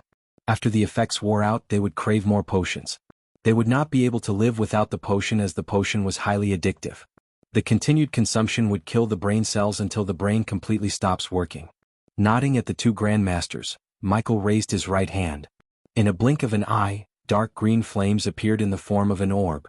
Many youngsters weren't even sure that the orb was the alchemy fire because it was hovering above his palm in a perfect shape of a sphere. The sheer control he had over the fire stunned even Professor Lane, let alone these youngsters. Ding. Congratulations to the host for successfully being a badass. The reward is 2,000 badass points. Ding. Congratulations to the host for successfully being a badass. The reward is 5,000 badass points. Ding. Congratulations to the host for successfully being a badass. The reward is 1,500 badass points. The system went crazy as he continuously heard the notification sounds ringing in his head to the point he willed the system to mute the sounds for 50 badass points. So it's true. You don't use a cauldron. Adovin's eyes went wide as soon as Michael threw one of the ingredients into the fire directly instead of using a cauldron. Sponsored content. Visit Readle Me for extra chapters. It does look cool and easy. But the scars on my body will tell you another story. Michael continued to throw in the ingredients while talking to them, which surprised everyone even more. Hence he received more and more badass points. It took me years of practice and lots of healing potions. If you have a ton of healing potions and desire to get burned over and over again, you can definitely use this method. The two grandmasters stared at him with palace faces. They couldn't believe he was extracting the essence while talking to them. Aishin even took a couple of steps back, fearing the fire would explode. However, nothing happened as Aishin feared. Instead, Michael continued to extract the essence, forming colorful beads above the green flames. Grandmasters, the vials please, Michael asked, bringing the two grandmasters out of shock. 3 vials, yet again Michael stunned them. The two old men could not even keep the calm smile on their faces anymore. On the other hand, Jennifer was staring at Michael without batting an eye. She was completely fixated on his grace and technique of brewing the potion. Until now she thought her teacher, Alred, was the most talented. But after seeing Alred acting like a student in front of Michael, she learned how wrong she is. Already held 2 vials while Aishin had one waiting for Michael to finish combining the essence beads into a huge blob of potion. Then, with a slow graceful movement of his hand, Michael split the maroon clump into 3 and sent each clump flying into a vial. That's how you brew 90% pure tonic of intellect. Michael cracked his neck left and right as the green orb of fire vanished into thin air. In front of him, the grandmasters held the 3 vials with the sparkling maroon potion. Their bodies were rigid as though they were petrified. My lord, Tiriana has departed from the warship and heading to Adrizel. Just as everyone was murmuring in shock, Michael heard Azazel's voice in his head. The next day there were no clouds in the blue sky as far as the eye could see. The sunlight was warm yet not overbearing. The occasional breeze that brushed past carried away the noise within the city, refreshing everyone on the streets. Today was the first day of the alchemy competition. The first rays of sunlight broke through the boundary of the land and shone upon the city streets filled with alchemists in green robes like ants leaving their nests. Considering the alchemists believed green robes gave them better control over the fire and today was a big day, they all wore emerald green robes. From the aerial view, the streets looked like they were painted green. Although their paths differed, their final destination was the giant cauldron in the city's center. Today, all the shops within Oxshore City opened much earlier than usual. Countless people climbed out of their warm beds, stood at the door, and looked at the large group of alchemists bustling through the streets. Typically, seeing a large group of any of the specializations was rare. To alchemy, the Alchemist Guild competition was such an event that brought all the alchemists under one roof. The people didn't miss experiencing such a rare event. On this special day, Noah woke up very early. Before leaving the bed, he sat cross-legged to meditate for an hour. Only after he calmed down his nerves, collected his thoughts and conversed telepathically with his mentor, he slowly opened his eyes. Turning his head to the side, he saw Alicia curling on the bed next to Norvin. "Good morning, Alicia." He bent down to gently kiss her on the forehead and then rubbed Norvin's head to wake him up. "What the hell is taking you so long?" Norvin banged the door sitting atop Noah's shoulder. Since Alicia was changing, they waited for almost an hour outside the room. 5 minutes, Alicia's cold voice came from inside as Norvin rolled his eyes. That's what you said 30 minutes ago. This time they got no response from Alicia. Since they obviously have to wait outside for another 30 minutes, Norvin turned his gaze towards Noah, who remained calm, leaning on the wall. Just like Michael, Noah didn't believe green robes would give them better control over fire. Thus he was in his usual white dress. "Where is the competition taking place again?" asked Norvin. "In the Aqua Arena adjacent to the guild." The guild had no place to hold the thousands of spectators and competitors. So every time they'd host the competition in the Aqua Arena. "Let's go." Finally Alicia opened the door, revealing her long white dress matching Noah's robes. She looked gorgeous even with the mask changing her natural face. Noah locked his arms with her and walked out of the inn with 1-2 goals: save the guild leader and win the competition. Chapter 497. The 6-star alchemist Hendrix Gardner. Thinking about having thousands of people raising their flames and refining pills and potions on the same platform simultaneously, Noah couldn't help feeling a little excited. That spectacular manner was likely to be extremely thrilling. As they flew above the crowd for a few moments, the Aqua Arena that Aishan had mentioned early had gradually appeared in their sight. Noah raised his gaze at the cauldron-like building in the distance. Behind the guild building, Noah could vaguely notice the colossal arena. Currently, there were fully armed Aqua Clan soldiers stationed outside the building to maintain order. The green-robed crowd flooded towards the Alchemist Guild building, and it was evident to Noah that the competition had gathered thousands of alchemists from all over the world. The kingdom would receive a huge blow if a riot were to occur. Therefore, the royal family of Adrizel and the guild were extremely cautious regarding maintaining order. Unfortunately, the crowd caused finding the assassin or how Gabriel planned to assassinate the guild leader Hendrix Gardner. There were inspectors from the Alchemist Guild stationed at the entrance.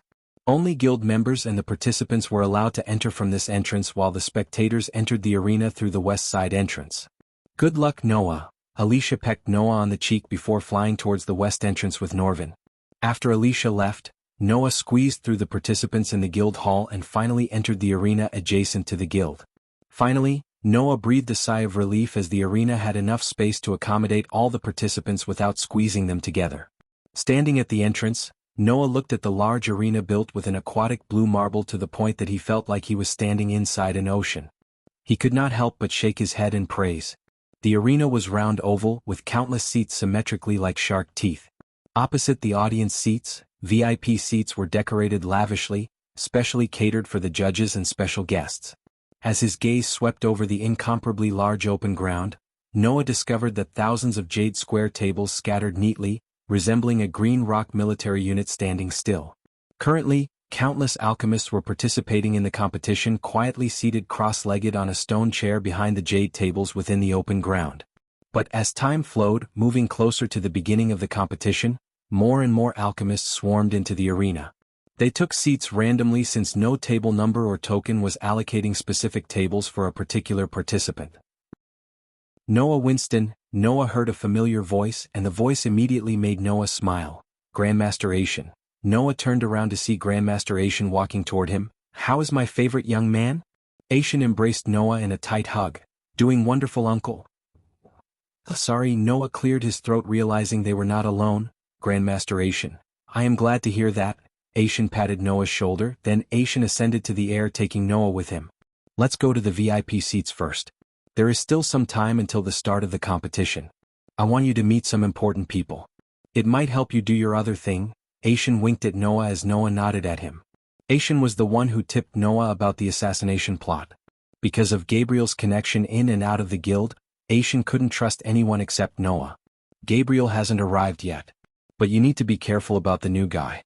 I can't quite put my fingers in it, but he gives me chills." Aishan's face turned serious after they left the ground and ascended to the air above. Before Noah could ask who that man was, they reached the VIP seating, where Noah saw Alred and an old man with brown hair and a few stripes of gray hair leisurely sitting on the chair in the middle. He wore a purple robe with golden engravings and seemed to meditate with closed eyes. "That is the guild leader, Hendrix Gardner. A 6-star alchemist.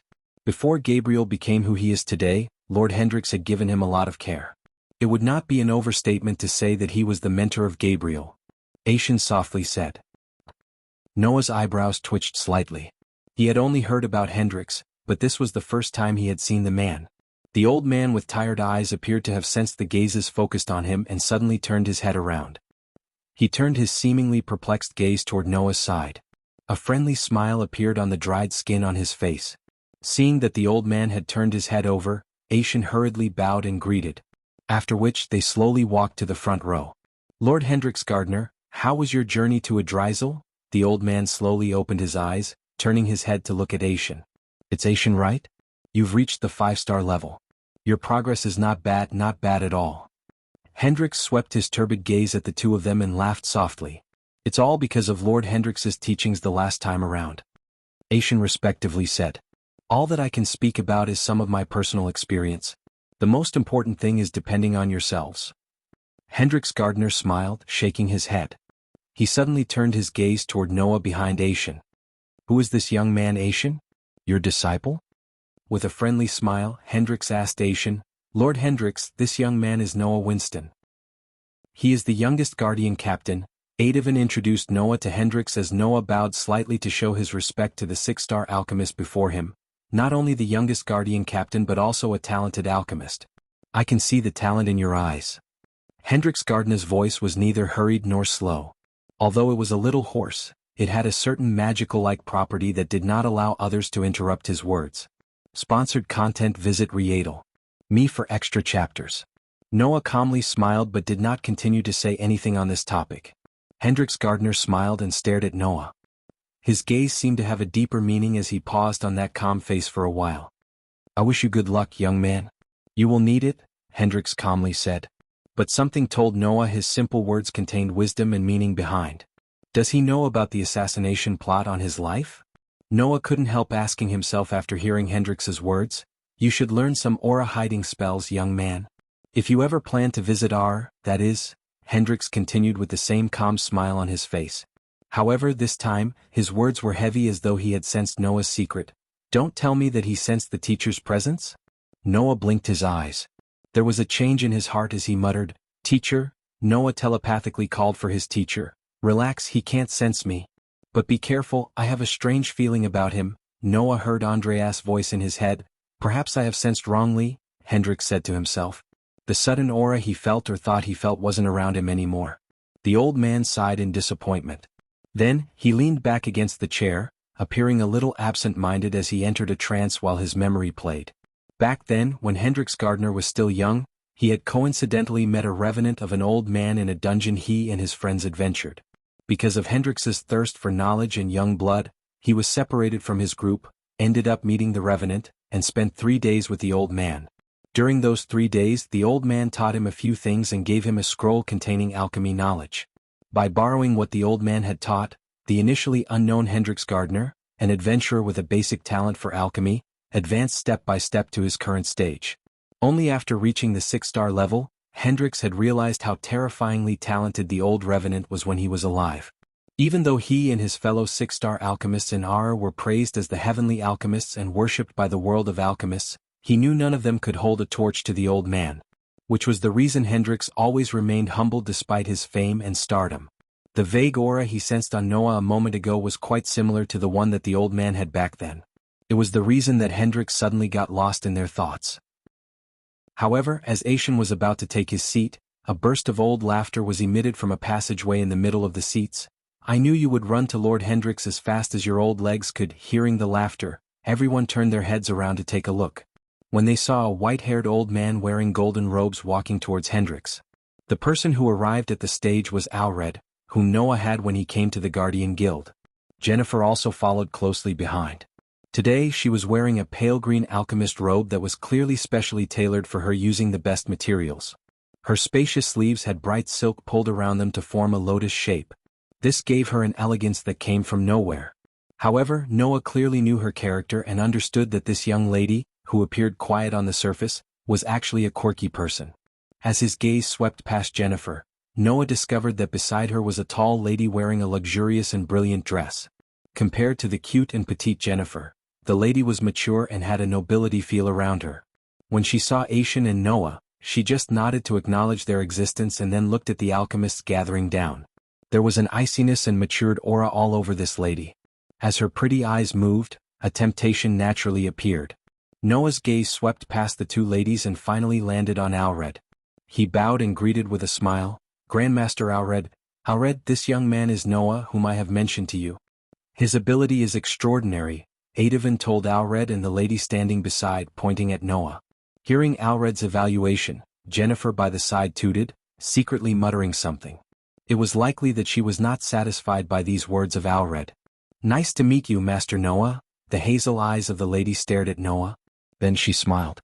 The instant she smiled, it surprised some noble family descendants around the VIP seats since Eve Voldegard was known to treat people coldly. Chapter 498 The alchemy competition has begun. "Nice to meet you, Lady Eve." Noah smiled, slightly bowing his head to show her the respect she deserves. Once the group had greeted each other, they sat down in the front row of the VIP seat except Noah and Jennifer since they were both participants and they only came to the VIP seating due to their connections. Whether it was intentional or otherwise, Princess Eve ended up sitting beside an empty chair between Hendrix and her. Standing closer to Eve, the faint female body fragrance drifted from the side, causing him to become a little distracted. As the sun in the sky moved, the number of people in the VIP seats also increased. These people were mostly people of higher officials in the guild or people with connections. The audience seats opposite them had long been overly packed. The shouting aggregated into a torrent that shot to the horizon.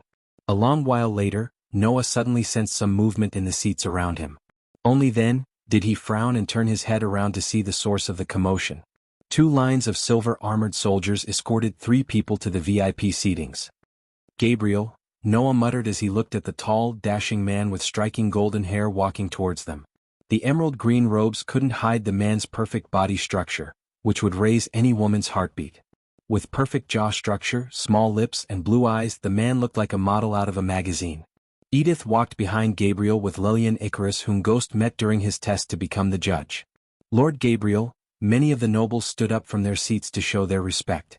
The man sat on the throne of the #1 alchemist of Elon and his heir for decades. Although Ghost proved he was better than Gabriel, the Alchemy King still had the respect and admiration of many nobles. Hence, even Ashen and Alred stood up from their seats to welcome him. "Grandmaster Hendrix." Gabriel arrived before Hendrix and greeted him with a stoic face. Since Hendrix became who he is by learning from the old Revenant, Hendrix never hesitated to share his knowledge with others. But despite learning so many things from Hendrix, Gabriel felt no gratitude towards him. Hendrix returned Gabriel's greet with a nod. "Hi." Edith quietly gave a quick wave at Noah. If only Gabriel could assassinate Hendrix, he would be able to use his contacts to join the Heavenly Alchemist's ranks. With their resources and knowledge, it would be only a matter of time before he reaches the 6-star alchemist level. However, to reach his goals, Hendrix must die. "That's Alchemy King Gabriel. Lord Gabriel. Hail the king. Hail the Alchemy King." Noah saw the alchemists and the crowd erupted into thunderous cheers. Compared to the Grandmasters and Hendrix, Gabriel's fame was on the next level thanks to his marketing strategies and promotions. Not a single one didn't know Gabriel and admired in the world of alchemy. The cheers he received were evident of his fame. Gabriel turned to look at the cheering crowd and gracefully waved his hand while Lillian Icarus seemed extremely haughty seeing his teacher enjoying such fathomless fame and cheers from the crowd. He felt as though the crowd is cheering for him. Jennifer and Eve quietly waited patiently for Gabriel to take his seat. While the crowd was raving for Gabriel, a golden trail appeared in the sky above. They all looked up to see a figure completely dressed in black slowly descending towards the VIP seatings. Ghost. Edith's heart skipped a beat when she saw Michael. His long black coat fluttered in the wind as he kept his hands casually inside the pant pockets. After Michael appeared, everyone in the VIP seatings turned their gazes from Gabriel to Michael. Meanwhile, the cheering didn't die down but gradually sounded less loud than a few moments ago. Of course, unlike Gabriel, Michael didn't pay a bunch of people to kickstart the cheering. If Michael wished to get thunderous cheers, he could have simply brought the entire river town along with the Sunrise Disciples. Still, little by little, some of the people who were present during the tournament recognized Michael and spread his name among the crowd. Under the thunderous cheers for Gabriel, Michael calmly landed on the VIP stage beside Noah. "Ghost." Noah greeted Ghost with a nod. Despite their differences in morals, Noah respected Ghost. As an alchemist training under Andreas, Noah knew how difficult it is to become a higher-star alchemist. Moreover, Ghost was an orphan. So unlike him, he didn't have the resources Noah had. Still, Ghost managed to become a 5-star alchemist, and not only that, he even managed to surpass him in cultivation. However, if Noah wanted to earn money and focused on solely getting stronger, he would have equalized Ghost. Noah had responsibilities to bring balance to the world as well as prepare for the greater war with the Dark Lord. Michael also did the same and saw the familiar and unfamiliar faces staring at him. Gabriel stopped waving as he turned his gaze to the young man who dethroned him. To be honest, Gabriel couldn't believe his eyes. How the hell did he reach the 5-star level at such a young age? That was the question that immediately emerged in his mind. You're Ghost. Hendrix's tired eye became lively as he stood up from his seat, which surprised everyone on the stage. Before Ghost could greet anyone on the stage, Hendrix himself extended his hand. Lord Hendrix. It's a pleasure to meet you. Michael firmly shook his hand. The pleasure is all mine to see such a talented young man. Hendrix squeezed his arm before letting it go. Grandmaster Asian, Grandmaster Alred. After greeting Hendrix, Michael greeted Alred and Asian with a smile, completely ignoring the crowd cheering for Gabriel. Lord Gabriel, I'm honored to meet you. You're an inspiration. For a moment, Gabriel was stunned. He thought Ghost would act arrogant or haughty. But, on the contrary, Ghost greeted him with full of respect and admiration. One couldn't blame Gabriel for thinking like that. He didn't surpass Hendrix, yet when he achieved fame and stardom, he never respected Hendrix. The longest conversation Gabriel had with Hendrix after Hendrix left Elon was how is everything in R? So Gabriel naturally thought Ghost would be arrogant. He even formed a few quotes to mock Ghost in case he acted arrogantly. Yet Ghost completely surprised him by greeting him with respect. His gesture not only surprised Gabriel but everyone on the stage except Edith. To her, it looked like the wolf greeting a sheep. I am to many, Gabriel said proudly, revealing a slight grin that oozed arrogance. Since everyone arrived at the stage, the judges and Eve took the front row while the nobles and the elders took the seats in the back. On the front row, Grandmaster Asian, Grandmaster Alred, Gabriel, Hendrix, Ghost, and Eve sat respectively from left to right. As time gradually flowed, the time for the start of the alchemy competition slowly arrived under tens of thousands of gazes. Ding! When a clear bell rang out on the plaza, the buzzing sound of the crowd murmuring and cheering that had shot to the sky suddenly became quiet. Sponsored content. Visit Readle.me for extra chapters. Hearing the bell ringing in his ears, Hendrix Gardner quivered slightly and stood up. Then he slowly walked to the very front of the VIP stage. His gaze watched the thousands of alchemists seated behind the jade tables below. At this moment, over 2,000 alchemists lifted their heads and threw respectful gazes toward Hendrix, who stood atop the world of alchemy with his talents. As the leader of the Alchemist Guild, I pronounce that the 16th alchemy competition has begun. Yai! The entire ground boiled as the crowd let out a thunderous roar in excitement. Hendrix waited until the crowd became silent again.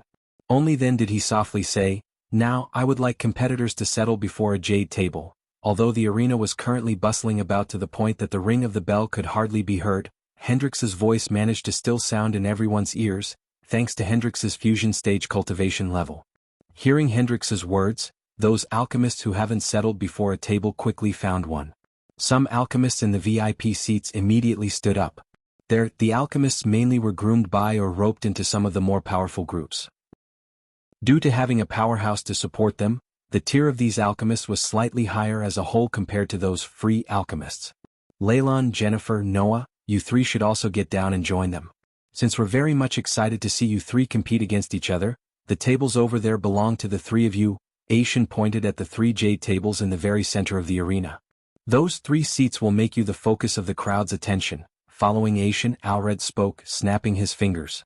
As soon as he snapped, the 3 tables assigned to Noah, Jennifer, and Leylon got elevated a foot higher from the ground, making the 3 tables the focus of everyone. Good luck. Edith gave a thumbs up before Noah followed behind Leylon and Jennifer. While the 3 were preparing to leave the VIP stage, Michael leaned back on his chair, focusing on Arya, who was on her way to post a quest on the Adventure Guild. Among the 3, Leylon looked a little excited on top of being proud.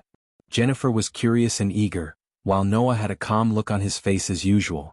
You youngsters won't have any fun memories to recall in the future unless you do some rash and arrogant things, Hendrix said with a smile to the youngsters on the stage. That's one of the worst pieces of advice I've heard. Michael laughed inside but put on a calm face showing no emotions. Guild leader is right. Ha! Leylon laughed as he had heard something so funny. He laughed proudly for no reason. the few of you please proceed down. Alred gestured at them to get down. The two of you, I will go first. Leylon, who was laughing like a maniac, pressed the ground lightly, and his body charged to the edge of the high platform. He glanced at the huge open ground below. Then he leaped, diving forward and creating countless gasps among the spectators as well as the alchemists down. Arch steps. His body swiftly descended, and just as he was about to reach the ground, he cast a spell. As soon as he cast the spell, giant purplish steps made of sparkling arch energy materialized in midair, connecting the ground.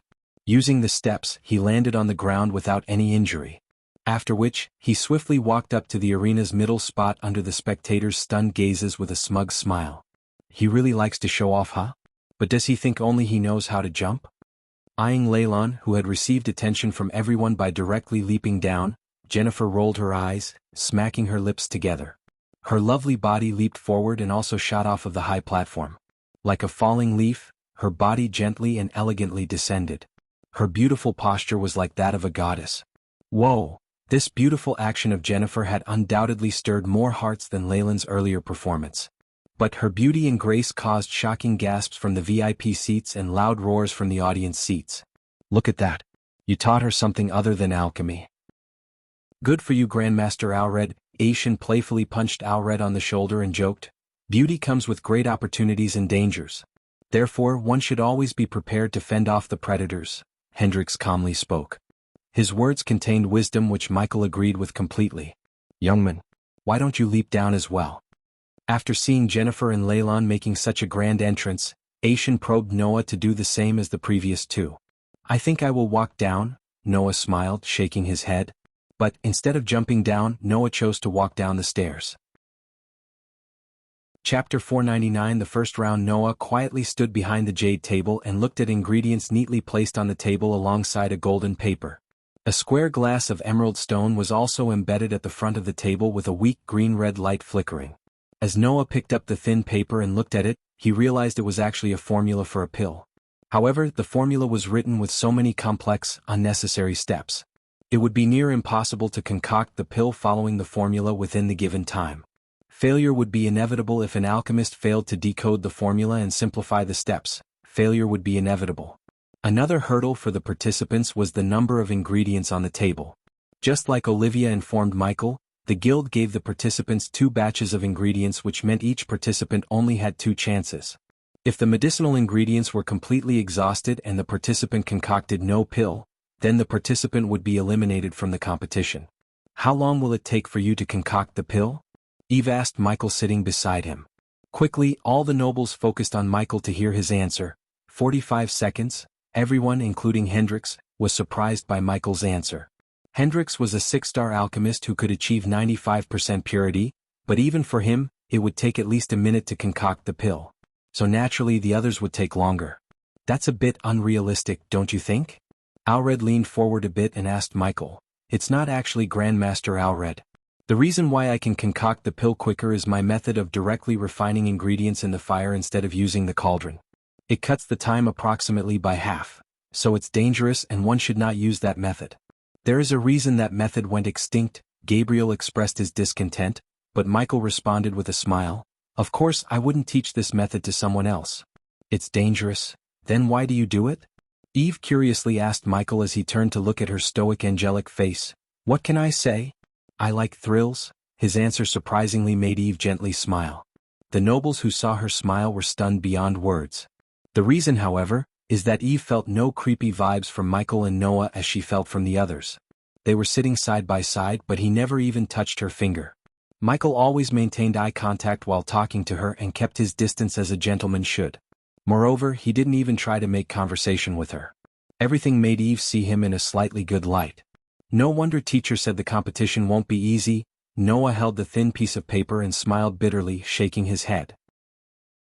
He then lifted his head and glanced in all directions, only to realize confusion on many of the alchemists' faces. Turning his head to the side, he eyed Jennifer and Leylon on his left and right. Unlike the rest, both of them appeared much calmer. However, they were still both frowning slightly as they found some errors with the formula recorded on the thin paper. Noah took a deep breath and focused on the thin piece of paper in his hand. Since Noah had neither competed in an alchemy competition nor concocted a pill in front of thousands of people, Noah's heart and mind felt a bit uneasy. While Noah was focused on the formula, Leylon turned over to Noah. He saw the bitter smile on the former's face that had yet to disappear and could not help but softly give a cold laugh. You should have stayed in your guild. Since you didn't, you're gonna embarrass yourself in front of Eve. Fool. Having studied under Gabriel since he was little, Leylon had great confidence in himself. So, naturally, he thought he would triumph over the rest and have the qualification to marry either one of the Valdegard daughters. On the enormous open ground, all the competitors held the thin paper. Each displayed a different expression as they gazed at the paper. The entire plaza was totally silent. The silence haunted the arena for 5 minutes until a clear bell sounded suddenly out of nowhere. Hearing the bell ring, all the participants immediately halted what they were doing. Then, following the bell ringing, Hendrix, whose eyes were closed, finally opened them. I hope you've studied the formula and found the errors if there are any. Let there be an hourglass. As Hendrix's voice swept across the arena, an ethereal hourglass materialized in the sky above the alchemists. You have 30 minutes to concoct the pill with at least 20% purity. After that, you shall place the pill you concocted on the mirror on your table. The mirror will let out a green light if your pill has met the requirements. Otherwise red, which will indicate that you've been eliminated. Hendrix paused for a moment, letting the alchemists digest everything he had just told them. Do you all understand? Hendrix asked with a smile. Yes. The alchemists roared, shaking the arena. Hendrix slowly lifted his palm as he smiled. The first round of the examination shall now begin. His voice echoed through the arena, and the moment he waved his palm, the ethereal hourglass turned upside down as the golden sands slowly rained from one end to another. As soon as the timing began, the alchemists flicked their wrists, taking out their cauldron from their space ring. Shouldn't we have given them all the same cauldron? Michael asked the other judges. Sponsored content. Visit Riedel. Me for extra chapters. I think so too, Eve nodded. Luck is a part of alchemy, young man. One has to be lucky to achieve great success in alchemy. For a moment, Michael was confused about the connection between the question he asked and the answer he received from Hendrix. In simple words, if you aren't lucky to get a great cauldron or born into a wealthy family, you won't get too far, Alred chuckled. Not everyone has a death wish to refine pills directly in potions like you, Ghost. Once again, Michael received a scornful response from Gabriel. However, if Michael wished, he could kill Gabriel in a flash since Gabriel was at the core strengthening stage. At the same time, he reached soul refining stage level 3 after killing King Bridia's men. Luckily for Gabriel, Michael wasn't here to kill him, at least not yet. Meanwhile, Noah quietly stood behind the jade table. With a flick of his wrist, Noah summoned his cauldron from the space ring. It was a pearl-white cauldron with 3 handles resembling dragons. There were numerous undisguisable writings engraved on the outside as well as inside. Unlike the rest, Noah did not immediately summon his flame and start the refinement. Instead, he quietly held the paper and studied the formula once again. As Andreas taught him, preparation was crucial for success. Considering he only had 2 chances, negligence wasn't an option. The guild required one to refine a pill called Burn Healer. As the name suggests, it was a kind of medicinal pill used to treat wounds caused by fire and acid. Usually, these pills were used by those who couldn't afford a healing potion and were fairly cheap. In an alchemy store, they wouldn't sell the pill for more than 50 to 100 gold coins depending on its purity. Refining the pill required a total of 5 ingredients. Although the pill was cheap, the refining process was complex and needed an alchemist to possess good control over their alchemy fire and knowledge of each ingredient. Since Noah brewed his own healing potion, he was unfamiliar with the process of making a burn healer. Michael silently watched Noah studying the parchment without starting to refine the ingredients. On the other hand, Jennifer and Leylon had already conjured the flames and let the fire surround the cauldron. Michael failed to see a different color flame other than emerald green. Why did everyone have green flames by default? It's because fire created by pure arch energy burns green. Only by absorbing a primordial flame could one change the flame color produced by the arch energy. Hence, Michael had black flames, Rowena had icy blue flames, and Noah possessed bright blue fire. Regardless of their character, these 2 are really talented, Noah said to himself. However, no matter how he counted, Noah had only studied alchemy for 4 years give or take. Therefore, on certain aspects, Noah could not catch up with Jennifer and Leylon, who their teachers groomed for decades. After all, no matter how talented one is or whom one learned from, it would be impossible to catch up decades of experience in such a short time unless they had a system like Michael, of course. Yet what even Michael failed to grasp was that he may have learned the book of alchemy through the system. Still, his innate talent for manipulating darkness and control over the fire made him reach the point he was at the moment. For a day, Michael refined hundreds of pills and potions. He had never slacked off despite having a system. "So Ghost, can I call you Ghost?" Eve looked at Michael. "I insist," Michael said with his usual alluring smile that made Eve's heart skip a beat. "Do you think you can give some pointers to my sister?" She smiled. No one with a brain and eyes would say no to such an angelic woman, and Michael wasn't an exception. But, of course, it was not because of her beauty but because of her family background. He needed some connections in R, and making friends with Eve didn't seem like a bad idea. "Of course, just tell me, where do you want me to meet you?" At this moment, over 10 minutes had elapsed since the start of the examination. Red lights were already flickering off and on during these short 10 minutes within the arena. After the red light flickered, those alchemists who had failed could only leave the arena with many regrets.